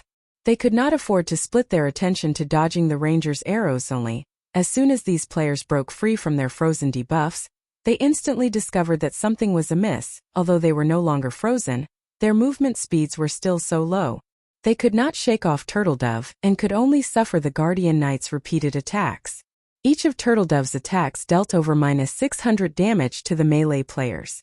Using Hammer of Sanctions, not only could she force her target into a fainted state, but she could also achieve a critical hit of over -3000 points. The half HP level 31 Shield Warrior, who was Turtledove's current target, lost his remaining HP instantly, dropping 2 pieces of equipment as he fell to the ground. These red names all belonged to the forces of darkness. Even the penalty they received for being red names were light. They only lost slightly more EXP than the average player. Roughly 1.5 to 2 levels worth of EXP. Meanwhile, Kola's and Yuwumian's damage was even higher than Turtledove's. Each one of their skills dealt over -4000 damage with a critical hit. The unlucky half HP melee red names died instantly. Damn it. Why is their damage so high? Many red names were dumbfounded. What these red names did not know, however, was that Kola and the other skill completion rates far surpassed theirs. Hence, their skill damage was very high. 3 seconds later, the melee players who had broken free from the freezing effect froze solid once more. Against the ranged attacks of Zero Wing's main force, even with their healer support, these red names could not escape death in the blink of an eye. Over a dozen melee red names fell to the ground. Meanwhile, the majority of Zero Wing's melee forces suddenly emerged from the forest, launching a pincer attack from the side. As the red names had focused all of their attention on the 3 MTs, they were momentarily caught off guard by the sudden pincer attack. Just as the melee red names tried desperately to defend against the sudden ambush, Fire Dance, Flying Shadow, and the other assassins of Zero Wing suddenly appeared behind the red name healer's ambush. Backstab. Absolute Strike. With a chain of attacks, Fire Dance and the other assassins claimed the lives of multiple healers. Meanwhile, the red name assassins had similar thoughts. They had long since circled to Zero Wing's back, launching an ambush on the team's healer's die. Traceless Blood had long since set his eyes on the cleric Violet Cloud. Using shadow steps, he appeared right behind Violet Cloud, his dagger plunging towards Violet Cloud's heart. Chapter 693 Magic Weapon Against Magic Weapon. Traceless blood was extremely fast. Everything happened in the blink of an eye. The assassin had not given Violet Cloud any opportunities to activate her skills. Traceless blood had investigated Violet Cloud, so he knew the cleric was very strong. If he gave her even a breath of time, it was possible that his assassination attempt would fail. Hence, he had taken his time, slowly and carefully approaching Violet Cloud, and using shadow steps at its maximum range. This way, by the time Violet Cloud's senses reacted, it would be too late. The dagger covered in engraved, black runes tore through the air, colliding with Violet Cloud's back. With his first strike landing successfully, Traceless blood immediately used the most powerful skill of assassins, Absolute Strike, instead of a different skill like Backstab. Unlike Backstab, Absolute Strike did not require any specific attack motions, allowing for a faster strike. Suddenly, Traceless blood transformed into a black light that pierced through Violet Cloud. After arriving in front of the cleric, Traceless blood spun in midair, using his dagger's most powerful additional skill, Flowing Light, on the cleric. Flowing Light's single target damage was even higher than Absolute Strike. The skill was also much faster, the entire process ending in less than a heartbeat. Traceless blood's eyes widened as he looked at his dagger in disbelief. No matter how much strength he put into his arm, his dagger could not pierce Violet Cloud's pale golden robes. It was as if her robes were made of adamantine. You are quite impressive. If I hadn't activated absolute space at the first sign of danger, I would have most likely been dead by now, Violet Cloud said as she looked at the dagger with black runes. Those black runes looked very familiar to her. They were very similar to the runes unique to magic weapons. If the dagger wounded her, the consequences would be unimaginable since his attack had failed. Although Traceless blood was shocked, he immediately turned and fled. He abandoned the idea of attacking Violet Cloud as he knew that he could no longer inflict damage on the cleric. Moreover, he did not know the duration of the cleric's absolute space. While she had that protection, he was no more than a living target. His only options were to run and hide. You can't escape. Violet Cloud did not dare give Traceless blood an opportunity to escape. Absolute space had a relatively long cooldown. If she allowed the assassin to get away, she would not be able to fend him off should he come back to attack her again. Waving her finger, she used the Tier 1 skill, Star's Guidance. Immediately, a powerful gravitational force pulled at Traceless blood, dragging him back towards Violet Cloud. What kind of skill is this? This was the first time Traceless blood had seen such an unconventional skill. He felt like small threads had wrapped around him, zealously pulling him towards his enemy. As a last resort, Traceless blood used his control removal skill, removing the effects of Star's Guidance Sacred Seal. Seeing that her attack had failed, Violet Cloud used Sacred Seal, a marking skill of clerics. Suddenly, a sacred light appeared on Traceless blood's forehead, preventing him from entering stealth. Damn it. She knows a skill like this as well. Traceless blood began to panic. Not being able to enter stealth was extremely disadvantageous for him. With this, he would not be able to sneak up on Violet Cloud later in the battle. Shortly after Traceless blood began to flee, a black figure dashed towards him. Don't even think of escaping. Shadow Sword lifted Tempest's breath and used charge at the assassin. Since Traceless blood had already used his control removal skill, he had no choice but to use wind steps, utilizing the 1 second of invulnerability the skill provided to block Shadow Sword's charge. Turning around, Traceless blood then flipped his dagger into a reverse grip and plunged the weapon into Shadow Sword's abdomen. Kidney strike. As long as the skill forced the berserker into a fainted state for 2 or 3 seconds, it would be enough for him to get away. Realizing that he could not block the incoming attack in time, Shadow Sword activated Whirlwind Slash, swinging Tempest's breath at Traceless blood. Shadow Sword fully intended to trade hit for hit. Seeing this, Traceless blood had no choice but to halt his attack and retreat immediately, evading Shadow Sword's Whirlwind Slash. He was merely an assassin. How could his normal attacks deal more damage than a berserker? Moreover, he wore leather armor whereas berserkers wore plate armor. Even if his weapon were a magic weapon, a head-on clash could end with mutual destruction. Moreover, he currently occupied the rear line of the enemy's formation. There were no healers to recover his HP. However, Shadow Sword was different. He had the assistance of a healer like Violet Cloud. The berserker had no fear of a battle of attrition. Hence, when Shadow Sword attacked, there was no fear in his eyes at all. After evading Shadow Sword's attack, Traceless Blood immediately turned and fled, having no desire to continue his clash with the berserker. His opponents included an expert cleric and an expert berserker. He had very little confidence in defeating either one in a frontal assault, to begin with, not to mention fighting both simultaneously. However, Shadow Sword had no intentions of letting the assassin get away so easily. Immediately, he followed his failed attack with Break and Thunderclap. When the movement speed reduction effects of both skills were compounded, Traceless Blood lost any hope of escaping the berserker. Traceless Blood had no choice but to enter a melee with Shadow Sword. Pung. When the two weapons collided, dazzling sparks scattered into the surroundings. The impact forced Traceless Blood to retreat by 3 steps, a grim expression appearing on his face when he noticed his opponent still standing steadily in his original location. Does he have so much strength? Traceless Blood acknowledged that his own strength attribute was quite high, even slightly higher than an ordinary berserker. Yet, against Shadow Sword's attack, this berserker's strength overwhelmed him. The magic weapon he wielded granted him a significant amount of strength. Even if Shadow Sword was superior in terms of strength, the berserker's attack should not have been able to force him back by 3 steps. Even now, his hand still felt numb from the exchange. Zero Wing actually possesses so many top-tier experts. Smiling, Violet Cloud finished chanting her incantation.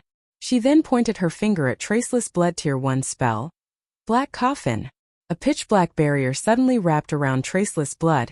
Having no other choice, Traceless Blood used Vanish. After activating Vanish, he would become invulnerable to all attacks momentarily. The skill would also place him in a forced invisibility state for 3 seconds, followed by a stealth state. Even Sacred Seal would not be effective during forced invisibility's 3 seconds, and these 3 seconds were more than enough to put a huge distance between himself and the two experts. Vanish? Shadow Sword had no counter for this skill either. This was the most powerful life-saving skill an assassin, one of the 12 major classes, possessed. Unless one had a silencing skill, it was extremely difficult to kill an expert assassin. 3 seconds later, Traceless Blood reappeared far from Shadow Sword. At this range, even the berserker's charge would not reach him. Moreover, Assassin was an agility-focused class. In terms of movement speed, an assassin was much faster than a berserker. In addition, Traceless Blood also possessed equipment that enhanced his speed. There was no way that Shadow Sword could catch up to him at this point. This was also why Traceless Blood had been able to escape after his assassination attempt on Galaxy Past had failed. What's this? Traceless Blood suddenly noticed a black magic array beneath his feet. Although Traceless Blood struggled to get away, this black magic array was like a black hole. No matter how much he tried to struggle, he could not escape his fate of being devoured in the next moment. The black magic array swallowed the assassin whole, his body vanishing without a trace. When Traceless Blood saw light again, he was shocked. How is this possible? He appeared a short distance from Violet Cloud once more. This time, however, he was surrounded by mana balls and barriers of light. The berserker Shadow Sword also stood nearby. He had no options to flee the enclosement of the barriers of light. I already told you that you can't escape. Wielding a pitch-black key in her hand, Violet Cloud smiled at Traceless Blood and said calmly, "You have a magic weapon. I too have a magic weapon." To resolve a serious threat like Traceless Blood, Violet Cloud utilized her final trump card, Star's Reminiscence. The skill was also an Astromancer's main weapon. One of the skill's effects was spatial imprisonment. When activated, Star's Reminiscence would lock a target in the specified space indefinitely. If the target wished to escape their imprisonment, their only option was to shatter the spatial barrier, or have the user dispel the skill. Meanwhile, the user's mana determined how much damage the spatial barrier could absorb. It was a skill with terrifying effects. However, the skill also had a very long cooldown of 2 hours. I'm actually going to die like this. Traceless Blood could not help but smile bitterly as he watched the mana balls that covered the sky and the berserker that eyed him like a fierce tiger. Chapter 694 Zero Wing Strength. Stoneclaw Mountains, Outer Region. Currently, over 400 finely equipped red names pushed deeper into the Stoneclaw Mountains inner region. However, as they approached the area, not only were the monsters they encountered stronger, but the number of monsters they encountered also increased. Moreover, the more players there were on the team, the easier it was for monsters to discover them. As a result, battles occurred quite frequently initially, The group only encountered 2 to 300 level 35 elite half-orcs and a few special elite and chieftain half-orcs. Now, however, the group frequently encountered groups of 4 to 500 level 38 elite half-orcs led by level 39 half-orc lords. The battles were twice as difficult now. Our luck is terrible. These half-orcs respawn so quickly.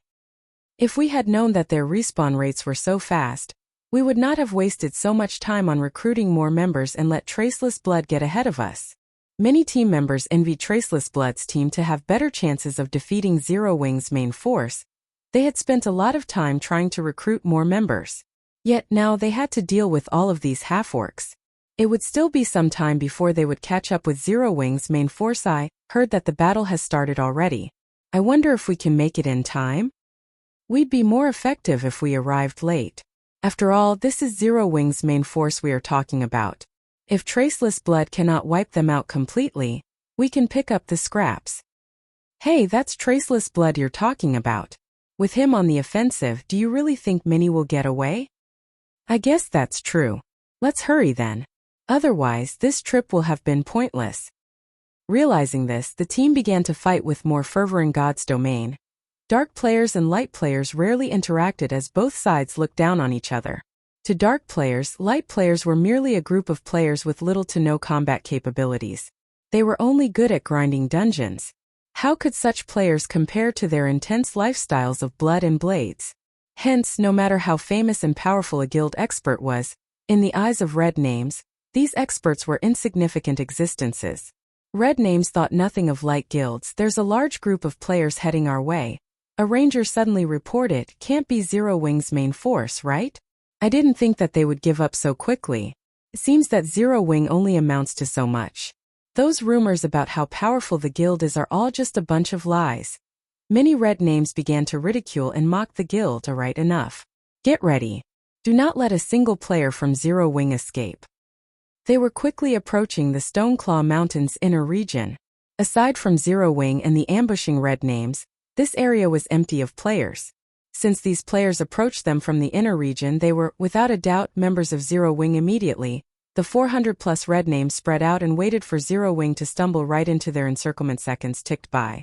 Very quickly, several dozen players emerged from the forest, each and every one of them looking miserable. These players panted heavily as they emerged. It was obvious that they had exhausted their stamina from running across a long distance. Just as the red names, who lay in wait, were about to rush forward and surround these exhausted players, they suddenly realized that something was amiss. Isn't that Berserker Three Knives, the person ranking 91st on the red list? Aren't they members of Traceless Blood's team? Why do they look so miserable? A series of questions popped up in everyone's minds. However, they soon found their answers. Suddenly, dozens of arrows and spells burst from the forest. In the blink of an eye, several of the escaping red names fell to the ground and dropped several pieces of their equipment. Meanwhile, Three Knives, who ran at the forefront of the team, desperately blocked and dodged the incoming attacks. However, 2 arrows still found him, his HP instantly falling by nearly 3,000. You think you can get away with provoking Zero Wing? Minor Wind, who appeared at the treeline, coldly demanded as he glared at Three Knives. Behind him, more of Zero Wing's members followed. Since I can't escape, I'll take you to the grave with me. Three Knives, who was exhausted from running, stopped as he resolved to fight to the death. The fight with Zero Wing's main force had been one-sided punishment. Even their strongest combatant, Traceless Blood, had been easily defeated, not to mention the rest of their team. Less than 5 minutes since their battle with Zero Wing began, they had lost over half their numbers. On the other hand, Zero Wing had not suffered a single death. It was simply inconceivable at that point. Each side's strength had been obvious. They were on completely different levels, following which, he had issued a command to retreat immediately. When they started retreating, they still had more than 100 players. Now, however, only a dozen or so were alive. Minor Wind had claimed the majority of their members' lives himself.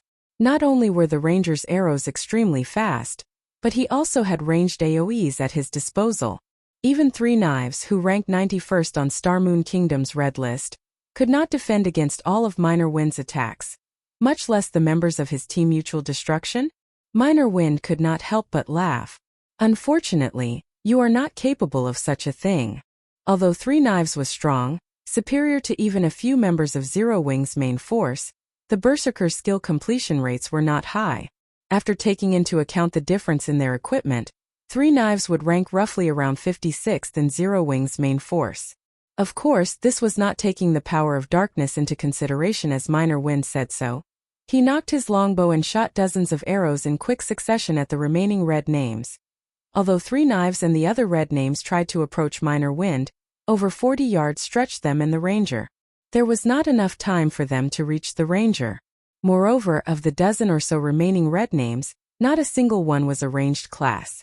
Hence, the group had no choice but to weather the rain of arrows as they advanced. However, the Tier 1 weapon Windchaser was no trivial item. With it, Minor Wind could deal over -1,500 damage with his normal attacks alone. Three Knives and the others had, at most, a little over 7,000 HP. A few arrows were enough to finish them off. In addition, Minor Wind's arrows would occasionally trigger the quadruple stars effect. Before the dozen or so red names crossed 10 yards, only Three Knives remained alive.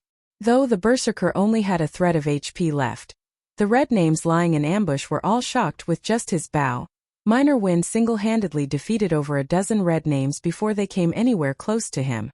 Even Three Knives was on his last breath. None of the red names lying in wait could believe their eyes. Am I dreaming? Why is that ranger so powerful? Suddenly, everyone realized that their fellow red names who had gone ahead to ambush Zero Wing were all dead. Moreover, the only survivor had no more than a thread of HP remaining. The gap between the light players in their imaginations and the members of Zero Wing's main force was massive. Oh? You called for reinforcements? Minor Wind shifted his gaze towards the red names hiding in the bushes. With eagle eyes he noticed more than 400 players. Grinning, he said, "Since Big Sisfire and the others are not around, let's use you guys to test out my true strength." When the red names heard Minor Wind's words, a sense of doom seeped into their hearts. Minor Wind's attack power was simply too high. Moreover, none of them were confident in escaping his rain of arrows unscathed. Three Knives was the best evidence for the assumption. Suddenly, the leading black-robed elementalist jumped up from his hiding spot and shouted, "W8! Chapter 695 Flower of Seven Sins." The black-robed elementalist was level 33. On Star Moon Kingdom's ranking list, he would rank within the top 20. The majority of his equipment consisted of level 30 fine gold rank, while the rest was dark gold rank. Particularly, his staff, which sported a spiral of flame-red runes, was no ordinary dark gold staff. Sunlight Dust. Three Knives was shocked when he saw the black-robed elementalist reveal himself. "What are you doing here?" Among the top 10 experts on Star Moon Kingdom's red list, Traceless Blood ranked 7th. Meanwhile, Sunlight Dust stood above Traceless Blood, ranking 3rd on the red list. The red list was different from the ranking list. Rather than ranking players by their levels, players on the red list were judged by their strength. It was a far more accurate estimation than the God's Domain experts list the Secret Pavilion had created. "So you're Sunlight Dust, the person who defeated Red Feather, the Star Alliance's apex expert." Minor Wind grew serious as he watched Sunlight Dust. Coldly, he asked, "Are you targeting Zero Wing as well?" Red Feather was one of the strongest combatants in the Star Alliance, and was an expert who ranked on the God's Domain experts list. The fact that Sunlight Dust could defeat an apex expert like Red Feather showed that the Elementalist should also rank at the top of Star Moon Kingdom. Hence, even he could not afford to be careless around Sunlight Dust. Even the slightest mistake could result in his death. "Initially, I had only planned to earn a quick buck. Now, however, it seems that won't be possible," Sunlight Dust said as he turned to an empty area near Minor Wind. Shaking his head, he said, "Zero Wing really has an abundance of experts. Its fame is not undeserved." Seeing Sunlight Dust's reaction, Three Knives was very confused. With Sunlight Dust's strength and that of his companions, they could make short work of Minor Wind. Yet the expert elementalist chose to surrender. A figure suddenly appeared beside Minor Wind. This figure was none other than Flying Shadow, who had been in stealth all this time. "I'm impressed. He actually sensed me from so far away," Flying Shadow muttered in surprise. With his standards, aside from their guild leader, Black Flame, only Fire Dance and Violet Cloud could detect him from such a long distance. One could just imagine how powerful Sunlight Dust was. "You can't expect this matter to end just because you revealed yourself, right?" Flying Shadow growled as he stared at Sunlight Dust. Sunlight Dust and his companions had aimed for Zero Wing from the very beginning. And yet, the instant the situation turned sour, they wanted to just up and leave. It was nothing more than disrespectful, of course not, Sunlight Dust said calmly. I have very useful information for Zero Wing. Let us offer this as compensation. What do you think? What kind of information? Flying Shadow asks. Currently, only red names and small workshops are targeting Zero Wing. However, this is only the beginning. I've heard that our employer is in the process of hiring the Flower of Seven Sins as well, Sunlight Dust said slowly at the mention of the name Flower of Seven Sins. Everyone sucked in a breath of cold air. There were many powers in the virtual gaming world. There were guilds, workshops, and special organizations such as the Flower of Seven Sins. The Flower of Seven Sins was neither a workshop nor a guild. However, the organization's name shook the virtual gaming world. Their fame was so widespread was because the Flower of Seven Sins was an organization specializing in assassination work. They targeted gamers' characters. Specifically, as long as a virtual reality game possessed a PvP mechanism, the Flower of Seven Sins would be present. And as long as a player could afford their price, whether it was a monster-like gamer or the guild leader of a super guild, the Flower of Seven Sins could assassinate their target. Moreover, these statements were not without proof. In the past, someone had paid to have the guild leader of a super guild eliminated. In the end, the Flower of Seven Sins completed the task. Back then, the organization had greatly angered said super guild, causing said super guild to declare war against the organization. In the end, however, this super guild ceased to exist. The Flower of Seven Sins tore the guild apart thoroughly and removed its name from the virtual gaming world forever. However, the Flower of Seven Sins' asking price was extremely high. No ordinary person could afford it. Fire Dance suddenly appeared in between the two groups. In a grave tone, she asked, "Are you telling us the truth?" Fire Dance's sudden appearance surprised even Sunlight Dust, causing the elementalist to feel an immense pressure. I actually failed to detect her at such a close distance. Sunlight Dust wore a grave expression as he looked at Fire Dance. This was the first time anyone had come so close to him undetected. He possessed a special skill that granted him greater perception than ordinary players. Otherwise, he would not have so easily discovered Flying Shadow. If Fire Dance attacked him at such a close distance, he would likely die. Zero Wing really is scary. It's no wonder that person is hiring the Flower of Seven Sins, Sunlight Dust finally realized. He then turned to Fire Dance, smiling bitterly as he responded, I guarantee that this information is true. However, as to what that person has requested the Flower of Seven Sins to do, even I have no clue. You may leave. Fire Dance dismissed them with a wave of her hand. Whether Sunlight Dust was lying to her or not, she doubted his words. Experts had their own pride to protect.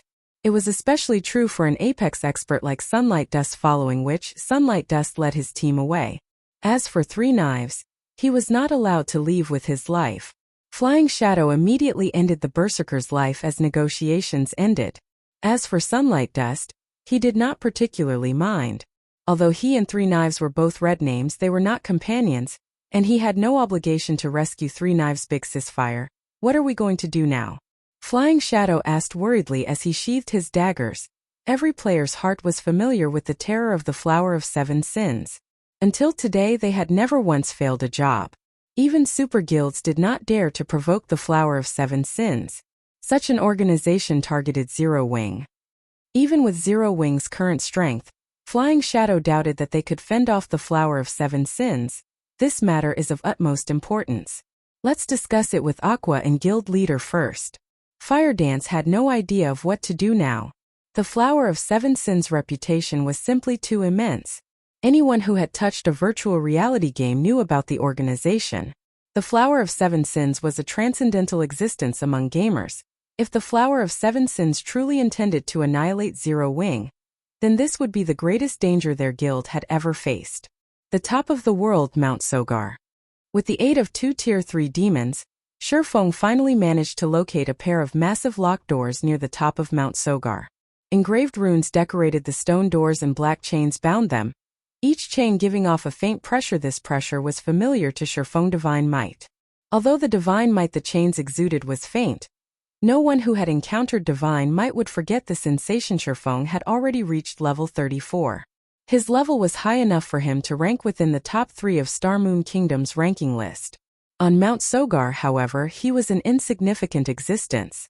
If he had not possessed 2 Tier 3 demons, he would not have made it up to this point. Feng had encountered multiple level 50 lords on his way up the mountain. With his strength alone, unless he activated the aura of space movement, he would not have survived. Meanwhile, a gigantic beast stood guard beside the massive pair of stone doors. This quest is absurdly difficult on so many levels. Feng inwardly laughed bitterly as he watched the gigantic beast 9-headed magic snake. Ferocious beast, Great Lord. Level 55. HP 90 000 000/90 000. Chapter 696, Ferocious Beast. Ferocious beasts were different from general wild and demonic beasts. They belonged to the ancient era. During ancient times, ferocious beasts were monsters that fought even gods. Some ferocious beasts had even managed to kill gods. Ferocious beasts were on the same level as angels and dragons, possessing the strength to challenge opponents of a higher tier. In the past, Feng had watched large guilds raid ferocious beasts, and he could describe those battles with a single word: intense. Once, an army of 10,000 elite players and several hundred first-rate and top-tier experts had attempted to raid a ferocious beast. The players had all been above level 100, whereas the ferocious beast had only been level 90. Some of those players had even been Tier 3 classes. In the end, although the players defeated the ferocious beast, over 95% of the elites and half of the experts had died. There was a massive difference in strength between players at level 90 and players at level 100. It was like the difference between level 40 and level 50. Equipment's attributes would undergo a massive improvement at the level 100 threshold. Monsters received a similar boost, yet, even with such a huge difference, the players who faced off against the ferocious beast still suffered devastating losses. Although the 9-headed magic snake was only a Great Lord, unlike the level 90 ferocious beast that had been a level 90 Grand Lord, it was still a much higher level than Feng. At the very minimum, it would take a party of level 60 players to take down a level 55 Great Lord ranked ferocious beast. In Feng's opinion, if he wanted to kill this ferocious beast, he needed at least 500 level 60 and above Tier 2 players. Moreover, they would need excellent equipment. Particularly, their weapons should be at least dark gold rank. Facing the 9-headed magic snake with any less would be suicide. Unlike other monsters, ferocious beasts did not just possess immense combat power. They also possessed the life force passed down from ancient times. In combat, ordinary monsters' battle recovery would only regenerate 1% of their HPs every 5 seconds. Ferocious beasts' battle recovery, on the other hand, regenerated 3% of their HPs every 5 seconds. A ferocious beast's HP already ranked at the very top among monsters. They were practically bug-like existences. The 9-headed magic snake had 90 million HP. In battle, it could recover 2,700,000 HP every 5 seconds. Even if Feng multiplied his damage output by 10, and the Great Lord stood motionless, he could not kill it. With such a powerful monster guarding the doors, it had been made clear that underestimating this quest's difficulty would be a mistake. Even an epic quest wasn't this absurdly difficult. Fortunately, it doesn't seem like I'm required to kill the 9-headed magic snake to pass through those doors. Feng breathed a sigh of relief as he shifted his gaze towards a small circular indentation in the stone doors. The indentation was the perfect size for the elemental core. Weissman had said that the elemental core was both a map and a key. Since there was a keyhole in the stone doors, he just needed to insert the elemental core to open them. Moreover, with the 9-headed magic snake's massive body, it would not be able to cross the threshold. As long as Feng reached the other side of the doors, he should be safe from the ferocious beast. However, trying to open the doors under the snake's nose was not going to be easy. It seems like I'll have to sacrifice the purgatory demon. Feng noticed that the purgatory demon's time in this world was already nearing its end.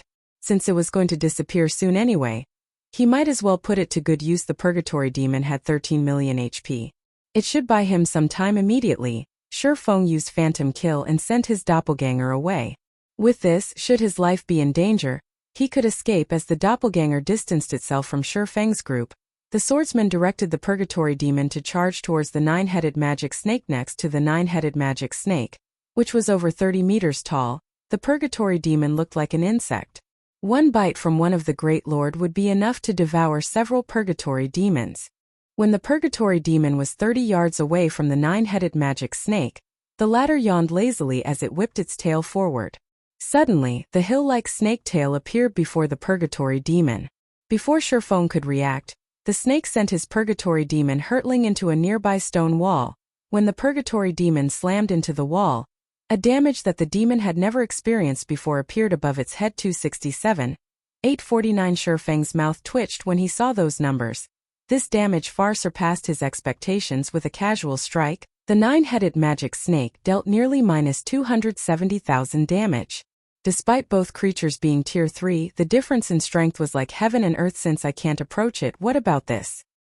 Feng did not dare direct the purgatory demon to approach the ferocious beast again. Instead, he used the tier 3 skill Garuda's Flame. Suddenly, a sea of fire rushed towards the nine-headed magic snake. This time, the ferocious beast finally woke. Suddenly, one of its snakeheads opened its mouth and inhaled. The beast sucked the flaming tide into its mouth, devouring the fire in the blink of an eye. Even Feng was stunned. This was his first battle against a ferocious beast.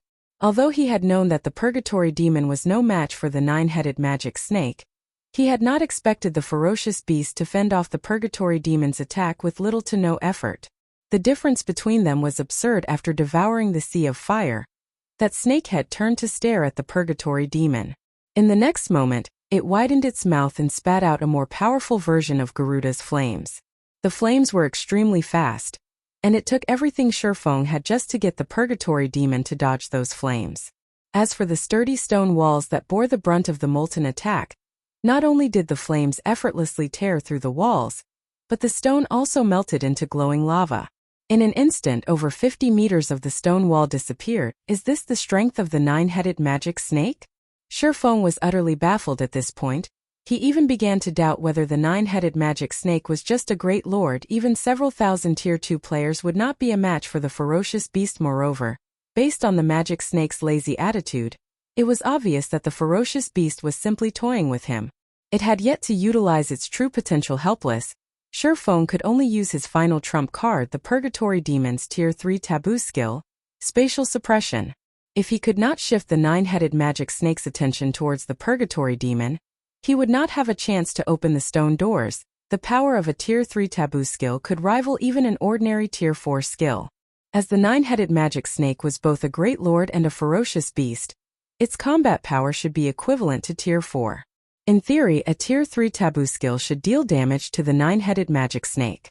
Moreover, the damage should be relatively high. When the purgatory demon swung its war axe at the nine-headed magic snake, Feng silently prayed that the attack would wound the great lord. Even a small amount of damage would be fine this time. The nine-headed magic snake finally raised all 9 of its heads. Its eyes locked onto the purgatory demon's incoming war axe. Suddenly, a hint of gravity appeared in its amber eyes. Let this succeed. Feng tightened his grip around the elemental core, focused on the nine-headed magic snake's reaction. When spatial suppression activated, everything the space surrounding the nine-headed magic snake suddenly grew incomparably heavy. One could not move if they tried, yet the nine-headed magic snake still moved. Although it was extremely slow, it was still capable of moving under the spatial suppression. However, as its tail moved very slowly, Feng could easily control the purgatory demon to avoid the attack. The demon's war axe then struck one of the fierce beast's heads. Boom! The nine-headed magic snake instantly lost that head as it fell to the ground, forming a massive crater. Meanwhile, the other 8 heads simultaneously screamed in pain as a massive amount of damage appeared above them. 605-791. Chapter 697, Super Large-Scale Destruction Spell. After suddenly losing one of its heads, the magic snake's 8 remaining heads glared at the purgatory demon, rage filling their amber eyes. Less than a second later, however, the dismembered head grew back. All 9 of the Great Lord's heads then abruptly opened their mouths and spat out a gray beam. Despite receiving a tier 3 taboo skill, the nine-headed magic snake's combat power had not decreased in the slightest. Not daring to be careless, Feng hurriedly directed the purgatory demon to evade the beams and distance itself from the ferocious beast. Anything the snake's beams touched turned into gray stone. However, as the beast had fired 9 gray beams, due to Feng's lack of control over the purgatory demon, he accidentally allowed one of the beams to strike on the demon. Instantly, the purgatory demon lost over 500,000 HP. Moreover, it was also afflicted with the petrified state, stealing more than 200,000 HP every 2 seconds and 60% of its movement speed for 30 seconds. I sent this petrification skill a little too strong. Feng used the Aura of Water's skill, Life Bloom, on the Purgatory Demon the moment he saw the debuff's description while petrified. Not only would the Purgatory Demon lose massive amounts of HP, but the nine-headed magic snake could also easily catch up to it due to the movement speed reduction. If that happened, the Purgatory Demon would be a goner in less than 30 seconds with Life Bloom. However, the Purgatory Demon's HP recovered at an impressive rate. Life Bloom recovered 60% of its target's HP every second. With the Purgatory Demon's 13 million HP, even if the nine-headed magic snake were more powerful, it would not instantly kill the demon. Hence, for the next 40 seconds, the Purgatory Demon was nearly invulnerable. Immediately, Feng used the Purgatory Demon to lure the nine-headed magic snake away from the massive stone doors, once the ferocious beast was 40 yards away, and Feng was sure that it focused on the Purgatory Demon fully. Feng activated Windwalk and dashed towards the stone doors. Time ticked by, second after second. As Feng approached the massive stone doors, his heart rate rose rapidly. If the nine-headed magic snake discovered him now, he would die without a doubt. Even if he relied on the temporarily immortal Purgatory Demon, he could not stop the ferocious beast from grinding him to a pulp. By the time Feng arrived at the stone doors, over 6 seconds had passed. Meanwhile, the Purgatory Demon had lured the nine-headed magic snake 100 yards away from the stone doors and desperately tried to pin it down, earning as much time for Feng as possible. To the nine-headed magic snake, the Purgatory Demon was practically a toy. Again and again, the ferocious beast smashed the Purgatory Demon into the ground, damages in the hundreds of thousands appearing above the demon's head. The Purgatory Demon had no power to resist. Without wasting any time, Feng immediately inserted the elemental core into the small hole in the doors. Suddenly, the magic arrays on the elemental core and inside the circular hole shifted and aligned. They then released a faint golden light. The runes covering the pair of stone doors lit up, releasing a dazzling golden glow. A moment later, the chains around the stone doors began to shatter faster. Hurry up! Feng's anxiety mounted as he watched the chains break. One after another, there were over 20 chains around the doors, yet each one took a full second to break. It would take more than 20 seconds for the stone doors to open as the chains shattered. The initially weak divine might grew stronger. This is bad. Feng frowned as he turned to the nine-headed magic snake, which currently toyed with the Purgatory Demon. With the divine might growing stronger, even he could sense it clearly now, not to mention the ferocious beast that had guarded the doors all this time. Sure enough, the nine-headed magic snake sensed the increasing divine might, and it could not help but turn to look at the stone doors. Suddenly, it whipped its tail and sent the Purgatory Demon flying before turning and slithered towards Feng. Meanwhile, 10 chains remained on the doors. With the nine-headed magic snake's speed, it did not need that much time to reach him. With no other choice, Feng directed the cursed demon to use the Tier 3 skill, Spiritual Blade, to attack the ferocious beast. Spiritual Blade was not just a magical attack skill. It was also capable of forcing its target into a confused state for 15 seconds. The skill could earn him enough time for the doors to open this time.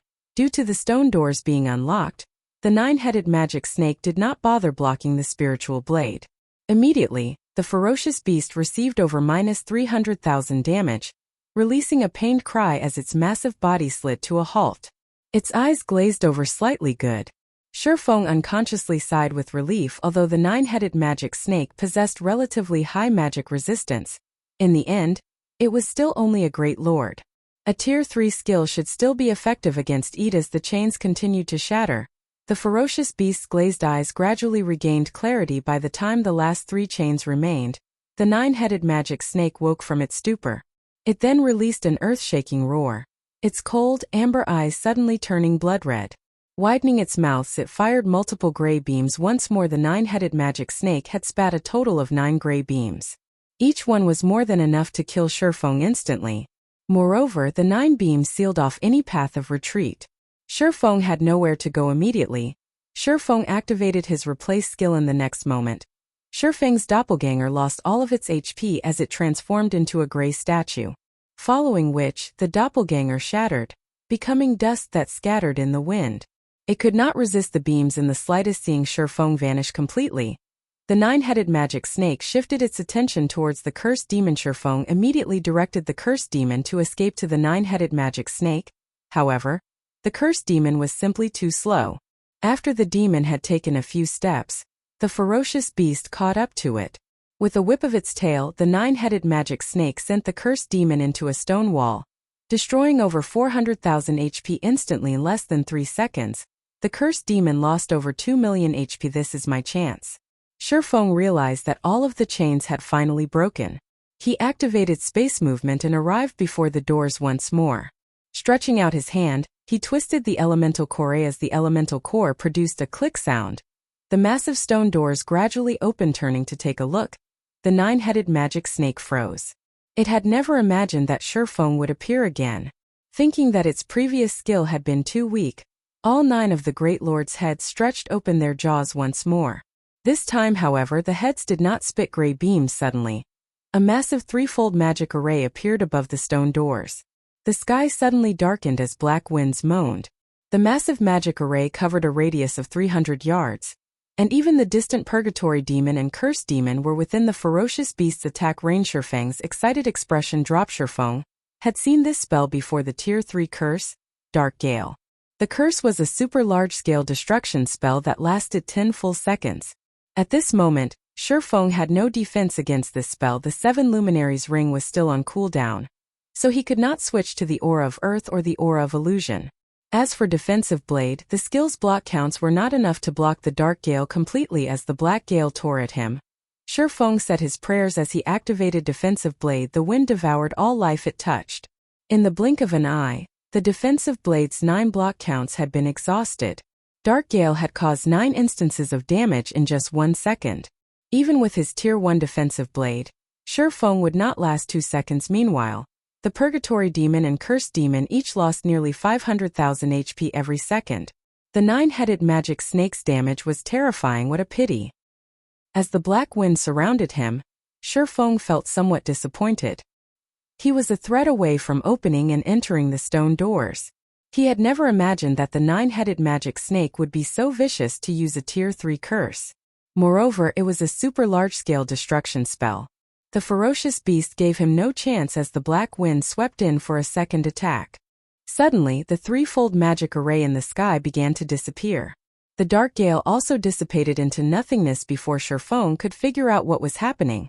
The nine-headed magic snake cried painfully as its body rapidly turned into stone.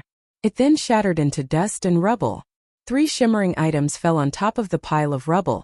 The sound of a system notification suddenly reached Feng's ears. This is Chapter 698, Strengthening Device. By now, Feng was quite familiar with the nine-headed magic snake's strength. To current players, it was practically invincible. It didn't matter how many players came here to raid it. Meanwhile, in Feng's mind, he had never actually thought of killing the nine-headed magic beast.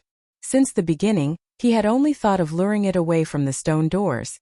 He had never expected the Great Lord to die. For a time, Feng was speechless. However, when he heard the sound of the system notification, he more or less understood what had happened. System, Blood Refining Passage has been opened. Do you wish to enter? Time remaining 1 hour 59 minutes. So it turns out that, as this place's guardian beast, if the stone doors open, the guardian dies. It's no wonder why the nine-headed magic snake was so desperate. Feng inwardly celebrated as he stared at the rubble that used to be the nine-headed magic snake. Unfortunately, he had not killed the snake. Otherwise, with the EXP from the ferocious beast, he might have risen several levels. With the stone doors open and quite some time before they closed again, Feng did not hurry into the blood refining passage. Instead, he approached the nine-headed magic snake's remains, hoping to take a closer look at what items the ferocious beast had dropped. Although he was not responsible for the nine-headed magic snake's death, as a monster, it would still drop some items after dying. Only, it would drop significantly fewer items. The nine-headed magic snake had been a Great Lord-ranked ferocious beast. Even the most inferior item it would drop was not something one would find from an ordinary Great Lord. Among the 3 items, one was a magical, pure black cube covered with blood-red runes. The item was called Blood Refining Stone, and it could be used inside the blood refining world. As for the other 2 items, one was a silver Feng-like dagger, while the other was a drawing. Sure enough, a ferocious beast's loot is amazing. It even dropped an epic dagger. Feng was momentarily stunned. Petrified Thorn. Dagger, epic rank. Level 40, level 100. Equipment requirement. Strength 550, Agility 400. Attributes adjust according to user's level. Attack power plus 1165. Currently level 40. Strength plus 92. Agility plus 101. Endurance plus 60. Strength increased by 10%. Agility increased by 10%. Attack speed plus 12. Evasion plus 20. All skills plus 2 levels. Ignore levels plus 20. Ignore 20% of the target's defense damage from sneak attacks. Increase by 20%. Level requirement to equip all items decreased by 5 levels. Durability 300/300. Attacks have 30% chance to inflict petrified effect, reducing target's weapon damage by 10% each second and movement speed by 60% for 6 seconds. 30% chance to trigger fatal blow effect, increasing damage by 220%. Additional skill 1 dash. Devour magic. Absorbs magic damage equal to 300% of user's maximum HP for 15 seconds. Damage absorbed can be converted into a single attack, dealing twice the amount of damage absorbed to an area of 5 by 50 yards in front of user. Cooldown 10 minutes. Additional skill 2 dash. Petrification domain. Enemies within 50 yards receive 500% weapon damage and have their movement speed reduced by 50% for 10 seconds. Increases the user's agility, strength, and movement speed with each target hit. Agility and strength can increase to a maximum of 30%, while movement speed can increase to a maximum of 100% for 30 seconds. Cooldown 1 hour. Fire Dance really lucked out this time. She'll be able to equip this once she reaches level 40. Only the dagger's strength requirement is somewhat high. I'll have to figure out a way to increase her strength. Feng happily stored away the petrified thorn. Although the true fire blades Fire Dance wielded were top-tier dark gold weapons, they were on a completely different level compared to the petrified thorn. At the end of the day, even the most powerful dark gold weapon was only a mortal's weapon. An epic weapon, on the other hand, was a true extraordinary weapon. The petrified thorn's attack power was especially frightening. The dagger's 1165 attack power was even higher than a level 40 dark gold ranked two-handed weapon. Not to mention there were the strength and agility increases the dagger provided. If Fire Dance equipped this dagger, she could slice through players as if she were dicing vegetables, following which, Feng's gaze shifted towards the Tattered drawing strengthening device forging design. Can strengthen player equipment, significantly reducing the consumption of durability required materials. 1 magic crystal, 10 mithril ore, 2 intermediate mana recovery potions, and 1 basic alchemy array. Is this real? Even something like this dropped? Feng muttered in surprise. In God's domain, monsters would grow more powerful as they reached higher levels. Take the monsters players currently face for example. Not only did they possess very high attack power, but they could also significantly reduce equipment durability. It was why the various guilds were forced to repair their equipment in Stone Forest. Town players could repair weapons with whetstones and advanced whetstones. However, there were no such recovery items for equipment. However, there were items that could reinforce equipment. The strengthening device was one such item. Only its forging design was extremely hard to obtain. It only dropped from level 50 and above Great Lord ranked field bosses. Dungeons would not drop the design. Moreover, the strengthening device was a consumable item. It could not be permanently equipped. Fortunately, the forging process was very simple, and the item also had relatively high durability. Players could put it to good use for a relatively long period. If they dodged attacks properly, they could extend the strengthening device's lifespan even further. However, one of the raw materials required was not that easy to obtain. While mithril or intermediate mana recovery potions and basic alchemy arrays were both cheap and easily available, it was a different story for magic crystals. Magic crystals were always rare and valuable, hence, crafting strengthening devices was expensive. Each one would cost roughly 30 silver to produce. Even so, there were still a large number of players willing to purchase it, while ordinary players were willing to waste some time traveling back to towns and cities to repair their equipment. Large guilds were not as willing. To them, time was money. In the past, a strengthening device's standard price was 2 gold. During its peak, however, the price soared to 4 gold due to high demand and low supply. Currently, the various large guilds of Star Moon Kingdom and several neighboring kingdoms had sent many of their members to the Stoneclaw Mountains. Obviously, the strengthening devices could offer some convenience. Just the amount of time and repair fees the strengthening devices could save them were worth more than 4 gold. It seems I'll have to find some opportunity to grind level 50 field great lords. With one strengthening device forging design, I won't even be able to produce enough for the guild members. Feng suddenly thought of a profitable business idea. If he waited too long, the strengthening devices would not be as profitable. Just as Feng finished organizing his items and was about to enter the blood refining passage, he suddenly discovered over 100 unread messages in his inbox. Among them, over 90% were from Aqua Rose. There were also messages from Gentle Snow and Fire Dance. They had all sent these messages around the same time. After he had reached Mount Sogar's core, he had worried that he would get himself killed while receiving a message. Hence he had blocked all calls and messages for the time being. What happened? Why are they so anxious? Feng wondered as he opened the messages. Chapter 699 Banished. The Flower of Seven Sins. A serious expression overcame Feng when he saw this name. He had not expected that exemplary Willow to be so vicious. It would have been fine had she just hired a bunch of red names and small workshops to harass Zero Wing. At most, it would make things a little difficult for the guild. However, it was a completely different story if she hired the Flower of Seven Sins as a mysterious assassin organization of the virtual gaming world. Nearly every virtual reality game contained traces of the Flower of Seven Sins. In the past, the Flower of Seven Sins had even developed itself into one of God's domain's peak powers. No guild could afford to offend the Flower of Seven Sins. As long as one could afford the organization's price, these assassins could even take out a super guild's guild leader. Everyone was afraid of them in the past. 5 super guilds had banded together to suppress the Flower of Seven Sins, threatening to retaliate if the organization accepted any assassination requests on their respective guilds' upper echelons. Unfortunately, those super guilds' efforts had been futile. In less than 10 days, all 5 super guilds gave up on suppressing the assassin organization. The Flower of Seven Sins had made a statement by killing their upper echelons once. There were even god-ranked experts among those who had died. From then on, the various super guilds in God's domain no longer bothered with the Flower of Seven Sins. Back then, the incident had shaken God's domain. The Flower of Seven Sins had become a power that no one would dare provoke. However, the organization's asking price was also extraordinarily high. Even open-source corporations should feel a sting from the cost of hiring the organization. Exemplary Willow must have hired the Flower of Seven Sins to deal with Zero Wing's upper echelons.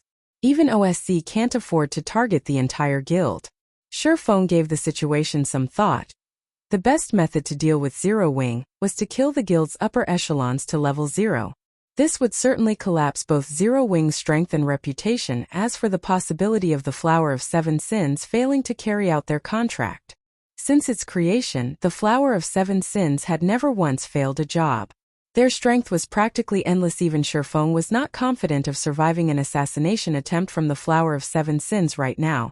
Not to mention the guild's other members. If I remember correctly, before the Flower of Seven Sins takes action, the organization usually invests some time to investigate their target before taking action. In the past, the Flower of Seven Sins would take anywhere from 5 to 10 days to collect information. If Exemplary Willow went directly to them and hired the organization after she returned from our meeting, I should still have roughly 4 days before the organization takes action. If their target is much stronger than their initial estimations, the Flower of Seven Sins will adjust their quote to their employer, and will only take action after their employer agrees to the new price. Right now, the best way to avoid this mess is to increase the strength of the guild's upper echelons significantly. Within 4 days, forcing the Flower of Seven Sins to renew their price. If that happened, Exemplary Willow might not consider the price worth it and give up on the organization altogether. Feng had some understanding of the Flower of Seven Sins rules and pricing. Killing a system recognized third-rate expert cost 500,000 credits. The price increased depending on the expert's strength. Moreover, this was only the price for one death. As for system recognized second-rate experts, the minimum asking price was 3 million credits. The minimum price for first-rate experts was 10 million credits. Top-tier experts cost 100 million credits. At the very minimum above them would be apex experts, and the organization charged upwards of 500 million credits for each kill. Ordinary people could never afford the Flower of Seven Sins. Only those large guilds and corporations with significant financial strength could do so. However, rather than spend so much money to kill an opponent, it was more cost-effective to send their own men to get the job done. Hence, Only when one had no other options would they employ the Flower of Seven Sins. This was precisely the case for exemplary Willow right now. At this point, even the Star Alliance was helpless against Zero Wing in the Star Moon Kingdom, not to mention Twilight Echo, which did not have the home ground advantage. The cost of killing Zero Wing's upper echelons to level 0 was astronomical. Only a massive existence like the Open Source Corporation could afford such a price currently. The Flower of Seven Sins had yet to determine the strength of Zero Wing's upper echelons.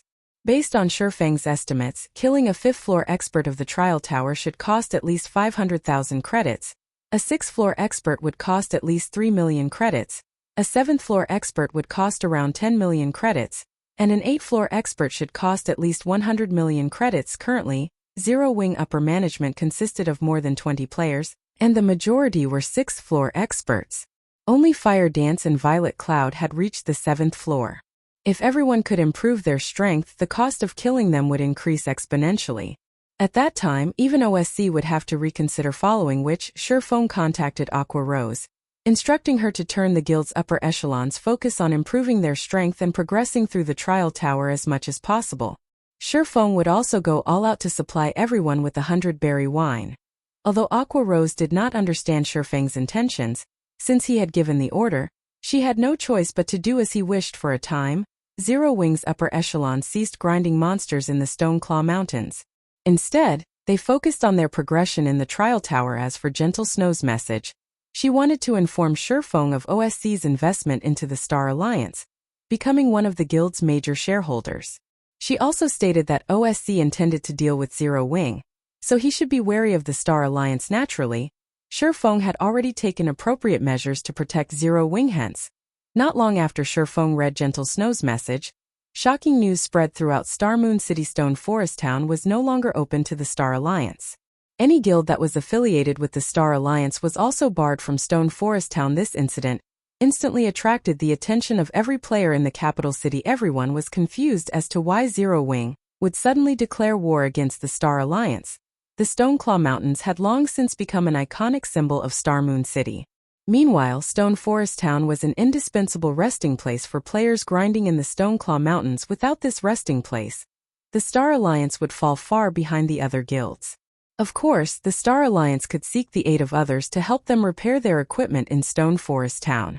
However, Feng had prepared for that as well. Feng had limited the amount of equipment players could repair. In other words, in addition to one's own equipment, players visiting Stone Forest Town could only help one other player repair a set of equipment once. Moreover, he also placed a limit on the players' levels. Only players who were level 30 or above were allowed to repair their equipment in the town. With this, he restricted the Star Alliance's options of repairing equipment in Stone Forest Town. Can someone tell me what is going on here? When Galaxy Pass received this information, he nearly jumped out of his seat from anger. The situation had changed so suddenly that even Galaxy Pass did not understand what had happened. Why had Zero Wing turned against them? The Star Alliance had only considered striking out against Zero Wing. The guild had yet to take such considerations seriously. Yet, Zero Wing chose to humiliate the Star Alliance publicly. The Star Alliance had already mobilized the majority of its combat power to the Stoneclaw Mountains. If the Star Alliance's members could not rest in Stone Forest Town, how was the guild supposed to compete with the other guilds? Silence filled conference hall. This was the first time anyone had seen Galaxy Pass so furious. Guild leader, maybe Zero Wing made this move because they think that we are becoming too big of a threat? Purple Eye was also confused by Zero Wing's drastic actions. They had clearly minded their own business until just recently. Zero Wing must have found out about OSC's investment into the Star Alliance. Red Feather reasoned, even if we have OSC's support, there is no reason for this.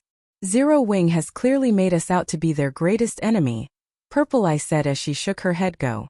Contact Black Flame immediately. Galaxy Past agreed with Purple Eye's opinion. He needed to sort out this matter with Black Flame properly. Chapter 700, Improving Swordsmanship. After Feng finished dealing with Zero Wing, he entered the blood refining passage. Regarding the Flower of Seven Sins, he could only focus on growing stronger. He had already obtained an epic weapon, and he was nowhere near completing the Solomon's Treasure quest. If he completed the quest, he might be able to upgrade his equipment. If he could obtain an epic weapon for himself, His combat power would rise significantly. Is this the blood refining passage?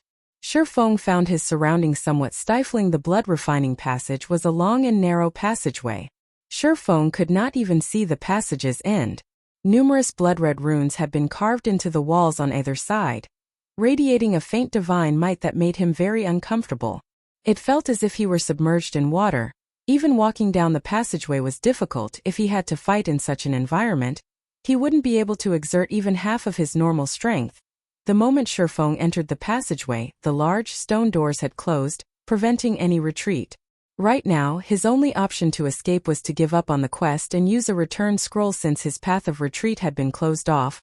Feng could only advance down the walkway. However, before Feng had covered a distance of 100 yards, two monsters suddenly emerged from the walls on either side of the passage. These two monsters wore blood-red armor and wielded silvery white bone spears. Blood fighter. Undead, elite rank. Level 50. HP 100. 000/100. 000. Undead. Feng unconsciously breathed a sigh of relief as he looked at the two 3-meter-tall blood warriors. Luckily, they're just level 50 elites. With the divine might suppression, the strength he could exert was limited. If a chieftain had appeared, he would have had no choice but to summon a tier 3 demon. However, the magic amplification scroll had limited uses. Feng did not want to waste them after the two blood fighters appeared. They immediately charged at Feng while thrusting their spears, each spear splitting into 3. They fought like experts who had known the same weapon for many years. All 6 spears aimed for Feng's vital points. With the two blood fighters working together, even Feng could not avoid all of their attacks. Such skill. Feng was slightly surprised. The blood fighter's spearmanship was on par with experts who specialized with the spear. In a fight without skills, even elite players would stand no chance against these blood fighters. Feng retreated, dodging the oncoming attacks as much as possible. From time to time, he used his swords to block an attack. The passage was somewhat narrow, and the two blood fighters took up the entire path. He had no room to circle to their sides. He could only face them head-on. Die.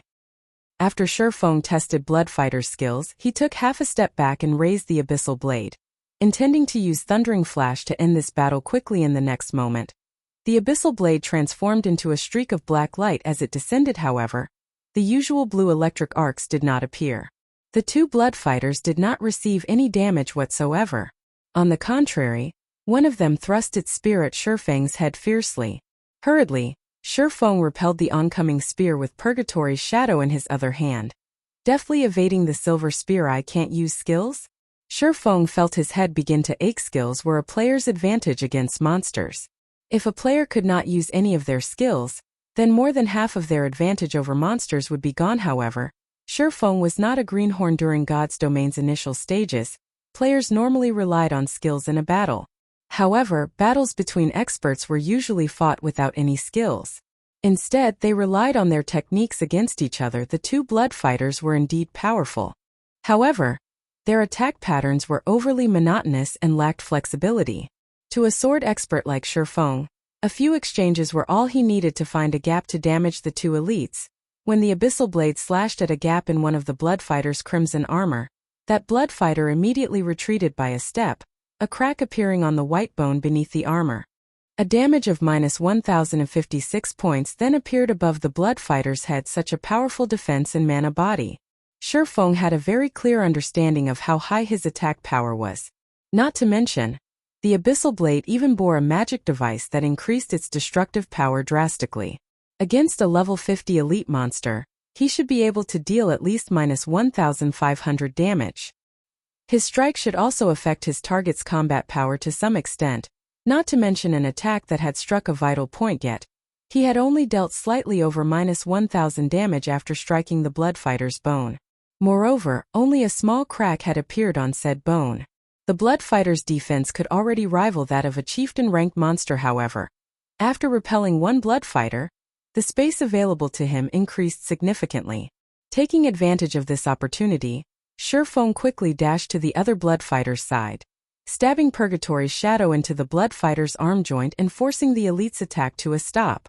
Immediately after, the Abyssal blade struck one of the blood fighter's vital points, one hit at the joints and one hit at a vital point.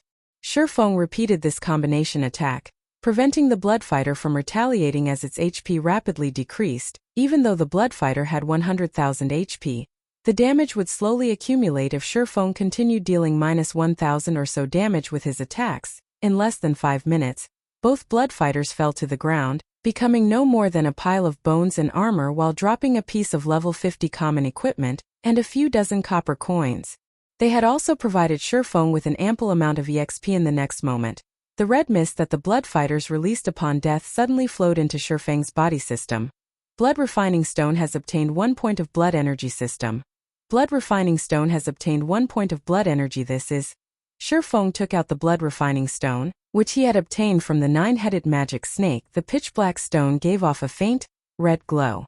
Its information had also changed. Blood Refining Stone can evolve into a blood refining crystal after absorbing 1,000 points of blood energy. 2/1000. Although Feng did not know what use there was to upgrading the Blood Refining Stone into a blood refining crystal, after giving it some thought, he realized that it might be a crucial key to completing his quest. Moreover, the Bloodfighters had provided an ample amount of EXP. It was roughly 3 times that of an ordinary level 50 elite. Hence, this wasn't a bad place to level up, following which, Feng continued along the passageway. He would encounter Bloodfighters every so often, however. As he progressed down the passage, more Bloodfighters appeared with each ambush. From the initial 2, the number gradually increased to 3, then 4. However, this was still not the greatest change. As the number of Bloodfighters increased, their attacks became more accurate. By the time Feng faced 4 Bloodfighters at the same time, their spearmanship had also become far more flexible. Their attack patterns began to vary as well. Killing the Bloodfighters became more of a challenge, and the time it took for him to end each battle increased significantly. After 3 to 4 hours of intense, non-stop combat, even an elite player would feel mentally exhausted. Fortunately, Feng had long since adapted to God's Domain's battles. Rather than feeling tired, he felt elated when fighting these Bloodfighters. It was not very often that he could fight in a life-or-death battle purely involving techniques, without being able to use his skills. Feng gradually noticed the deficiencies in his own swordsmanship. While he possessed plenty of attack methods, he lacked methods to defend himself with his swords, and he would often make up for this gap by relying on movement. Hence, Feng began to use his swordsmanship for both attacking and defending, no longer relying on his agility to evade oncoming attacks. As Feng engaged in more battles, his defensive swordsmanship improved. Initially, he still had to evade attacks every so often against 2 Bloodfighters simultaneously. After a few hours, however, Feng no longer needed to evade the attacks. He could fend off all of the attacks with his 2 swords. Another change has occurred? Just as Feng prepared to deal with the next batch of Bloodfighters, the elites stopped appearing. Instead, a skeleton wielding a 2-handed saber and wearing exquisite armor pulled away from one of the walls. Life filled the skeleton's flashing red eyes. It was completely different from the robotic Bloodfighters. Chapter 701 Blood Warrior. Hua! Hua! The skeleton in black-spiked armor suddenly brandished its 2-handed saber, creating a powerful gale that engulfed Feng. Its blade work is so fast. I didn't see the weapon move at all. Feng unconsciously tightened his grip on the abyssal blade. He felt an immense pressure as he stared at the flashing red flames in the skeleton's eye sockets. Blood Warrior. Undead Special Elite. Level 50. HP 240, 000/240, 000. Although the Blood Warrior's HP was not high, its attack speed and strength were on a whole different level compared to the Bloodfighter. Suddenly, the Blood Warrior stomped its foot. Feng only heard the sound of a sonic boom before the Blood Warrior appeared right in front of him, its massive saber transforming into a streak of silver light as it descended towards his head. In terms of strength and speed, the Blood Warrior was simply overwhelming. Although Feng had stretched his perception to its very limit, the Blood Warrior's explosive power still caught him unprepared. Boom. When the Blood Warrior swung its saber, the saber light extended over 10 yards. If the walkway had not been indestructible, the undead's attack would have gouged the ground. Meanwhile, the attack had sent Feng flying over 20 yards, a damage of more than -1,000 points appearing above his head in the blink of an eye. Feng lost 1/10 of his HP. So powerful. Feng gaped at the Blood Warrior with a face His entire arm was numb. It was not surprising that the special elite was stronger and faster than he was. What was surprising was the fact that the Blood Warrior had an expert's techniques as well. Neither its movement nor attacks contained any excess movement whatsoever. This allowed the undead to exert astonishing speed and destructive power. Even Feng had only barely blocked the attack with his sword. Suddenly, Feng was no longer as complacent as he had been against the Blood Fighters. Players had two main advantages against monsters. The first was their skills, while the second was combat techniques. However, inside the Blood Refining Passage, players could not use any of their skills and could only rely on their combat techniques in a fight. As for the Blood Warrior before Feng, not only did it possess superior attributes, but its techniques surpassed even ordinary expert players. If an ordinary expert stood in Feng's place right now, they would have no strength to resist the Blood Warrior. Just as Feng pondered ways to deal with the Blood Warrior, the latter charged for Feng once more, giving him no time to catch his breath. The Blood Warrior slashed its two-handed saber at Feng in quick succession. Every one of its attacks faster than Feng's visual perception. Feng could only rely on his intuition to block or dodge the attacks. He did not even have time to breathe. 1 slash, 2 slashes, 3 slashes. Countless saber lights intertwined, generating dazzling sparks as they collided with Feng's swords. Each time Feng blocked the Blood Warrior's saber, he was sent flying. Even while Feng soared through the air, the Blood Warrior showed no signs of stopping its assault. As long as Feng erred in his judgment, he would be executed on the spot. Feng was thrown over 100 yards in quick succession, his body slamming into the ground. The difference between their strengths was obvious at first glance. Is this really a level 50 special elite? Feng looked at his own HP. He had less than 3,000 HP remaining. At most, he could receive 3 more hits before his life ended. Before Feng could even consider his options, the Blood Warrior appeared before him. Attacking with its saber, it sent Feng flying once more. Since Feng had rejoined God's domain, he had suppressed his opponents with his strength. This was the first time an opponent had beaten him so badly. Regarding strength and speed in the face of absolute strength, all manner of trickery was useless at this moment. Feng was reminded of the fact that attributes were the basics of combat in God's domain. Even if Feng could perceive the Blood Warrior's attack trajectories, he simply could not keep up with the special elite's speed. If he could not even dodge the Blood Warrior's attacks, there was no point in considering a counterattack. If Feng received the Blood Warrior's saber a few more times, Feng's HP would be no more. Feng suddenly realized that the Blood Warrior had stopped attacking him. Instead, it turned around and walked back to where it came from, no longer interested in Feng. What's going on here? Despite needing only 2 more hits to end the battle, the Blood Warrior had stopped attacking him. Did I move out of its field of activity? Feng accepted this conclusion after giving it some thought. Otherwise, the Blood Warrior had no reason to spare him. It seems that I need to defeat the Blood Warrior if I wish to continue forward. However, with his current strength, it was utterly impossible to defeat the Blood Warrior. It would be easier without the Divine Might's suppression. Feng thought as he glared at the passage walls. The Divine Might radiating from the walls had limited his strength significantly. Otherwise, he would not have been so helpless against the Blood Warrior's attacks. If I wish to pass the Blood Warrior, I only have 3 options. I can reduce the Divine Might's suppression, improve my combat techniques, or improve my attributes without any of my skills. Weakening the Divine Might will be impossible. As for techniques, that is not something I can improve significantly in a short time. It seems that my only choice is to raise my attribute. Feng then looked at his current level. At this point, he was at 61% of level 34. He was very close to reaching level 35. He currently wore a tier 1 set equipment. As his level increased, the set's attributes would improve as well. Level 35 was considered a small milestone for equipment. Moreover, he also possessed epic and fragmented legendary ranked items. Once he reached level 35, those attributes would also increase. Let's level up. Then, Feng halted his advance. Instead, he retraced his steps. Feng had mostly grasped the Blood Refining Passage's rules. He would encounter different monsters depending on where he was. Since he had entered the field belonging to the Blood Warrior, if he retreated to the previous field, his would return to the 4 Blood Fighters. Fortunately, the Blood Fighters provided a lot of EXP, so Feng did not level slowly. Moreover, he could also improve his techniques by facing the elite monsters in such a way Feng began an endless journey of grinding, his level rising little by little.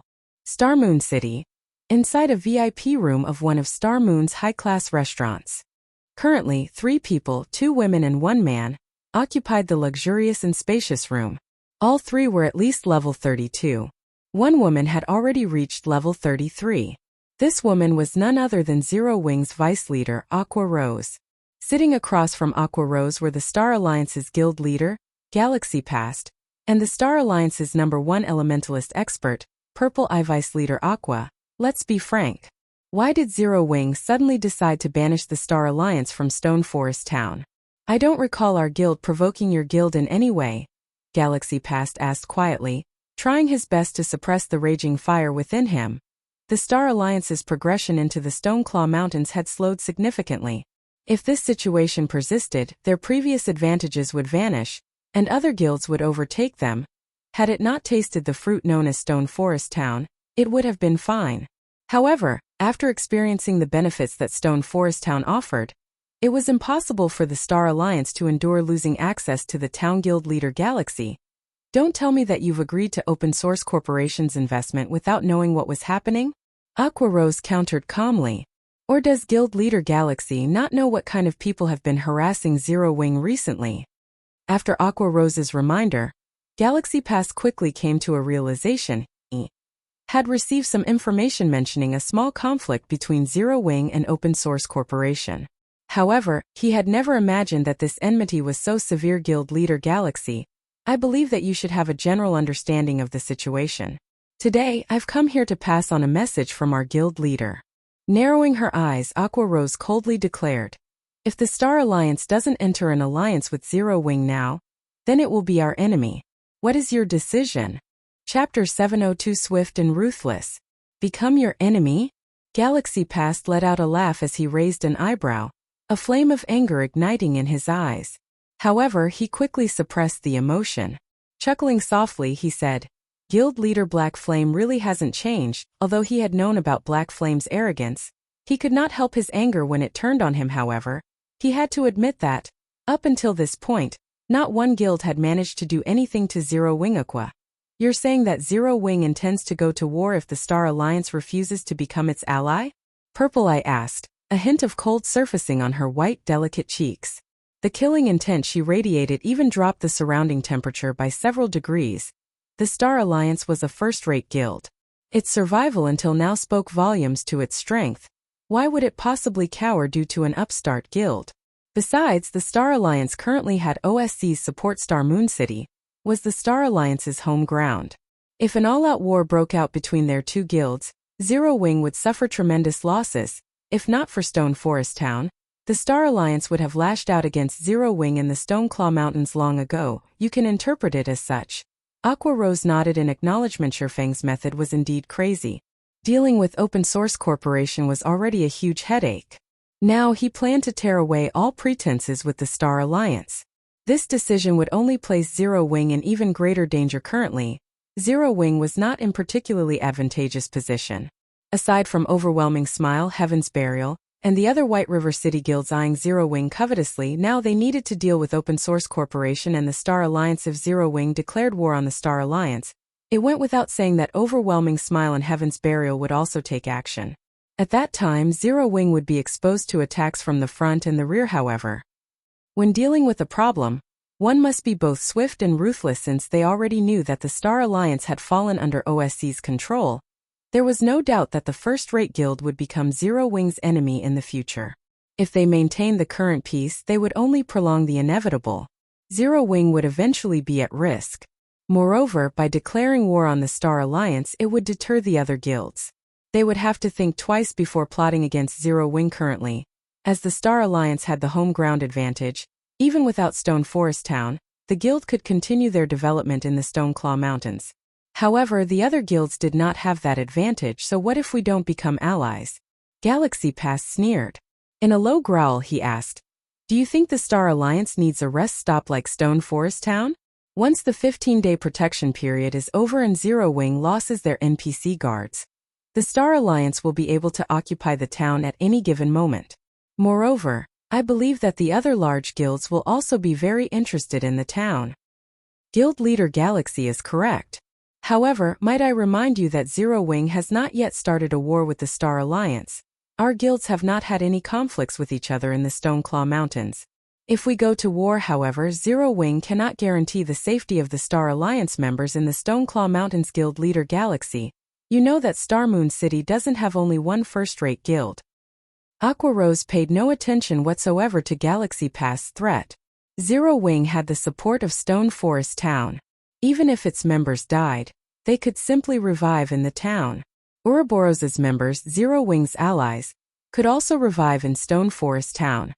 Hence, Ouroboros could quickly send reinforcements into the Stoneclaw Mountains. Aside from Stone Forest Town, the nearest town players could revive in was over 10 hours away. If a fight broke out in the Stoneclaw Mountains, the Star Alliance's members would have to waste a lot of time to return. Aqua Rose refused to think about the resources and manpower that would go to waste. If the war persisted, it would definitely wear down the Star Alliance. Galaxy Passed and Purple Eye's expressions grew serious upon hearing Aqua Rose's words. Yet, if they allied with Zero Wing, Open Source Corporation would not be pleased. How could the guild elders ever agree to an alliance that would anger a god of fortune like Open Source Corporation? Even his position as the Star Alliance's guild leader would be at risk. However, Galaxy Pass did not wish to start a full-blown war with Zero Wing right now. Seeing Galaxy Pass's troubled expression, Aqua Rose stifled a sigh. Heavy with emotion, Zero Wing had only recently established, yet with no backing whatsoever, it had become an existence that could even trouble the guild leader of a first-rate guild. Nothing like this had ever occurred during the virtual gaming world's long history. If the Star Alliance allies Zero Wing, our guild leader has promised to let the Star Alliance repair its equipment in Stone Forest Town at market price. Its members will also be able to revive in Stone Forest Town. In addition, the Star Alliance will be allowed to construct a guild residence in Stone Forest Town, allowing its guild members to transfer to the town swiftly and save on travel time. Aqua Rose said, her bright, charming lips curling into an alluring smile. What did you say? Galaxy Pass's composure shattered.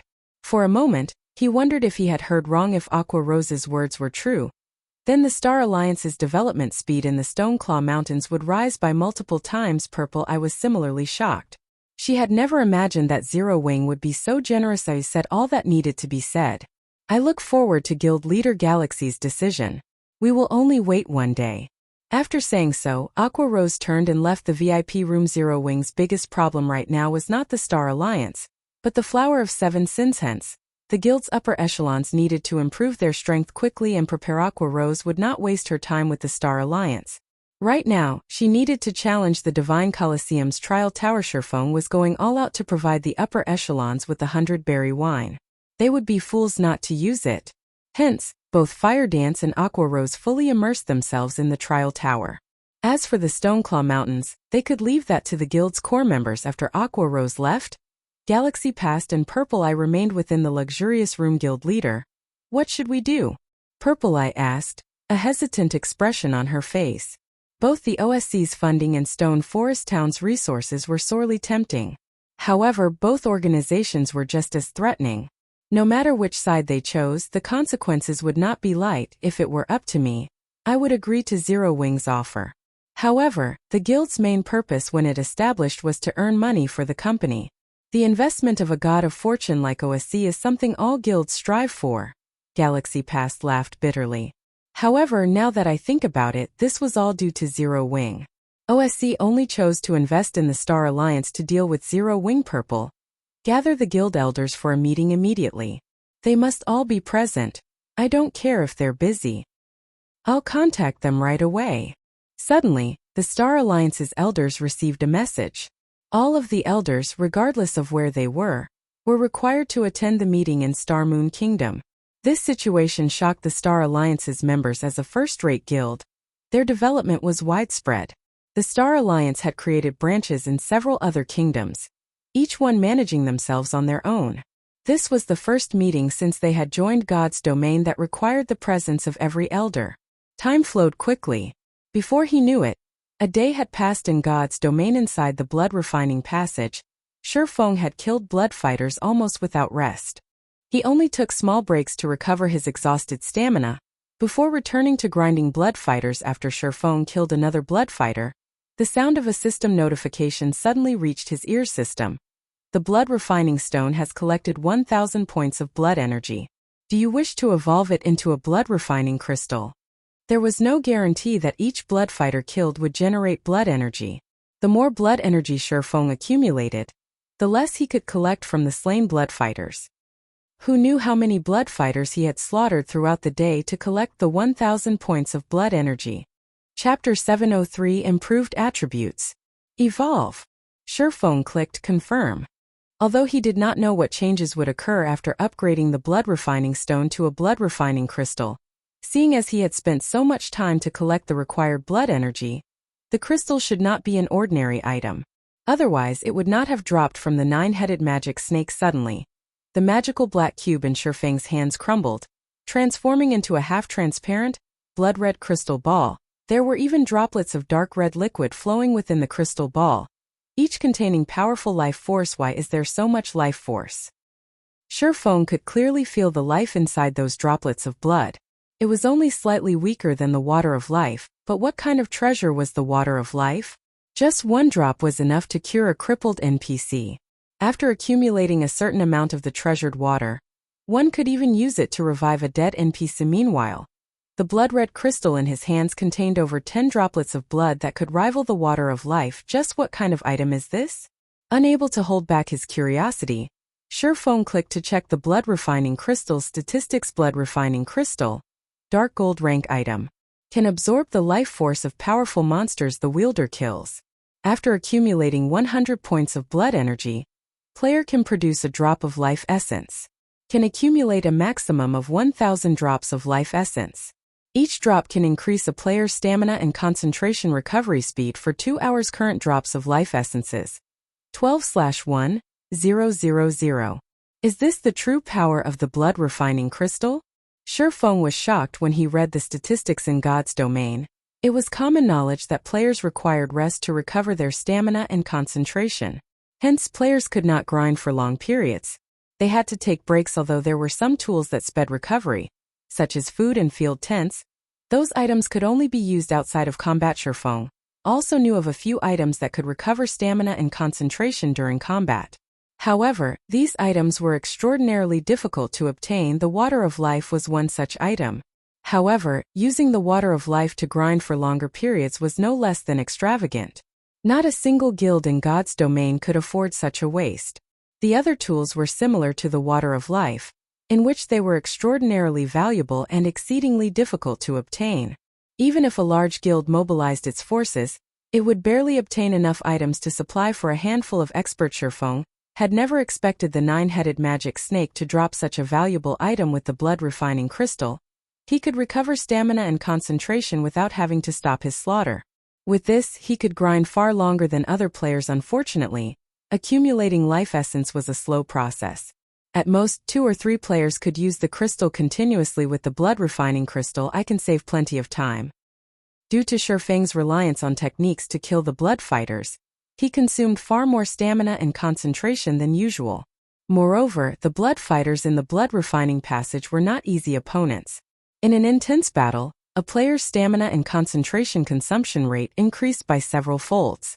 Hence, the blood refining crystal was a convenient item for Feng right now. Following which, Feng poured a drop of life essence into his hand and drank it. Suddenly, Feng felt his body relax, the fatigue he had accumulated from constant battle vanishing instantly. His mind also cleared. This really is a great item. Originally, Feng had intended to take a break after fighting for a little while longer. Now it seemed that he no longer needed rest after fighting the blood fighters for over a day. Feng was very familiar with their attack patterns. His swordsmanship had also become far more precise. During battle, Feng would try to discard extra attacks, pursuing efficiency. As a result, his swordplay became much faster, and he could now defeat the blood fighters with minimal effort. Feng had never considered these techniques before. He had only focused on ending the monsters he fought regardless of how much power he had to expend.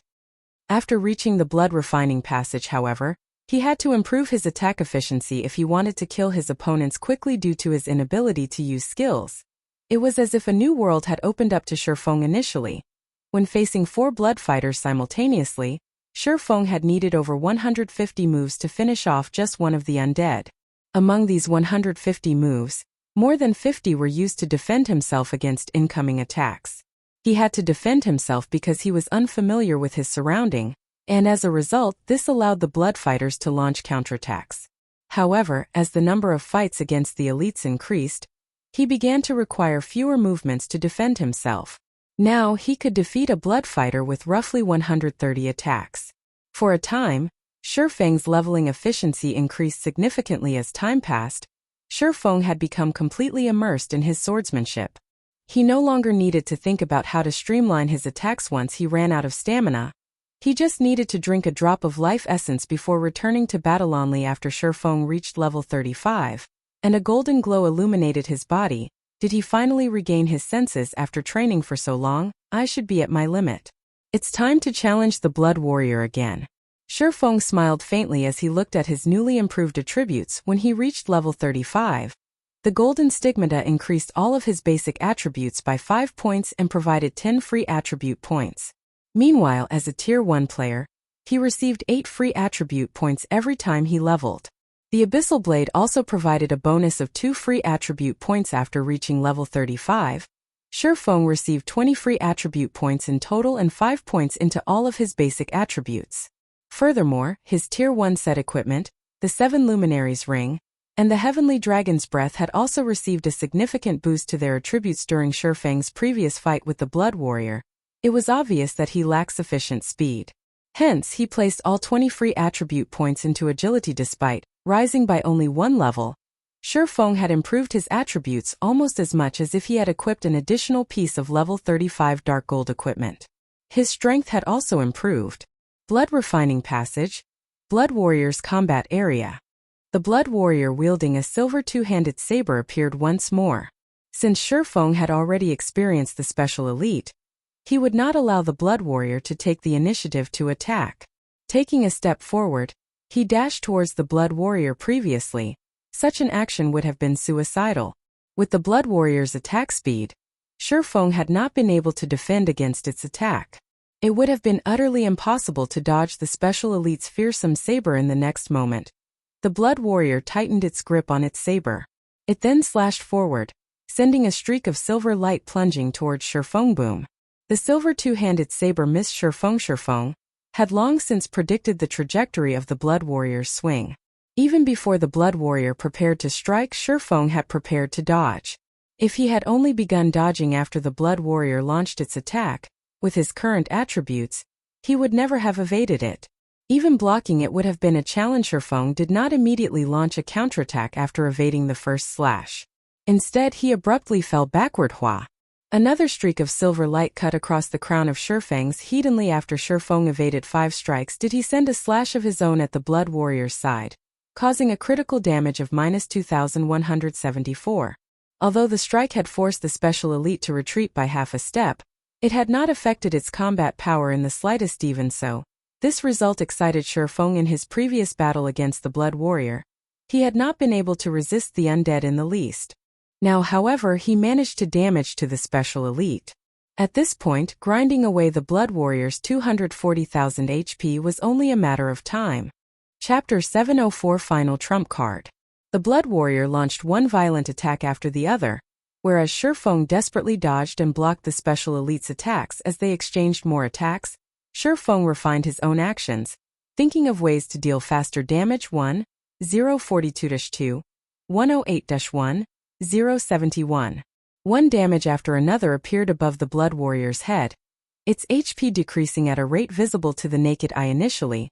Feng had to dodge 5 attacks before finding the opportunity to strike. However, as he refined his movements and gained a firmer grasp on his situation, he was soon able to attack after dodging every 4 attacks in less than 5 minutes. The Blood Warrior's HP fell to 30%. In contrast, Feng had yet to receive any damage. Just as the Blood Warrior's HP fell below the 30% threshold, the crimson flames burning inside the skeleton's eye sockets turned dark green. The two-handed saber in its hands disappeared, and in its place 2 long swords appeared in each hand. Damn it. Feng scowled at the change. There was a qualitative difference between avoiding a two-handed weapon and 2 one-handed weapons. While the Blood Warrior had used a two-handed weapon, it signified that its attacks carried absolute power. A single strike was capable of sending him flying. However, as long as he managed to evade its attacks, victory would be within his grasp. Now that the Blood Warrior used 2 one-handed weapons, however, the situation had changed. Although the power of attacks would lessen, it could double the number of attacks it dished out.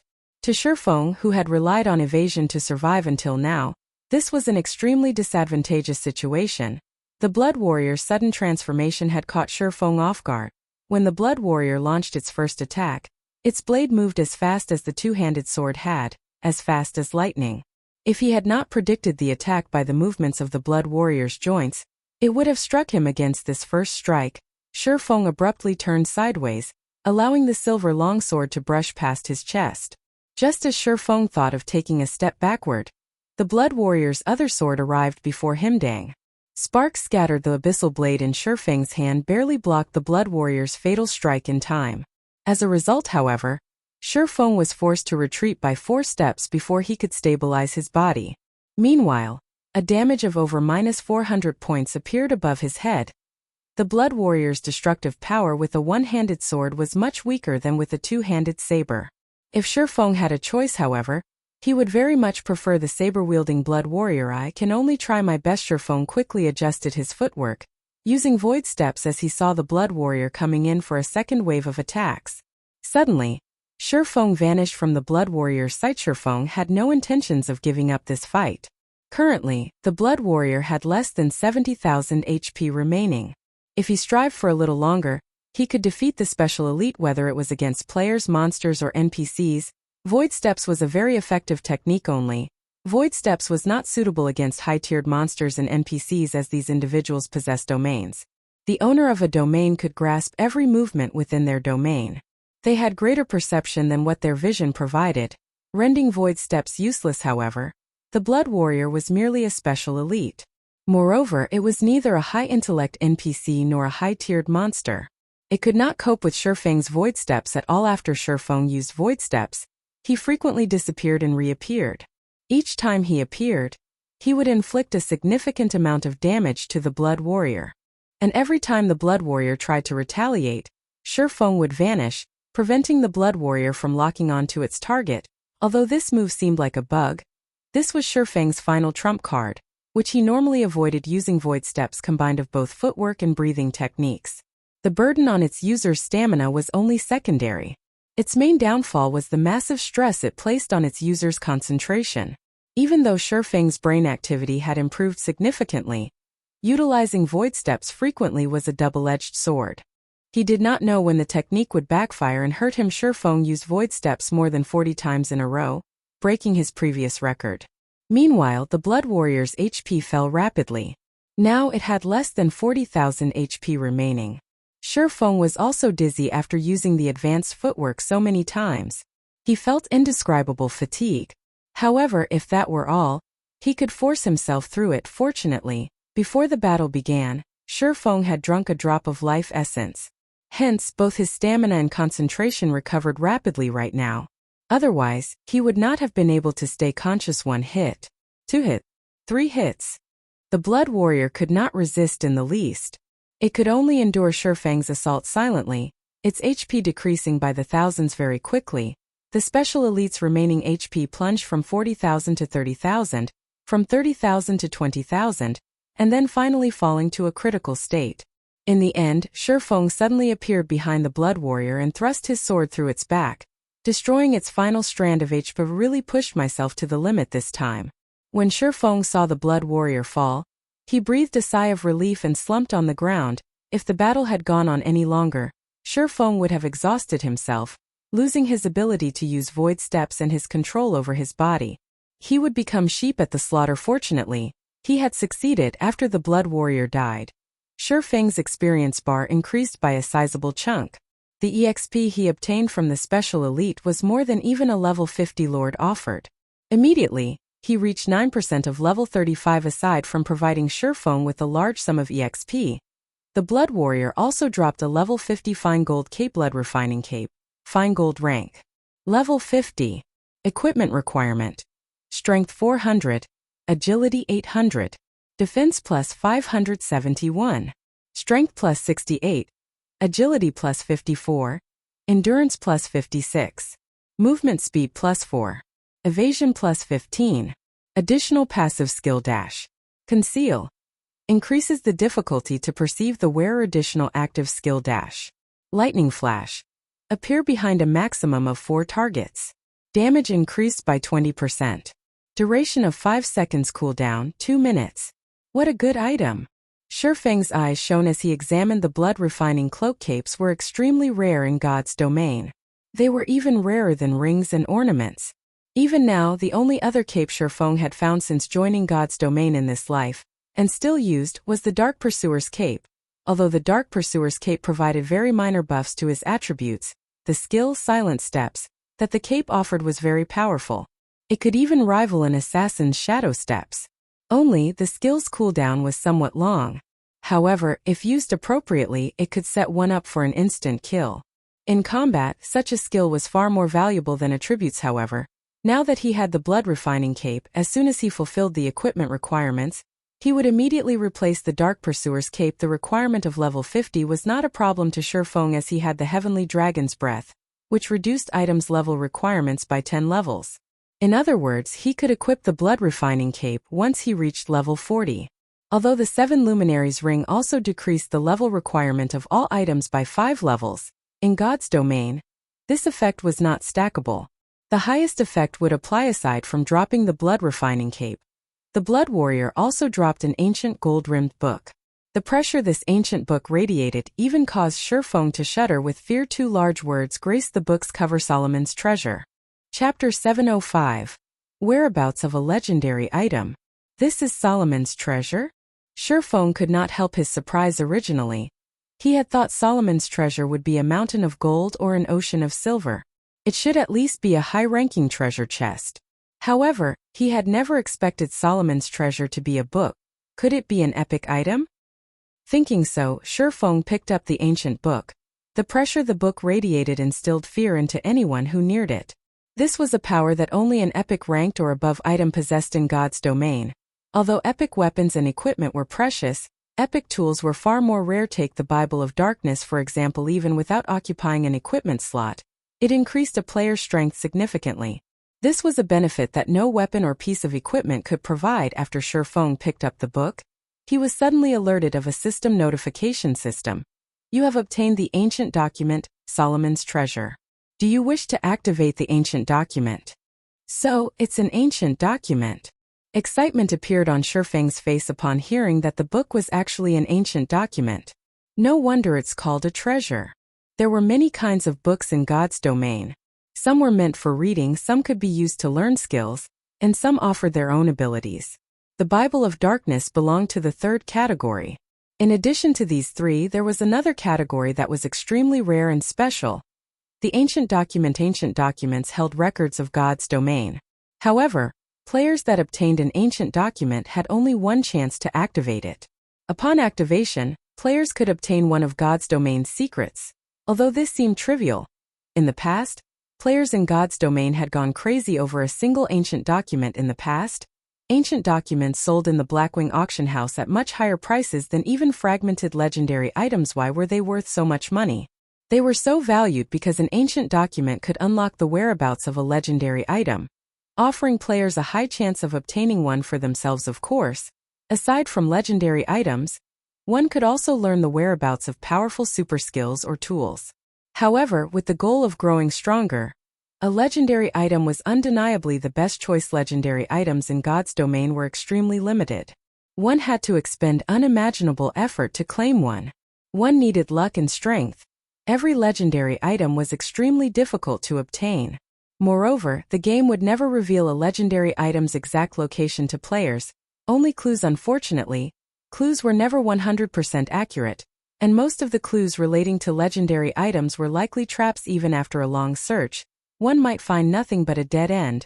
Realizing that all their effort had been for naught in the past, to obtain a single legendary item, many large guilds had mobilized every available guild force, spending a large amount of time to gain some clue.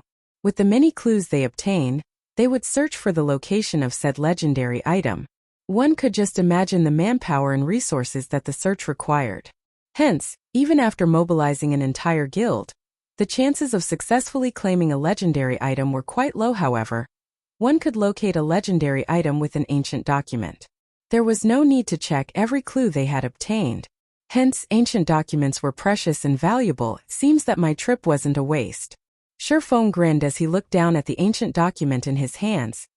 Although he had quite a few clues regarding legendary items, he did not actually know how to obtain them, as no player would ever reveal such high-level secrets. In the past, those who had obtained legendary items kept a tight lid on any information. Feng had only found a few clues after his guild invested in quiet investigation. Although it is impossible to obtain a legendary item at my current level, knowing the precise whereabouts of one will allow me to prepare. Feng then clicked to activate Solomon's treasure. After Feng confirmed his decision, Solomon's treasure opened and released a blinding golden glow. In the next moment, a five-fold magic array appeared before Feng. Countless runes danced inside the magic array. Suddenly, the space surrounding Feng froze. Feng's connection with the outside world severed completely. System. Ancient document. Solomon's treasure. Activating.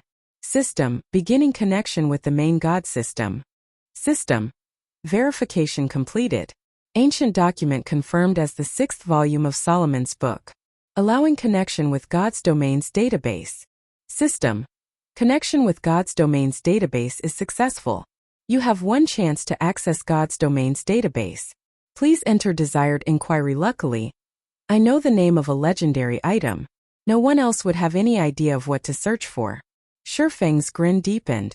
Immediately, he entered the word Solomon's sword. System.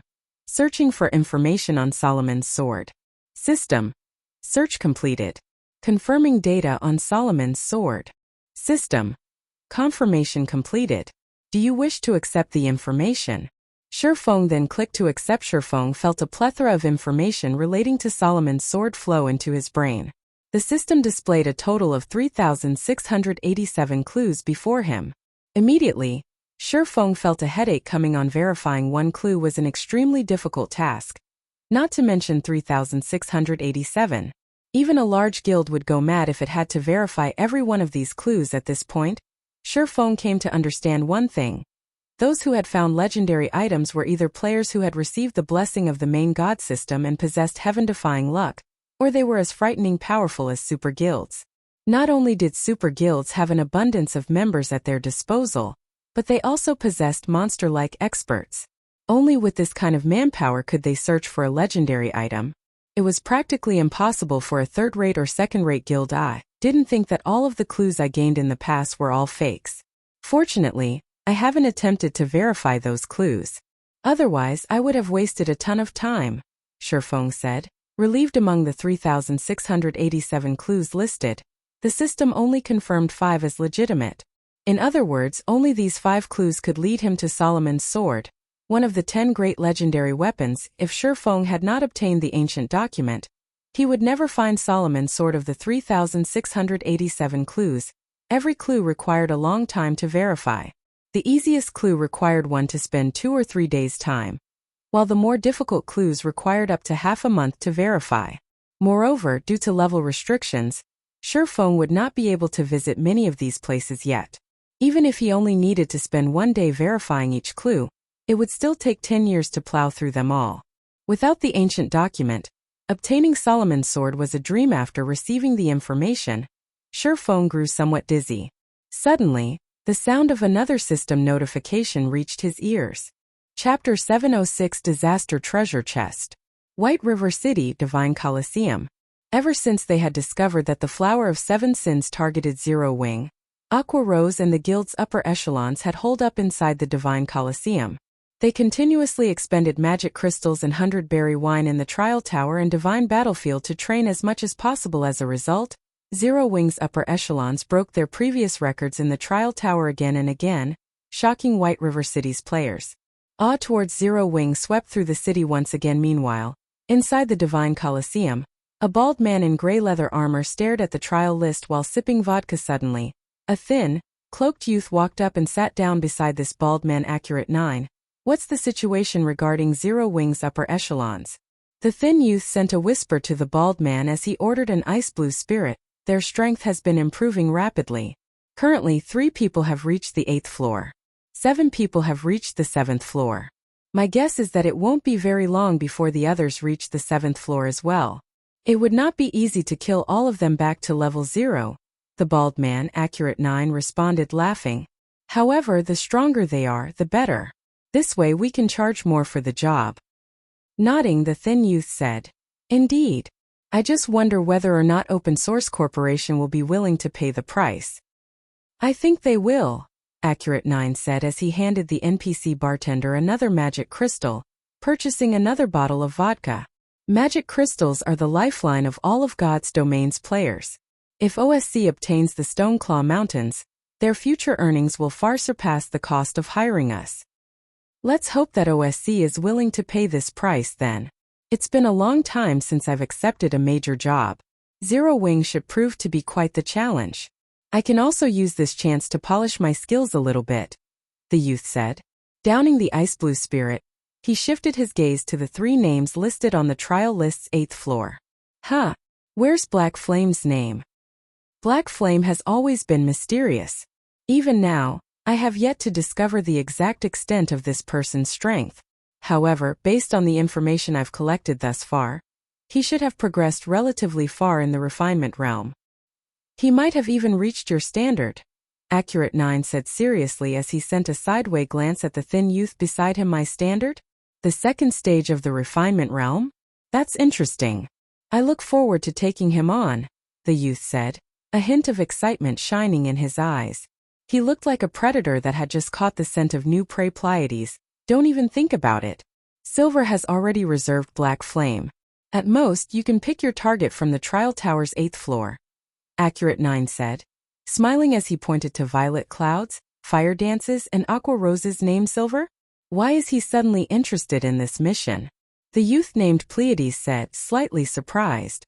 Hasn't he always targeted those old monsters? How should I know what's going through his mind? Accurate 9 said, shrugging. However, OSC has lucked out this time. Normally, an expert of Silver's standards would not even consider this type of mission. Now, it's just a matter of whether OSC will pay to hire Silver. This fella named Black Flame really is unlucky. He has actually caught Silver's attention.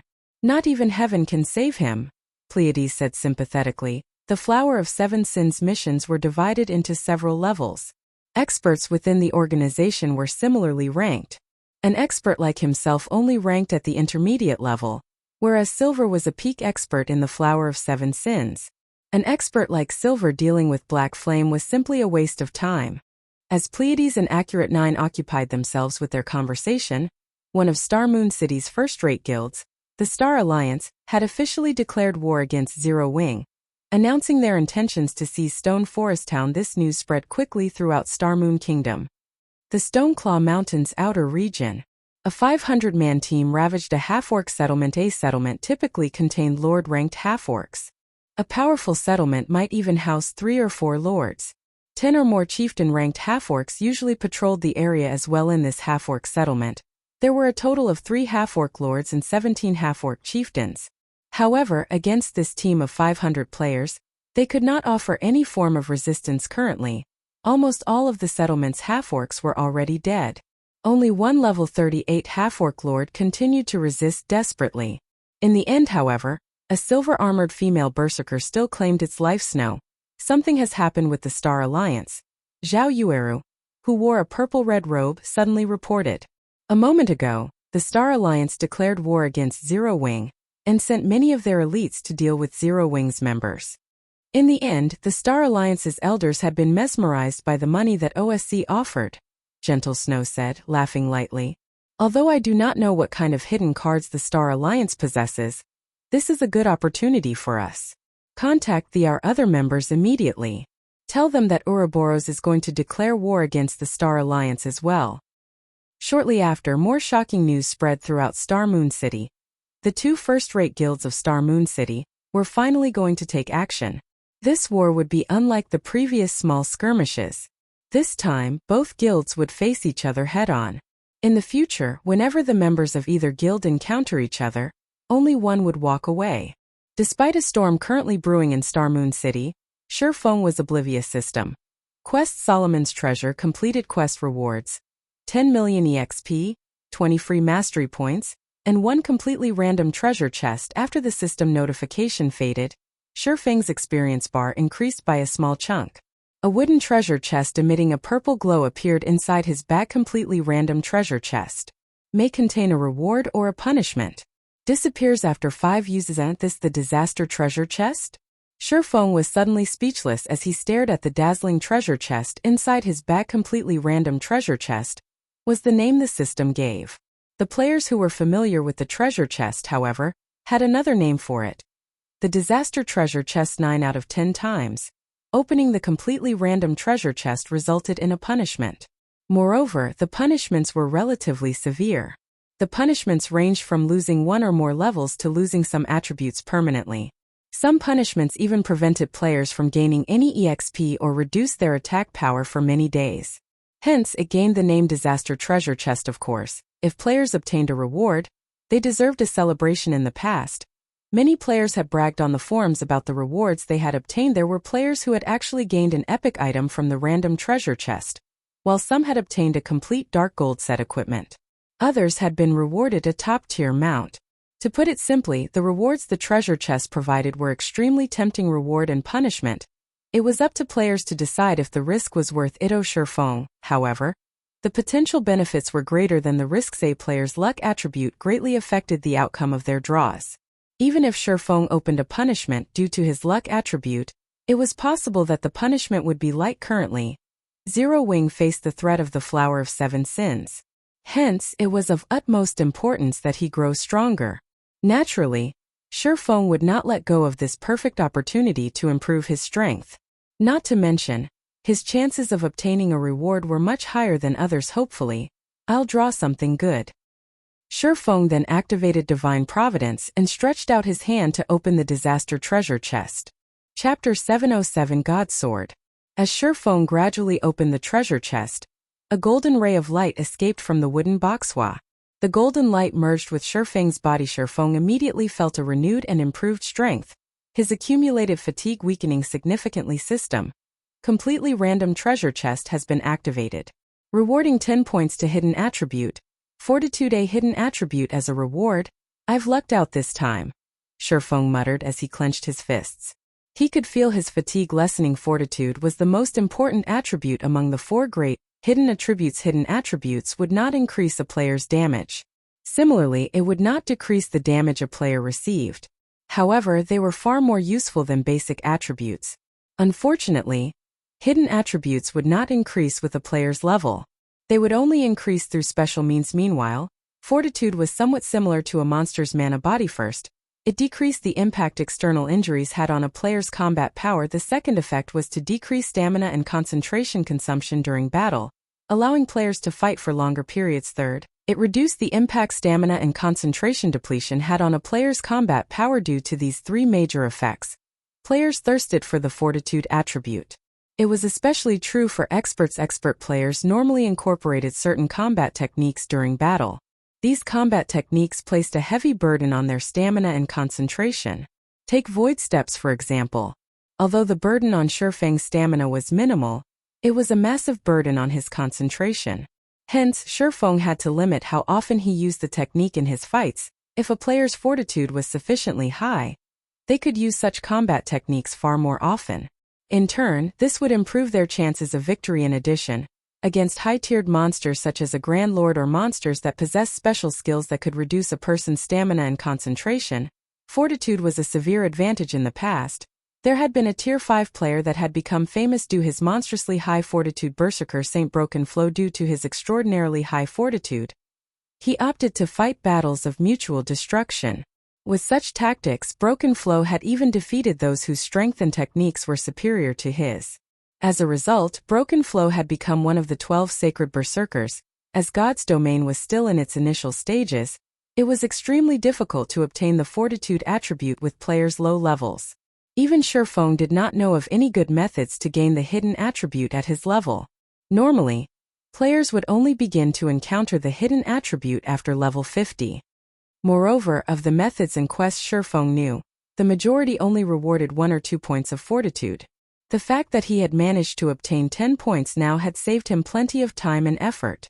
Hence, Feng was quite satisfied with how he had profited from opening the disaster treasure chest for the first time. Feng quickly proceeded to open it a second time.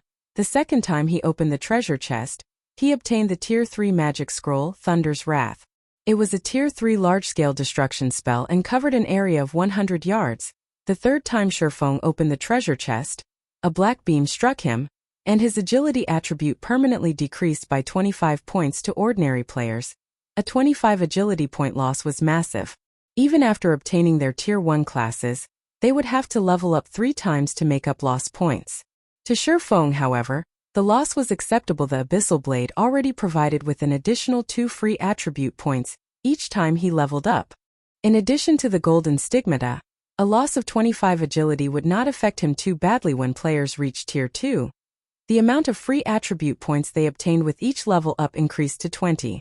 At that time it would be easy to make up for this loss. There were also plenty of tools that could permanently increase a player's attributes.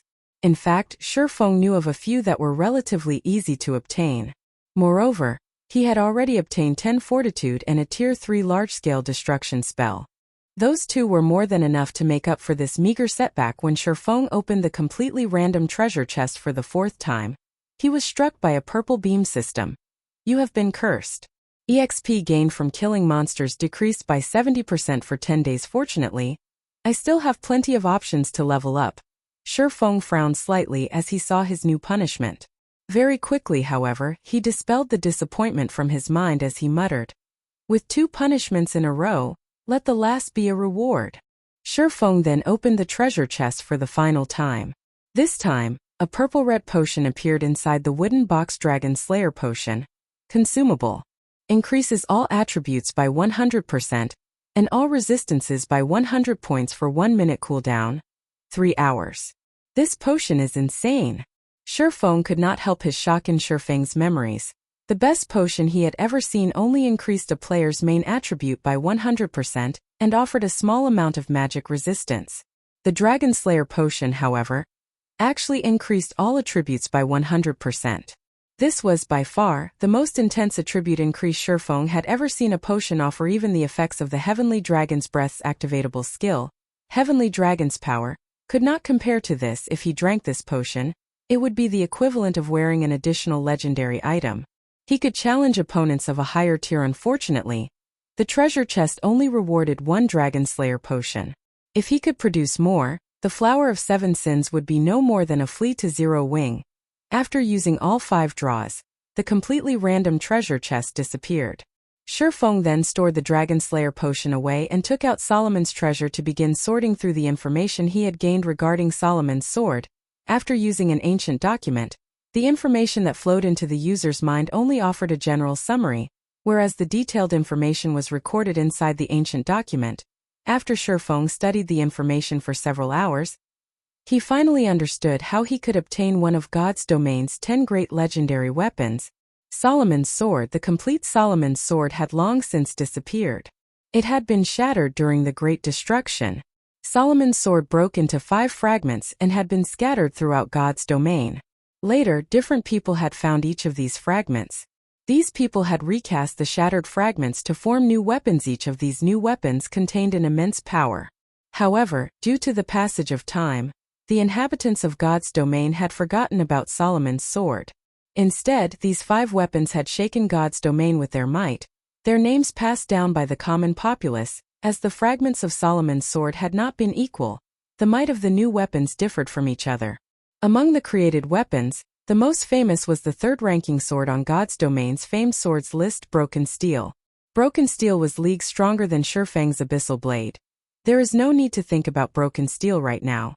With my current strength and level, it is impossible to obtain. I can only approach it slowly. Feng was extremely familiar with Broken Steel. However, he could not go after it right now. In the past, among the 12 sacred swordsmen, the number 1 sword saint used none other than Broken Steel. Feng had also witnessed the sword's might personally. Although it was not a legendary weapon, its attributes and skills were not much weaker than a legendary weapon. If he could obtain Broken Steel in this life, his strength would soar to unspeakable heights. Chapter 7085 Clues. As the most powerful sword among the weapons recreated from the fragments of Solomon's sword, broken steel was, naturally, the most difficult to obtain among the 5 weapons. Even if Feng wanted the challenge of obtaining it right now, only death would await him. Feng carefully researched the 5 clues among the 5 recreated weapons. 3 could not be obtained before reaching level 100. He could only attempt to find 2 while he was below level 100 among these 2 weapons. The easiest was located at the top of the world Dragon's Maw. Feng fell into deep thought when he realized where the clue led him. The Dragon's Maw was one of the regional maps found at the top of the world. It was a level 60 map. However, the area was far more dangerous than any ordinary level 60 map based on what Feng had heard about the Dragon's Maw. The map had even claimed the lives of many Tier 4 players. Moreover, they had died tragically.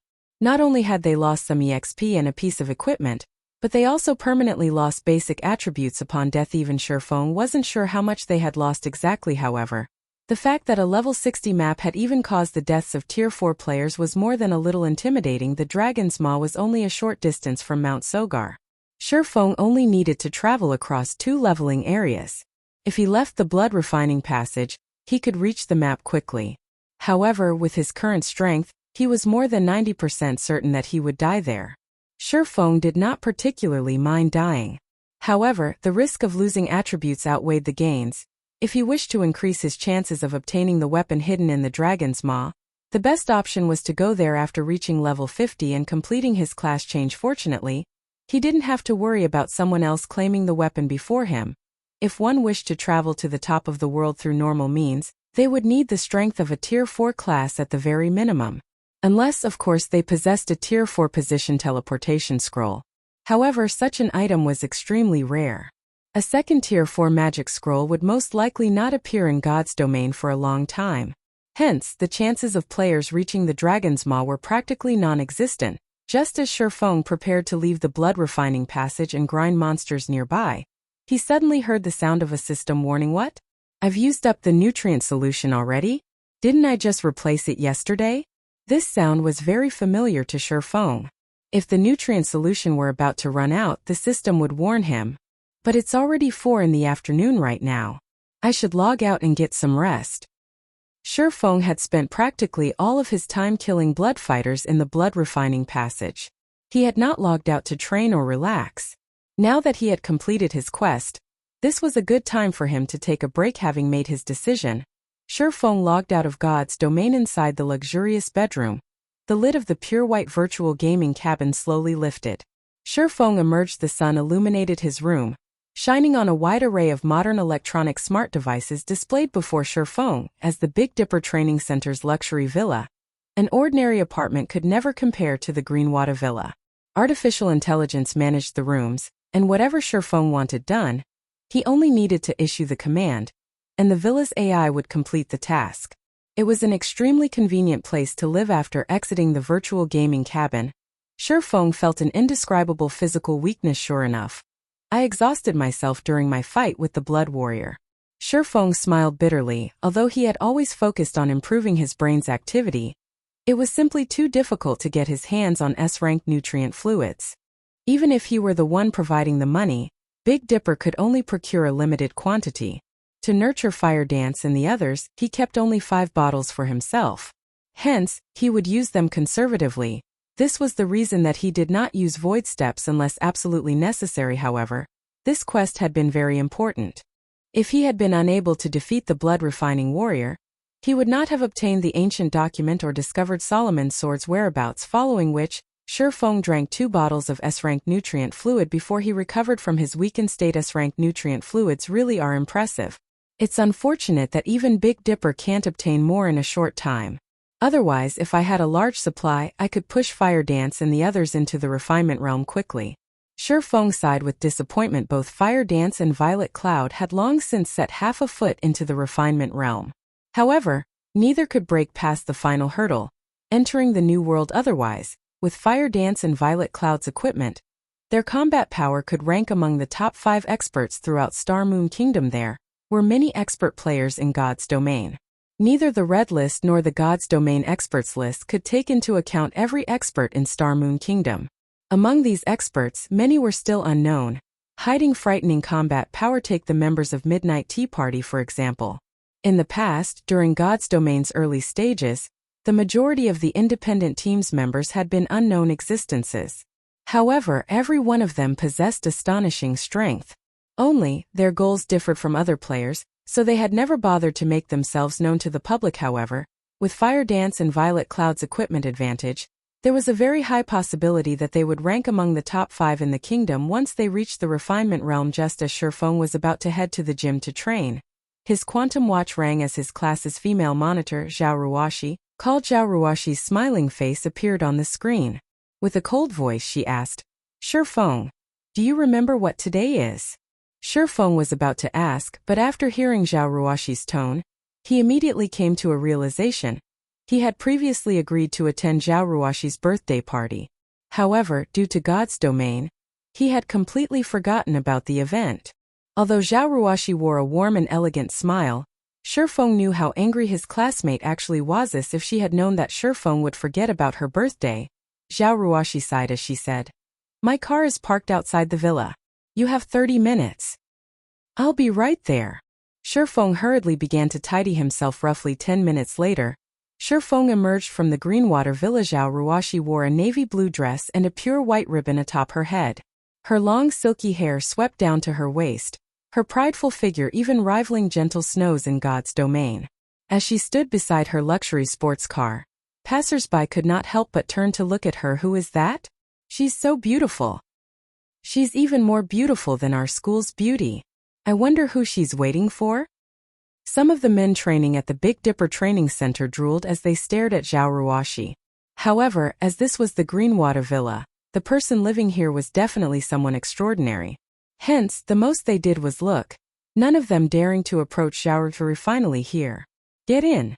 Zhao Ruoshi, who had initially worn a displeased expression, revealed a happy smile when she saw Feng. Hurry up. We should still be able to make it in time if we leave now. What's the rush? Isn't the party at 6? Feng asked curiously. You'll understand once you get there. Zhao Ruoshi revealed a proud smile. Pretending to be mysterious, she said, However, when the time comes, you'll definitely be shocked. Shocked, huh? Feng simply smiled in response, no longer probing the matter as he slid into the car. Zhao Ruoshi then stomped on the accelerator, her sports car rolling up a cloud of smoke as it left the Greenwater Villa. Chapter 709 Birthday Party. High-rise buildings loomed over the bustling downtown streets. However, there were 2 buildings that stood out from the rest. A pair of twin towers that were over 300 stories tall.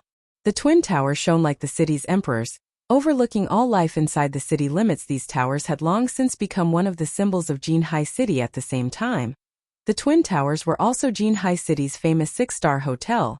The Blue Ocean Horizon. Having a meal or staying a night in this hotel cost more than a month's salary for an ordinary office worker. Normally, only Jinhai City's big shots could afford to dine or rest here. Ordinary people could only watch from far away. Zhao Ruoshi was the Zhao Group's princess. The Zhao Group's influence in Jinhai City was massive. Their yearly income was astounding. Furthermore, they were one of the Blue Ocean Horizon's major shareholders. Zhao Ruoshi stopped her car in front of the Blue Ocean Horizon's entrance. Immediately, 4 valets came up and opened the driver's door respectfully. When Zhao Ruoshi exited her car, the 4 valets were momentarily mesmerized. However, they very quickly snapped out of their daze. Not only was Zhao Ruoshi an absolute beauty, but she also arrived in an impressively luxurious car. There was no doubt that her identity was extraordinary. She also exuded a noble aura. She was definitely out of their lowly reach. Meanwhile, Feng, who emerged from the other side of the car, similarly shocked the 4 valets, though in an entirely different way. As the Blue Ocean Horizon's valets, they had seen all sorts of people. Hence, they were quite confident of their judgment, particularly of a person's attire. Although Feng wore a very fitting suit, based on the suit's design and fabric, they could immediately tell that it was nothing special. The suit was far below the Blue Ocean Horizon standards. Is he a bodyguard? The 4 valets wondered. However, they were surprised when Zhao Ruoshi slid her arm into Feng's as they made their way into the hotel. The valets' eyes nearly popped out of their sockets. All 4 were utterly dumbfounded after entering the Blue Ocean Horizon. Zhao Ruoshi led Feng to the hotel's top floor. There, one could view Jinhai City in its entirety. The sight was breathtaking. Many people already mingled inside the large, magnificent banquet hall. They were all famous figures and held influential positions within the city. Normally, it would be difficult to meet even one of them. Today, however, so many of these powerful figures had gathered here. One could just imagine how much influence the Zhao group possessed. Is that the young lady of the Zhao group? A handsome young man in a white suit could not help but shift his gaze towards Zhao Ruoshi, who had just entered the hall. Unconsciously, he muttered, "If I can marry her, I won't have to lift a finger for the next 100 years. You." Lan Hailong, who was dressed in a black high-class suit, shook his head. Smirking, he said, "Duan Xianglin, you don't recognize the man beside the young lady, do you? Looking at how he's dressed and his peasant-like temperament, do you think he could be a challenge for a prince of a major financial group like myself?" The youth named Duan Xianglin asked disdainfully. Although the Duan group could not compare to the Zhao group, it was still one of the top-ranking financial firms in Jinhai City. If he wanted to, a group of beautiful women would flock to him with a wave of his hand. How could a lucky peasant possibly be a match for him? Moreover, even if Zhao Ruoshi had taken a liking to the brat, the Zhao group would never agree to the match. I guess it's expected that you don't know. After all, you only recently returned to the city. The man beside Miss Zhao is Feng. He is the martial arts master who is currently in charge of the Big Dipper Training Center. Duan Xianglin suddenly fell silent. Although he doubted the claim, Lan Hailong was a good friend of his. He had no reason to lie to him. Moreover, there was no point to such a lie, as the truth would come to light with a little investigation. If Feng had become an internal force expert at such a young age, it would not be surprising if he became a top-level international fighter in the future. They were currently living in the age of combat. The reputation and status an international fighter possessed were immense, and even an existence like the Zhao group want to fawn over them. Not to mention a small financial group. Lan Hailong had a complex look in his eyes as he watched Feng enter the banquet hall. Not too long ago, Feng had merely been a minor character, yet the youth had become someone who even he looked up to. However, Lan Hailong did not look up to Feng due to his title as a martial arts master, but due to Zero Wing. Among everyone present, only Lan Hailong truly knew how amazing Feng was currently. God's Domain's popularity grew by the day, with major corporations investing in the game with fervor. One could already imagine what kind of future the game would offer its experts. Although the Shadow Guild under his control had developed fairly well so far, compared to Zero Wing, Shadow was a joke. Shadow was just one of the many guilds in White River City. However, Zero Wing had become the city's absolute overlord. Even Stone Forest Town, which every guild in Star Moon Kingdom lusted after, had fallen under Zero Wing's control. The Stoneclaw Mountains were Zero Wing's backyard. If Zero Wing continued developing at this rate, it might even be possible for the upstart guild to become Star Moon Kingdom's overlord. The guild's influence at that time could easily be surmised with one word: frightening. Meanwhile, Lan Hailong had heard that Feng had become one of Zero Wing's upper echelons. Hence, how could he possibly not be impressed? It would have been awesome had I managed to form a close relationship with him. It is all that foolish Ling Feilong's fault. He made me lose such a perfect opportunity. Even now, Lan Hailong grew angry whenever he thought about Ling Feilong. However, he had long since banished Ling Feilong from Shadow Workshop, severing all ties with the foolish bastard. Otherwise, in the off-chance Ling Feilong managed to provoke Feng, he would cry himself to death if Feng mobilized Zero Wing to deal with Shadow. Inside one of the luxurious rooms on the top-floor banquet hall, two middle-aged men conversed quietly. One wore a silvery gray suit, while the other wore a set of white robes. When Zhao Ruoshi entered the room with Feng, the two men ended their conversation immediately and shifted their gazes towards Feng. Old Zhao, this must be the little brat you've been talking about, right? Indeed, I am impressed. The white-robed man could not help but utter words of praise after giving Feng a rough evaluation. Zhao Jianhua, who wore the silver suit, said happily, "Of course. Didn't I say that Ruoshi's foresight is much better than mine?" Second uncle. A faint blush appeared on Zhao Ruoshi's cheeks. Hurriedly explaining, she said, "It's not what you think." I get it. Zhao Jianhua nodded, giving his niece an understanding look while Zhao Jianhua poked fun at Zhao Ruoshi. Feng focused his attention on the middle-aged man beside Zhao Jianhua. Feng could feel the aura of a martial artist coming off of this man. However, his aura was different from that of experts like Lei Bao standing before this white-robed man. Feng felt as if this man's aura dominated the room. It felt as if the white-robed man were the ruler of this space A domain. Feng could not help his shock. However, he quickly denied this thought. No, that's not right. This isn't a domain. Having a domain is like forming a separate world around oneself. Owners of domains have absolute control within their domains. These existences can no longer be considered human. The danger they give off is also on a whole different level. Although the white-robed man before him was not as powerful as Martial Dragon, he was not far from achieving a domain either. Just who is this? Feng wondered as he watched the white-robed man before him. There were extremely few internal force experts in the world. However, looking at the man before him, Feng judged that not only was he an internal force expert, but he was also a monster who was close to grasping a domain. Such a character had actually appeared in a small place like Jinhai City. It was truly inconceivable. Chapter 710 The Mysterious Feng. Ever since Feng's brain activity had improved, his senses had become extraordinarily sharp. The white-robed man before him hid his strength very well. Currently, he felt like the quiet ocean that would accommodate everything. He felt comfortable to be around. In front of this man, Feng could not find it in himself to generate any hostility at all. However, it was precisely because of this that Feng was afraid of him. He had honed his senses through countless life and death battles in God's domain. Particularly, after his brain activity had improved, it had become a lot harder for others to put his mind at ease. However, the white-robed man's every action easily slipped through his warning senses. If the man before him suddenly decided to strike, the consequences would be dire. Young man, you are really impressive. You have actually become one of Zero Wing's upper echelons at such a young age. Sure enough, Zero Wing has hidden itself quite deeply, the white-robed man said in a very friendly tone as he smiled at Feng. All right. I haven't introduced myself. I'm Yuan Tiexin, an elder of the secret pavilion. Feng, haven't you been playing God's domain for some time? Uncle Yuan is an expert of the virtual gaming world's older generation. Although he might not be a match for you in real life, in virtual reality games, he might be even more powerful than you. This is a good chance to ask him for some guidance, Zhao Ruoshi said, her lips unconsciously curling into a smile when she saw Feng's surprised expression. Before this, Feng had maintained a calm composure. He had always been the one to hold the initiative. Now that she watched something fluster Feng, she could not help but feel a little proud of herself. Feng was speechless when he saw Zhao Ruoshi's joyous look. Yuan Tiexin was a hidden expert in the truest sense of the word. Both in fighting and gaming, the middle-aged man was far above him. It was a fact that he had played God's domain for more than a decade now.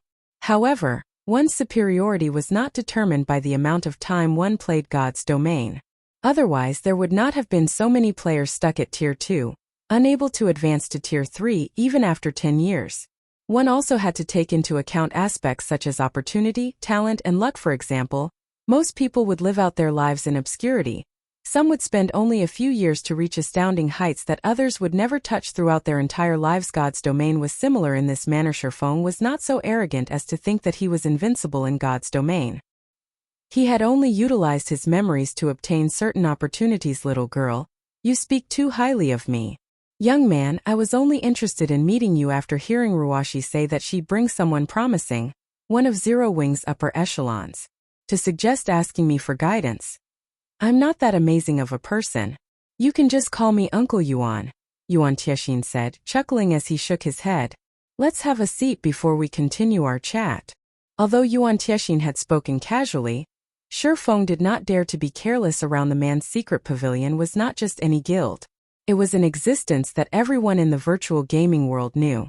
The secret pavilion specialized in collecting and selling information on the major powers of various games.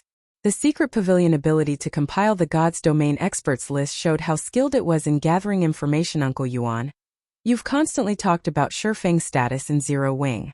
Is Zero Wing an amazing guild? Zhao Ruoshi asked curiously. Zhao Jianhua was also curious. Yuan Tiexin had mentioned Zero Wing multiple times now, and had even praised Feng's potential. After knowing Yuan Tiexin for so long, this was the first time he had seen the man react in such a way. Although he did not have much contact with virtual reality games, He knew that Yuan Tiexin's status in the virtual gaming world was quite high, particularly after God's domain became popular. Yuan Tiexin's status had grown with it. Many major international corporations had tried to contact Yuan Tiexin, some going as far as fawning over him. Although their Zhao group possessed some status and wealth in Jinhai City, they were nothing compared to those major international corporations. They were not even on the same level. Yet, such powers fawned over Yuan Tiexin. Although this was Zhao Ruoxi's birthday party, Zhao Jianhua had been surprised that he had convinced Yuan Tiexin to attend Zhao Jianhua and Yuan Tiexin's itinerary. Today, he should be meeting with the upper echelons of a major international corporation, yet he had come here instead. The man had not attended out of respect for Zhao Jianhua. Either he had joined them today to meet Feng. Thinking up to this point, Zhao Jianhua could not help but inwardly sigh. However, he was also pleased. You two might not know this since you don't play God's domain, but Zero Wing is a very popular guild in the virtual gaming world. It has caught the attention of various parties. Based on my understanding, even Open Source Corporation has set its eyes on Zero Wing, going so far as to offer a high price to purchase some of the guild's shares. However, Zero Wing had rejected OSC. Yuan Tiexin exclaimed. Open Source Corporation? The Open Source Corporation which focuses on trading new energy? Zhao Jianhua did not dare believe it to be true. Hence, he wanted to confirm if the Open Source Corporation Yuan Tiexin mentioned was the major corporation that he knew. Yes. I was quite shocked when I received the news. I never thought that the youngsters these days would act so impulsively. There are countless guilds hoping to gain OSC's financial support. This is my first time hearing of someone actually refusing OSC's offer. Yuan Tiexin nodded.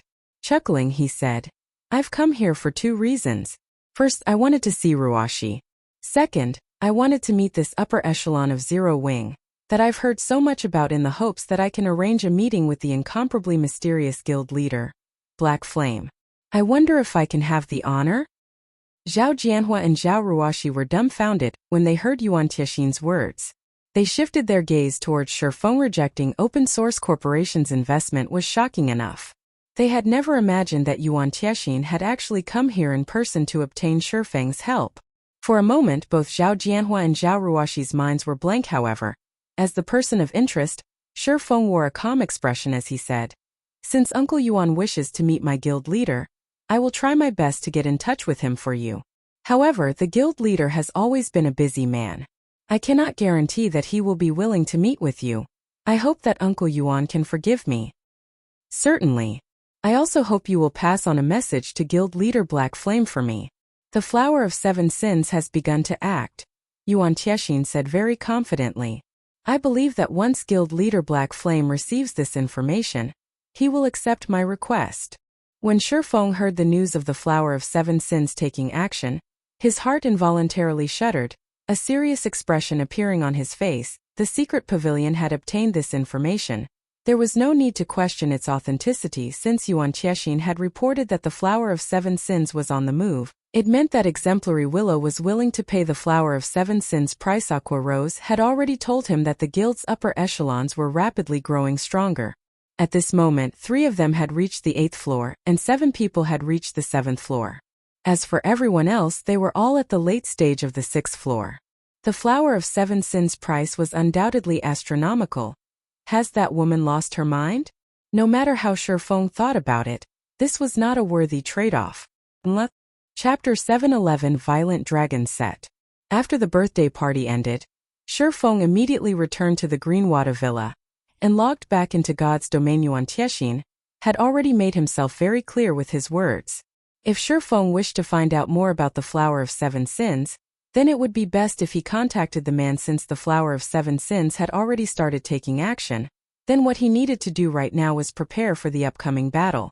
If he had information on the exact movements of the organization, at the very least, he would not be caught off guard. The Flower of Seven Sins had yet to fail at a job. If the organization truly managed to annihilate Zero Wing's upper echelon, it would deal an irrecoverable blow to the guild, especially now that the Star Alliance had declared all-out war on Zero Wing. In fact, during the time Feng was at the party, many battles between the two guilds had occurred both inside and outside the Stoneclaw Mountains.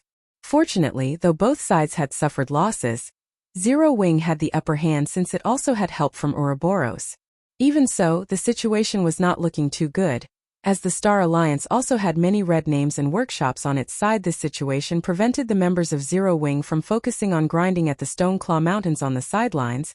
Other guilds were quietly eyeing Zero Wing as well. If this situation dragged on, it would be extremely detrimental towards the level and equipment of Zero Wing's members. On top of that, if Zero Wing's upper echelon were to suffer complete annihilation, the blow to the guild would be fatal. Then, the various guilds grinding at the Stoneclaw Mountains would definitely have designs on Stone Forest Town. At that time, if these guilds were to band together with the Star Alliance to deal with Zero Wing, Feng did not wish to see such a situation take place. When Feng logged back into God's domain once more, he had already been teleported out of the blood refining passage.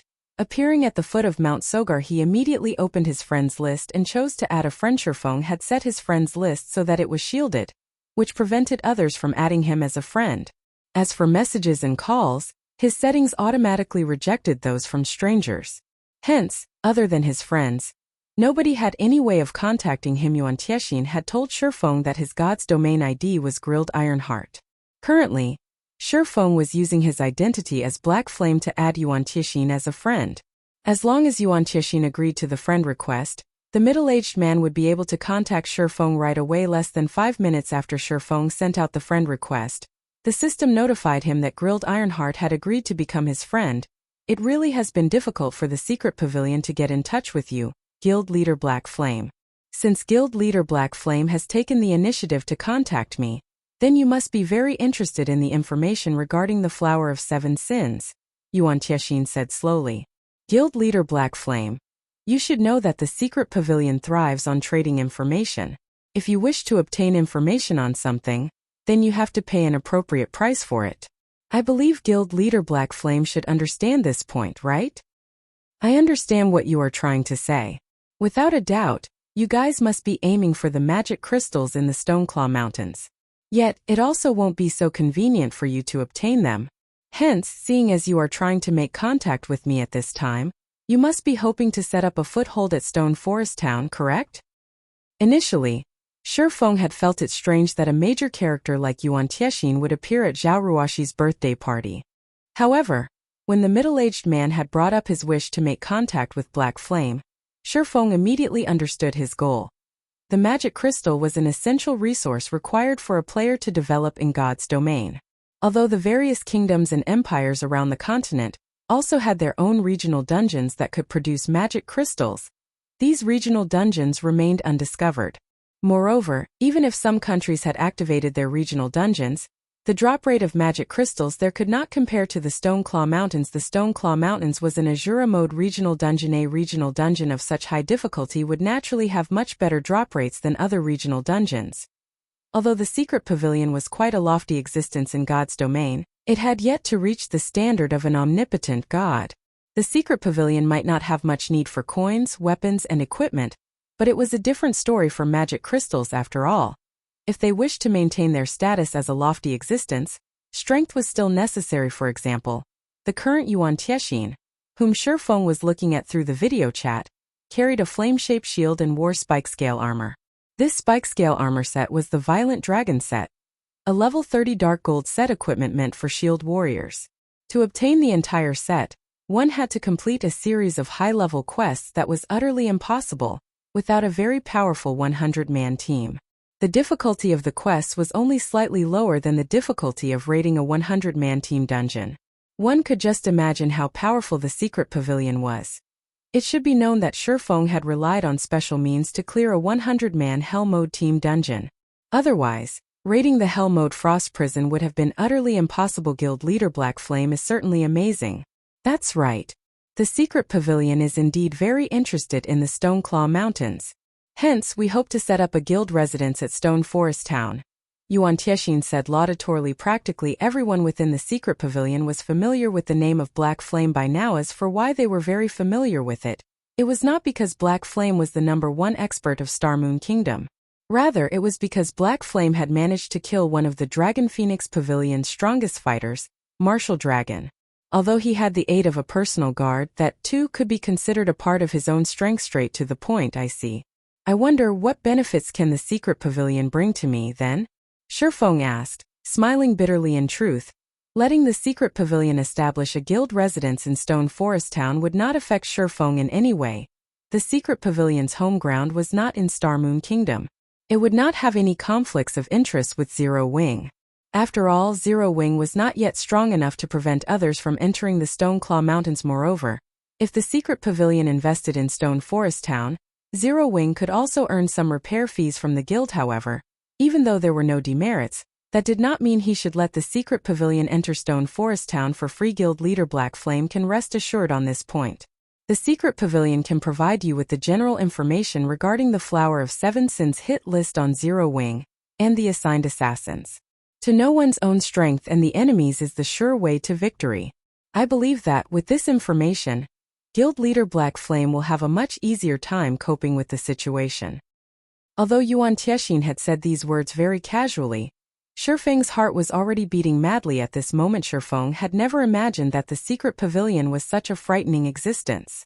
The Flower of Seven Sins was a very mysterious organization in the virtual gaming world. Its movements were kept even more of a secret from others. Yet, the secret pavilion was actually able to obtain such information. It was simply inconceivable. If I have this information with Zero Wing's current state, we should be able to cope with the assassinations of the Flower of Seven Sins. Feng had some knowledge regarding the jobs carried out by the Flower of Seven Sins. Normally, the organization would send out assassins according to the mission's difficulty. Unless it was absolutely necessary, the organization would not field an overwhelming force to complete a mission. Feng did not think that the Flower of Seven Sins would rank an upstart guild like Zero Wing that highly on their mission board. If he responded properly, Zero Wing had a definite chance of defeating the Flower of Seven Sins. If the Flower of Seven Sins failed a mission, they would drop it. Moreover, they would return only half of the remunerations paid. Unless, of course, someone spent more money to commission a new mission. At that time, however, the price would be more than double that of the first time. Feng did not believe that Open Source Corporation would be willing to spend that much money on commissioning another hit on Zero Wing. May I know Guild leader Black Flame's thoughts on this? Yuan Tiexin asked, smiling. Chapter 712 Three Realms of Refinement. Okay, I can agree to your conditions. However, aside from providing information on the assassins this time, you guys must also keep me updated on the latest developments of the Flower of Seven Sins. Feng put out another request after giving the situation some more thought.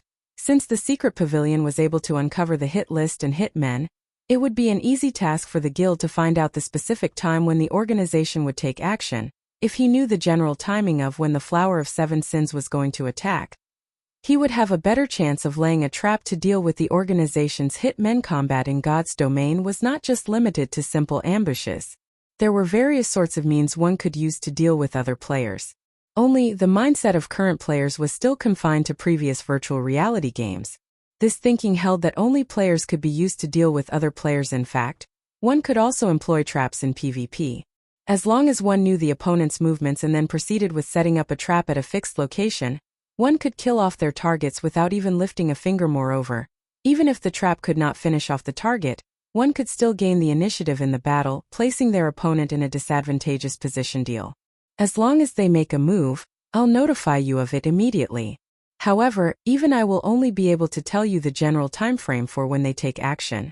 As for when and where exactly they are going to take action, those are far beyond the abilities of the secret pavilion. Yuan Tiexin agreed immediately, his voice filled with confidence and determination. He had long since guessed that Feng would ask for something like these. A short moment later, both parties signed a contract through the main god system. Feng would provide a location in Stone Forest Town for the secret pavilion to establish its guild residence, while the secret pavilion would provide Feng with reports relating to the Flower of Seven Sins movements against Zero Wing. After the contract was signed, Feng received the report he wanted from Yuan Tiexin almost immediately. Sure enough, he really is an old fox. After taking a look at the information, Feng found that the file included even the latest movements of the Flower of Seven Sins. Yuan Tiexin had obviously prepared this report long before their conversation. The middle-aged man had only been waiting for him negotiate for it. However, Feng could not help but admit that the trade this time was very worthwhile. Even if he spent a large sum of credits to investigate the movements of the Flower of Seven Sins, it was unlikely he could come up with the information he wanted currently. The Flower of Seven Sins had yet to establish a permanent base of operations in God's domain. Moreover, the organization was not a guild. All its members were independent players, and every member of the organization was extremely mysterious. Just investigating one member would be an extremely complicated task, not to mention carrying out an investigation on the movements and strengths of the majority of the organization's members. Only a force like the Secret Pavilion could achieve such a feat. If not for the Secret Pavilion's interest in the Stoneclaw Mountains this time, Feng did not believe the Secret Pavilion would sell him this information even if he asked for it. After all, not only would the guild provoke the Flower of Seven Sins by doing so, but it would also expose some of the Secret Pavilion's capabilities. Guild leader Black Flame, in celebration of our first successful cooperation, I will provide you with additional information. The major forces eyeing Zero Wing right now aren't limited to Open Source Corporation. Some have already begun taking action. While dealing with the Flower of Seven Sins, it is best to take additional precautions. Yuan Tiexin laughed. He then disconnected the call. Other major forces are participating in the struggle this time? Feng's expression suddenly grew serious. In the past, the Star Alliance had been the one that managed to obtain the Stoneclaw Mountains in the end. Back then, the average level of players was much higher. The Stoneclaw Mountains had also been mostly developed. Quite a number of regional dungeons that could produce magic crystals had also appeared in other kingdoms and empires. Hence, the various major forces of God's domain naturally would not bother going out of their way to lay claim to the Stoneclaw Mountains. However, things were different in this life. He had managed to obtain Stone Forest Town a lot earlier thanks to the special means he had employed. However, this had also resulted in a situation where obtaining Stone Forest Town was equivalent to claiming the Stoneclaw Mountains. It seems that I've gone a little overboard this time. Feng could not help laughing bitterly as he shook his head. However, if I didn't take the opportunity to obtain Stone Forest Town back then, doing so would have become much more difficult in the future. It also wouldn't have become the gold mine that it is right now. Forget it. Since things have already gotten to this point, I can only deal with the problems as they crop up. Thinking up to this point, Feng began analyzing the information supplied by the Secret Pavilion. Open Source Corporation really is going big this time. They're actually targeting the members of the main force as well. Feng involuntarily sucked in a breath of cold air after reading the report. The Flower of Seven Sins had a very high asking price. OSC had paid for 2 deaths for every member of Zero Wing's main force.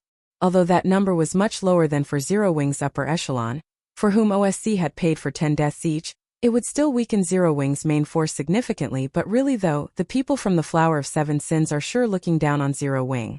They are actually sending less than 50 members to deal with us. Giving the list of assassins a glance, Feng could immediately tell how confident the Flower of Seven Sins was. They had not bothered relying on numbers at all, although Secret Pavilion's information was not complete. Judging from what was in the report, every one of these people could be considered a top-tier expert in God's domain. They all were level 33 and above, and even their most inferior equipment was level 30 fine gold set equipment. The Secret Pavilion really is powerful. They even have a general assessment of the combat standards of these people. After carefully looking through the Secret Pavilion's report, Feng gained a new understanding of the guild. The Secret Pavilion was simply terrifying compared to the level of detail in this report. The information the Secret Pavilion published on the God's Domain experts list was child's play. However, the Flower of Seven Sins was indeed as frightening as the rumors made it out to be of the assassins the organization sent. Over 30 people had already set foot into the Refinement realm. No matter which guild these experts were in, they would surely rank among the top of the guild. Yet the Flower of Seven Sins had actually managed to dispatch over 30 of such people. Among these 30-plus people, 7 had even managed to reach the next stage of the Refinement realm.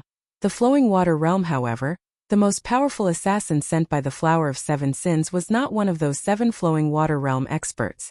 Instead, it was an expert who had reached an even further realm, the categorization of a player's combat power. Using combat standards such as the Refinement realm was a concept that had existed even before the launch of God's domain.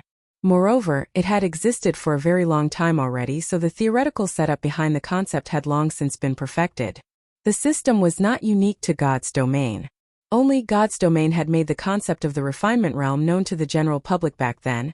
Feng had learned of the combat realms dividing expert players only after coming in touch with God's domain. There were a total of 3 realms of refinement. the Refinement realm, the Flowing Water realm, and the Void realm. Of these 3 realms, the latter was higher than the former.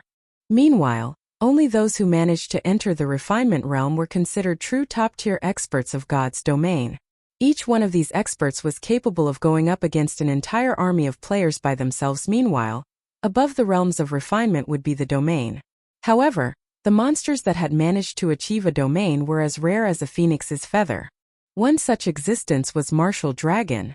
If Feng had not relied on his attributes to suppress Martial Dragon back then, in addition to having the assistance of his personal guard Kite, defeating Martial Dragon would have been utterly impossible. Had the fight dragged on, Feng would have been the loser. Instead, currently, although Feng still had the advantage in equipment, this advantage was continuously shrinking. It seems that this Void Realm expert has been prepared to deal with me? Feng could not help but inwardly guess even if he could successfully deal with his opponent, the other members of the guild. Chapter 713 Silver. Firewing Empire. Firewing Imperial Capital. Tiexin, were your negotiations successful? A white-browed youth wearing a pair of frosty robes asked, shifting his gaze towards Yuan Tiexin, who had just entered the room. Yuan Tiexin was one of the elders of the secret pavilion, his position within the guild very high. Moreover, he was already 50 years old this year yet. Despite the white-browed youth directly calling Yuan Tiexin by his personal name, the latter did not show any signs of dissatisfaction. On the contrary, Yuan Tiexin carefully handed over the contract he signed with Feng to the youth in a very respectful manner and said seriously, just like guild leader has surmised, Black Flame was very incisive in making a decision. We can now begin constructing our guild residence at Stone Forest Town immediately. If Feng were here right now, he would definitely be shocked. After all, the secret pavilion's guild leader was actually a young man. Thanks for your hard work. Have Wen Yao bring the kids there then. This time we can let those kids get a chance to widen their horizons a little. Ever since God's Domain's launch, the virtual gaming world has not been as nice a place to mingle around in as it had been. The white-browed youth took a glance at the contract and accepted it with satisfaction. He then turned to look at Yuan Tiexin, smiling as he asked, Tiexin, just ask whatever is on your mind. Guild leader, the Flower of 7 Sins has already targeted Zero Wing. If we include those other people as well, there is simply no chance for Zero Wing to protect Stone Forest Town. Aren't we just making an unnecessary move with this? Yuan Tiexin could not help but ask, this can't really be considered an unnecessary move. I am simply hoping to have Zero Wing test out the Flower of 7 Sins. If we can get the others to expose themselves as well, we will have profited in this exchange, the white-browed youth replied, laughing. He then took out a document and placed it before Yuan Tiexin, saying, You'll know once you take a look at this. Yuan Tiexin was inwardly very confused at the youth's words. He promptly began flipping through the document. How could this be? Yuan Tiexin was shocked. That silver has appeared? Is there some sort of mistake here? Zero Wing is merely an upstart guild. Although that Black Flame indeed possesses some ability, it is not to the degree where it is necessary for Silver to take action, right? Whether Silver will be taking action personally or not, I am not sure. However, it is certain that he will be going with the group that's going to attack Zero Wing. If he is willing to take action, this will be the perfect opportunity for us to gather some information on him, the white-browed youth said, shaking his head. Silver was part of the upper echelon of the Flower of 7 Sins. Even for the secret pavilion, obtaining information on Silver was extraordinarily difficult. Meanwhile, a perfect opportunity to do so had just appeared before them, and he did not wish to let the others from the Flower of 7 Sins ruin this opportunity. If the other members of the Flower of 7 Sins defeated Zero Wing swiftly, then a superior like Silver would naturally not take action because Zero Wing simply did not possess this qualification. However, if Zero Wing could force the Flower of 7 Sins into a bitter battle, the possibility of Silver taking action would be much higher. Guild leader, can I go as well? Yuan Tiexin, who was usually calm and collected, currently had a hint of excitement in his eyes. Silver was an existence akin to a legend in the virtual gaming world. Every time he took action, he would cause an earth-shattering sensation. However, the people who knew of him were extremely few, as the various major powers would take the initiative to keep this information hidden, giving ordinary powers no chance to learn about Silver at all. Go if you want to, but don't arouse any suspicions. It will be best if you go in disguise, the white-browed youth replied. He then took out a dark gray ring with purple elvish words engraved on it, the ring itself giving off the glow effect unique to dark gold items. I understand. Yuan Tiexin's heart began beating madly when he heard the youth's words. He then picked up the ring and hurriedly left the guild leader's office. The top of the world. The Dragon's Maw. The Dragon's Maw was a map filled with steep and winding paths, and these paths extended down towards a bottomless crater. The crater looked just like a massive mouth that was trying to devour everything at this moment. Feng was standing at the entrance of a small path, looking down at the sight before him. No wonder this place is called the Dragon's Maw. It's simply impossible to see the bottom of this crater from out here. Everywhere around this place is sending my alarm bells ringing. This really isn't a place for ordinary people. As Feng took a look at his surroundings, he could feel a premonition of death coming from all around the Dragon's Maw. Yet, strangely enough, he could not see any signs of danger here. There was not a single monster present within his field of vision. Nevertheless, his intuition was warning him that he might lose his life at any given moment, should he set foot on the path before him. This time, however, Feng had no choice but to ignore his intuition and step forward. The assassins from the Flower of Seven Sins possessed overwhelming strength with a force of over 30 refinement experts, 7 flowing water experts, and 1 void expert, who were all geared in level 30 top-tier equipment. Not to mention killing Zero Wing's main force. The group could even attempt to kill a super guild's main force in Zero Wing. Aside from Feng himself being a flowing water expert, there was nobody else within the realms of refinement. Even with the advantage in attributes, Feng knew very clearly that Zero Wing's main force stood no chance at all against so many refinement experts. The outcome would be the same even if they had the power of darkness. After all, if even the members of Zero Wing's main force possessed berserk skills, how could it be possible for these refinement experts not to have obtained one for themselves? Even if not everyone from the Flower of Seven Sins had managed to get their hands on a berserk skill, as long as there were a few who had, these few people could easily annihilate Zero Wing's entire main force. Whether it was Aqua Rose, Violet Cloud, or Fire Dance, all 3 of these girls possessed massive potential. Unfortunately, having potential did not necessarily mean they were strong right now if they had several years' time to grow. No, even if it were just half a year's time, if he properly guided them and helped them fully realize their potential, no doubt they would be able to cream these experts. However, there was simply not enough time right now. From the report of the secret pavilion, Feng knew that the Flower of Seven Sins was still in the process of making preparations, which might take anywhere from 3 to 5 days. Hence, it was highly possible for them to take action within these 3 to 5 days. However, he did not possess a method to improve everyone's strength significantly within such a short time span. The improvement of combat techniques required time and accumulation of experience, not to mention setting foot into the unfathomable realm of refinement. Despite Fire Dance and Violet Cloud being just a thread away from entering the refinement realm, no matter what they did, they were unable to achieve a breakthrough. Even Feng had no methods to assist them in breaking through. Otherwise, the refinement realm would not have become the great divide that differentiated ordinary experts from top-tier experts in God's domain. Even super guilds would find it very difficult to nurture a refinement expert. Although there was the option of bringing Fire Dance and the others to level up, the possible improvements through this method were limited. Within 4 or 5 days, the most he could do was help everyone in the main force gain 2 more levels. The first reason for this was because everyone was already high-leveled now.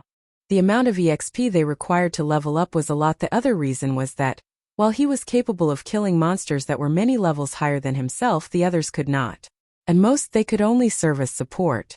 If the EXP of the monsters he killed were to be split among 100 players, the overall leveling speed of Zero Wing's main force would only be slightly faster than an ordinary expert's. Rather than doing such a futile action, Feng decided to go all out.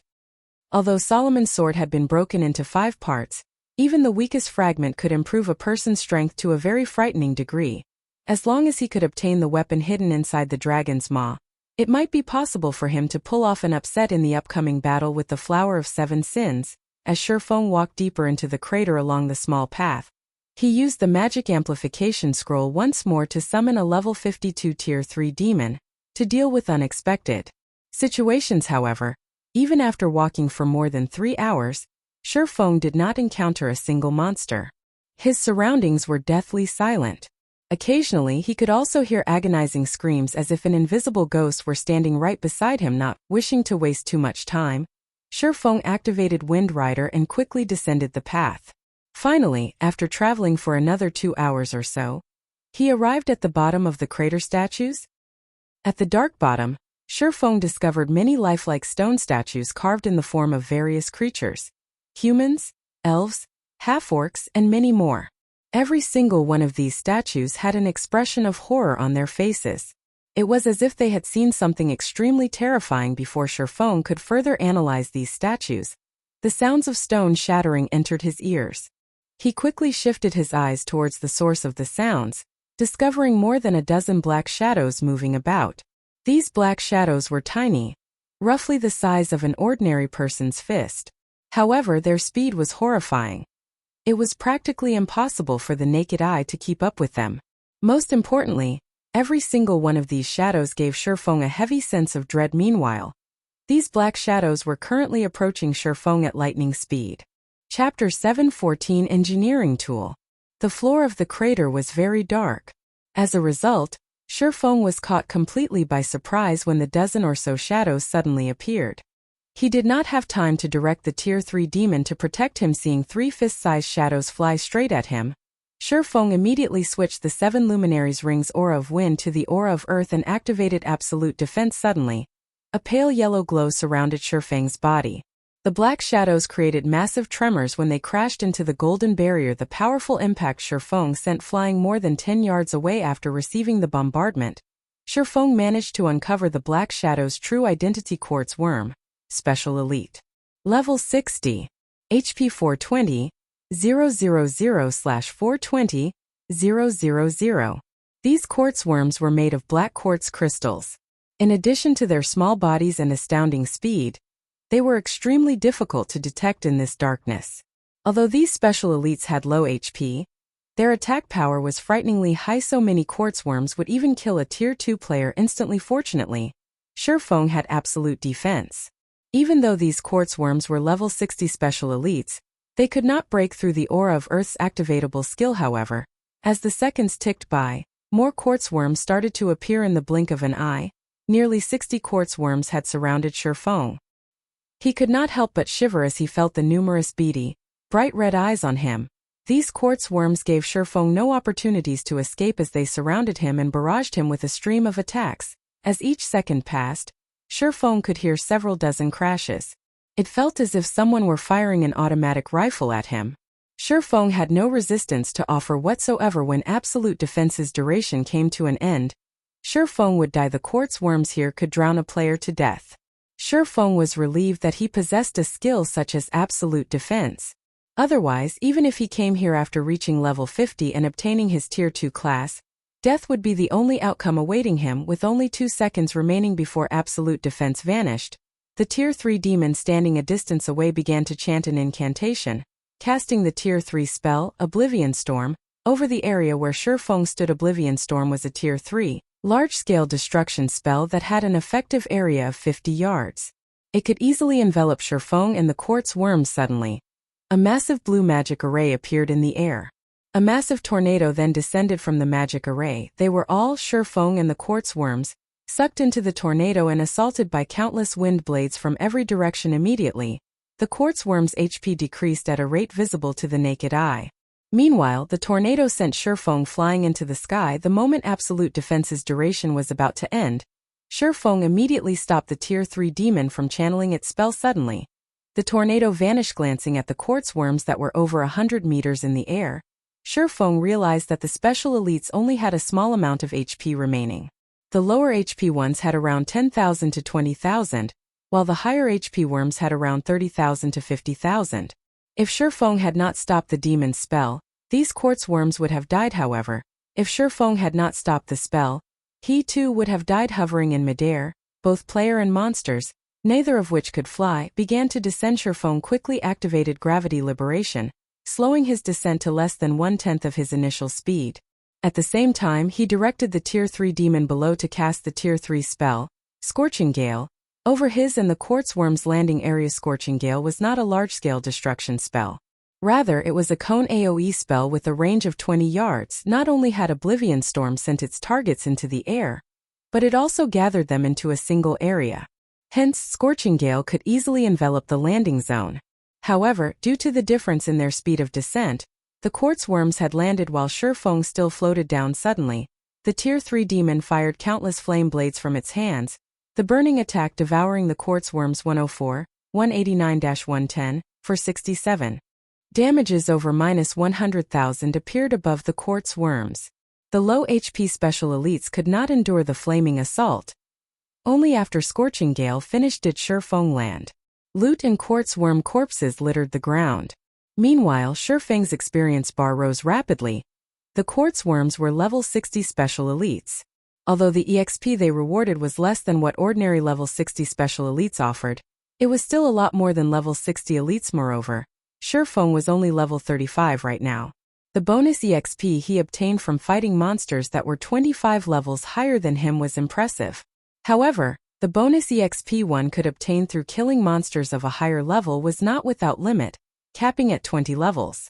Hence, players' EXP would, at most, increase by 20 times. Even so, an increase of 20 times would still provide Feng with an exaggerated amount of EXP. After this brief battle, Feng had gone from 9% of level 35 to 98% of level 35. He was only 2% away from reaching level 36. At this level, he could rank at the top of Star Moon Kingdom's ranking list currently. The number 1 player on Star Moon Kingdom's ranking list only approached level 35. They still needed to grind for half a day before crossing the threshold to level 35. This method of leveling isn't bad at all. Feng could not help his grin as he looked at the EXP he had obtained. Unfortunately, special elites were not easily discovered. Even in the Stoneclaw Mountains and Azura Mode regional dungeon, so many special elites would not appear at a single time. In a group of 100 elite monsters or so, roughly 8 or 9 special elites might tag along. Hence, it was nearly impossible to find large groups of special elites such as the quartz worms to grind on. Moreover, the Tier 3 demon's Tier 3 spell, Oblivion Storm, had a relatively long cooldown of 70 minutes. Unfortunately, the demon did not have any other combination attack that could kill a group of level 60 special elites instantly. Most importantly, it would be very difficult for Feng to locate so many quartz worms again. After Feng had wiped out the wave of quartz worms, silence returned to the area. The only quartz worms in the area were the corpses on the ground. Although the quartz worms had not provided much EXP, the loot they dropped was relatively good. Moreover, Feng had the luck increasing Icarus's heart. The 60-plus quartz worms had dropped quite a bit of level 50 or above bronze and mysterious iron equipment. The special elites had even dropped an engineering design glare bomb. Feng was delighted one could produce many interesting items with engineering. However, very few engineering items could be used in combat. Take the Frost Grenade for example. Not only could it cause damage, but it also possessed a control effect. Sadly, only master engineers could produce such items. Moreover, the designs were extremely difficult to obtain. Yet, if one tried to purchase these items, their prices were extraordinarily high. Ordinary players could not afford to use them. The glare bomb was not as advanced as the Frost Grenade. It could not inflict any damage. However, it was very easy to produce. The materials required were not particularly rare. Hence, it was one of the most common tools in field battles. The glare bomb could temporarily blind all creatures within its range, though its effect on players was reduced after Feng finished arranging the loot and was about to leave the area. For some reason, the external layer of stone on the statues began to fade, revealing these statues' original appearance. Every one of these restored individuals radiated a frightening aura. Feng felt an immense pressure from these creatures and was overcome by a desire to flee. However, these unpetrified individuals had noticed Feng.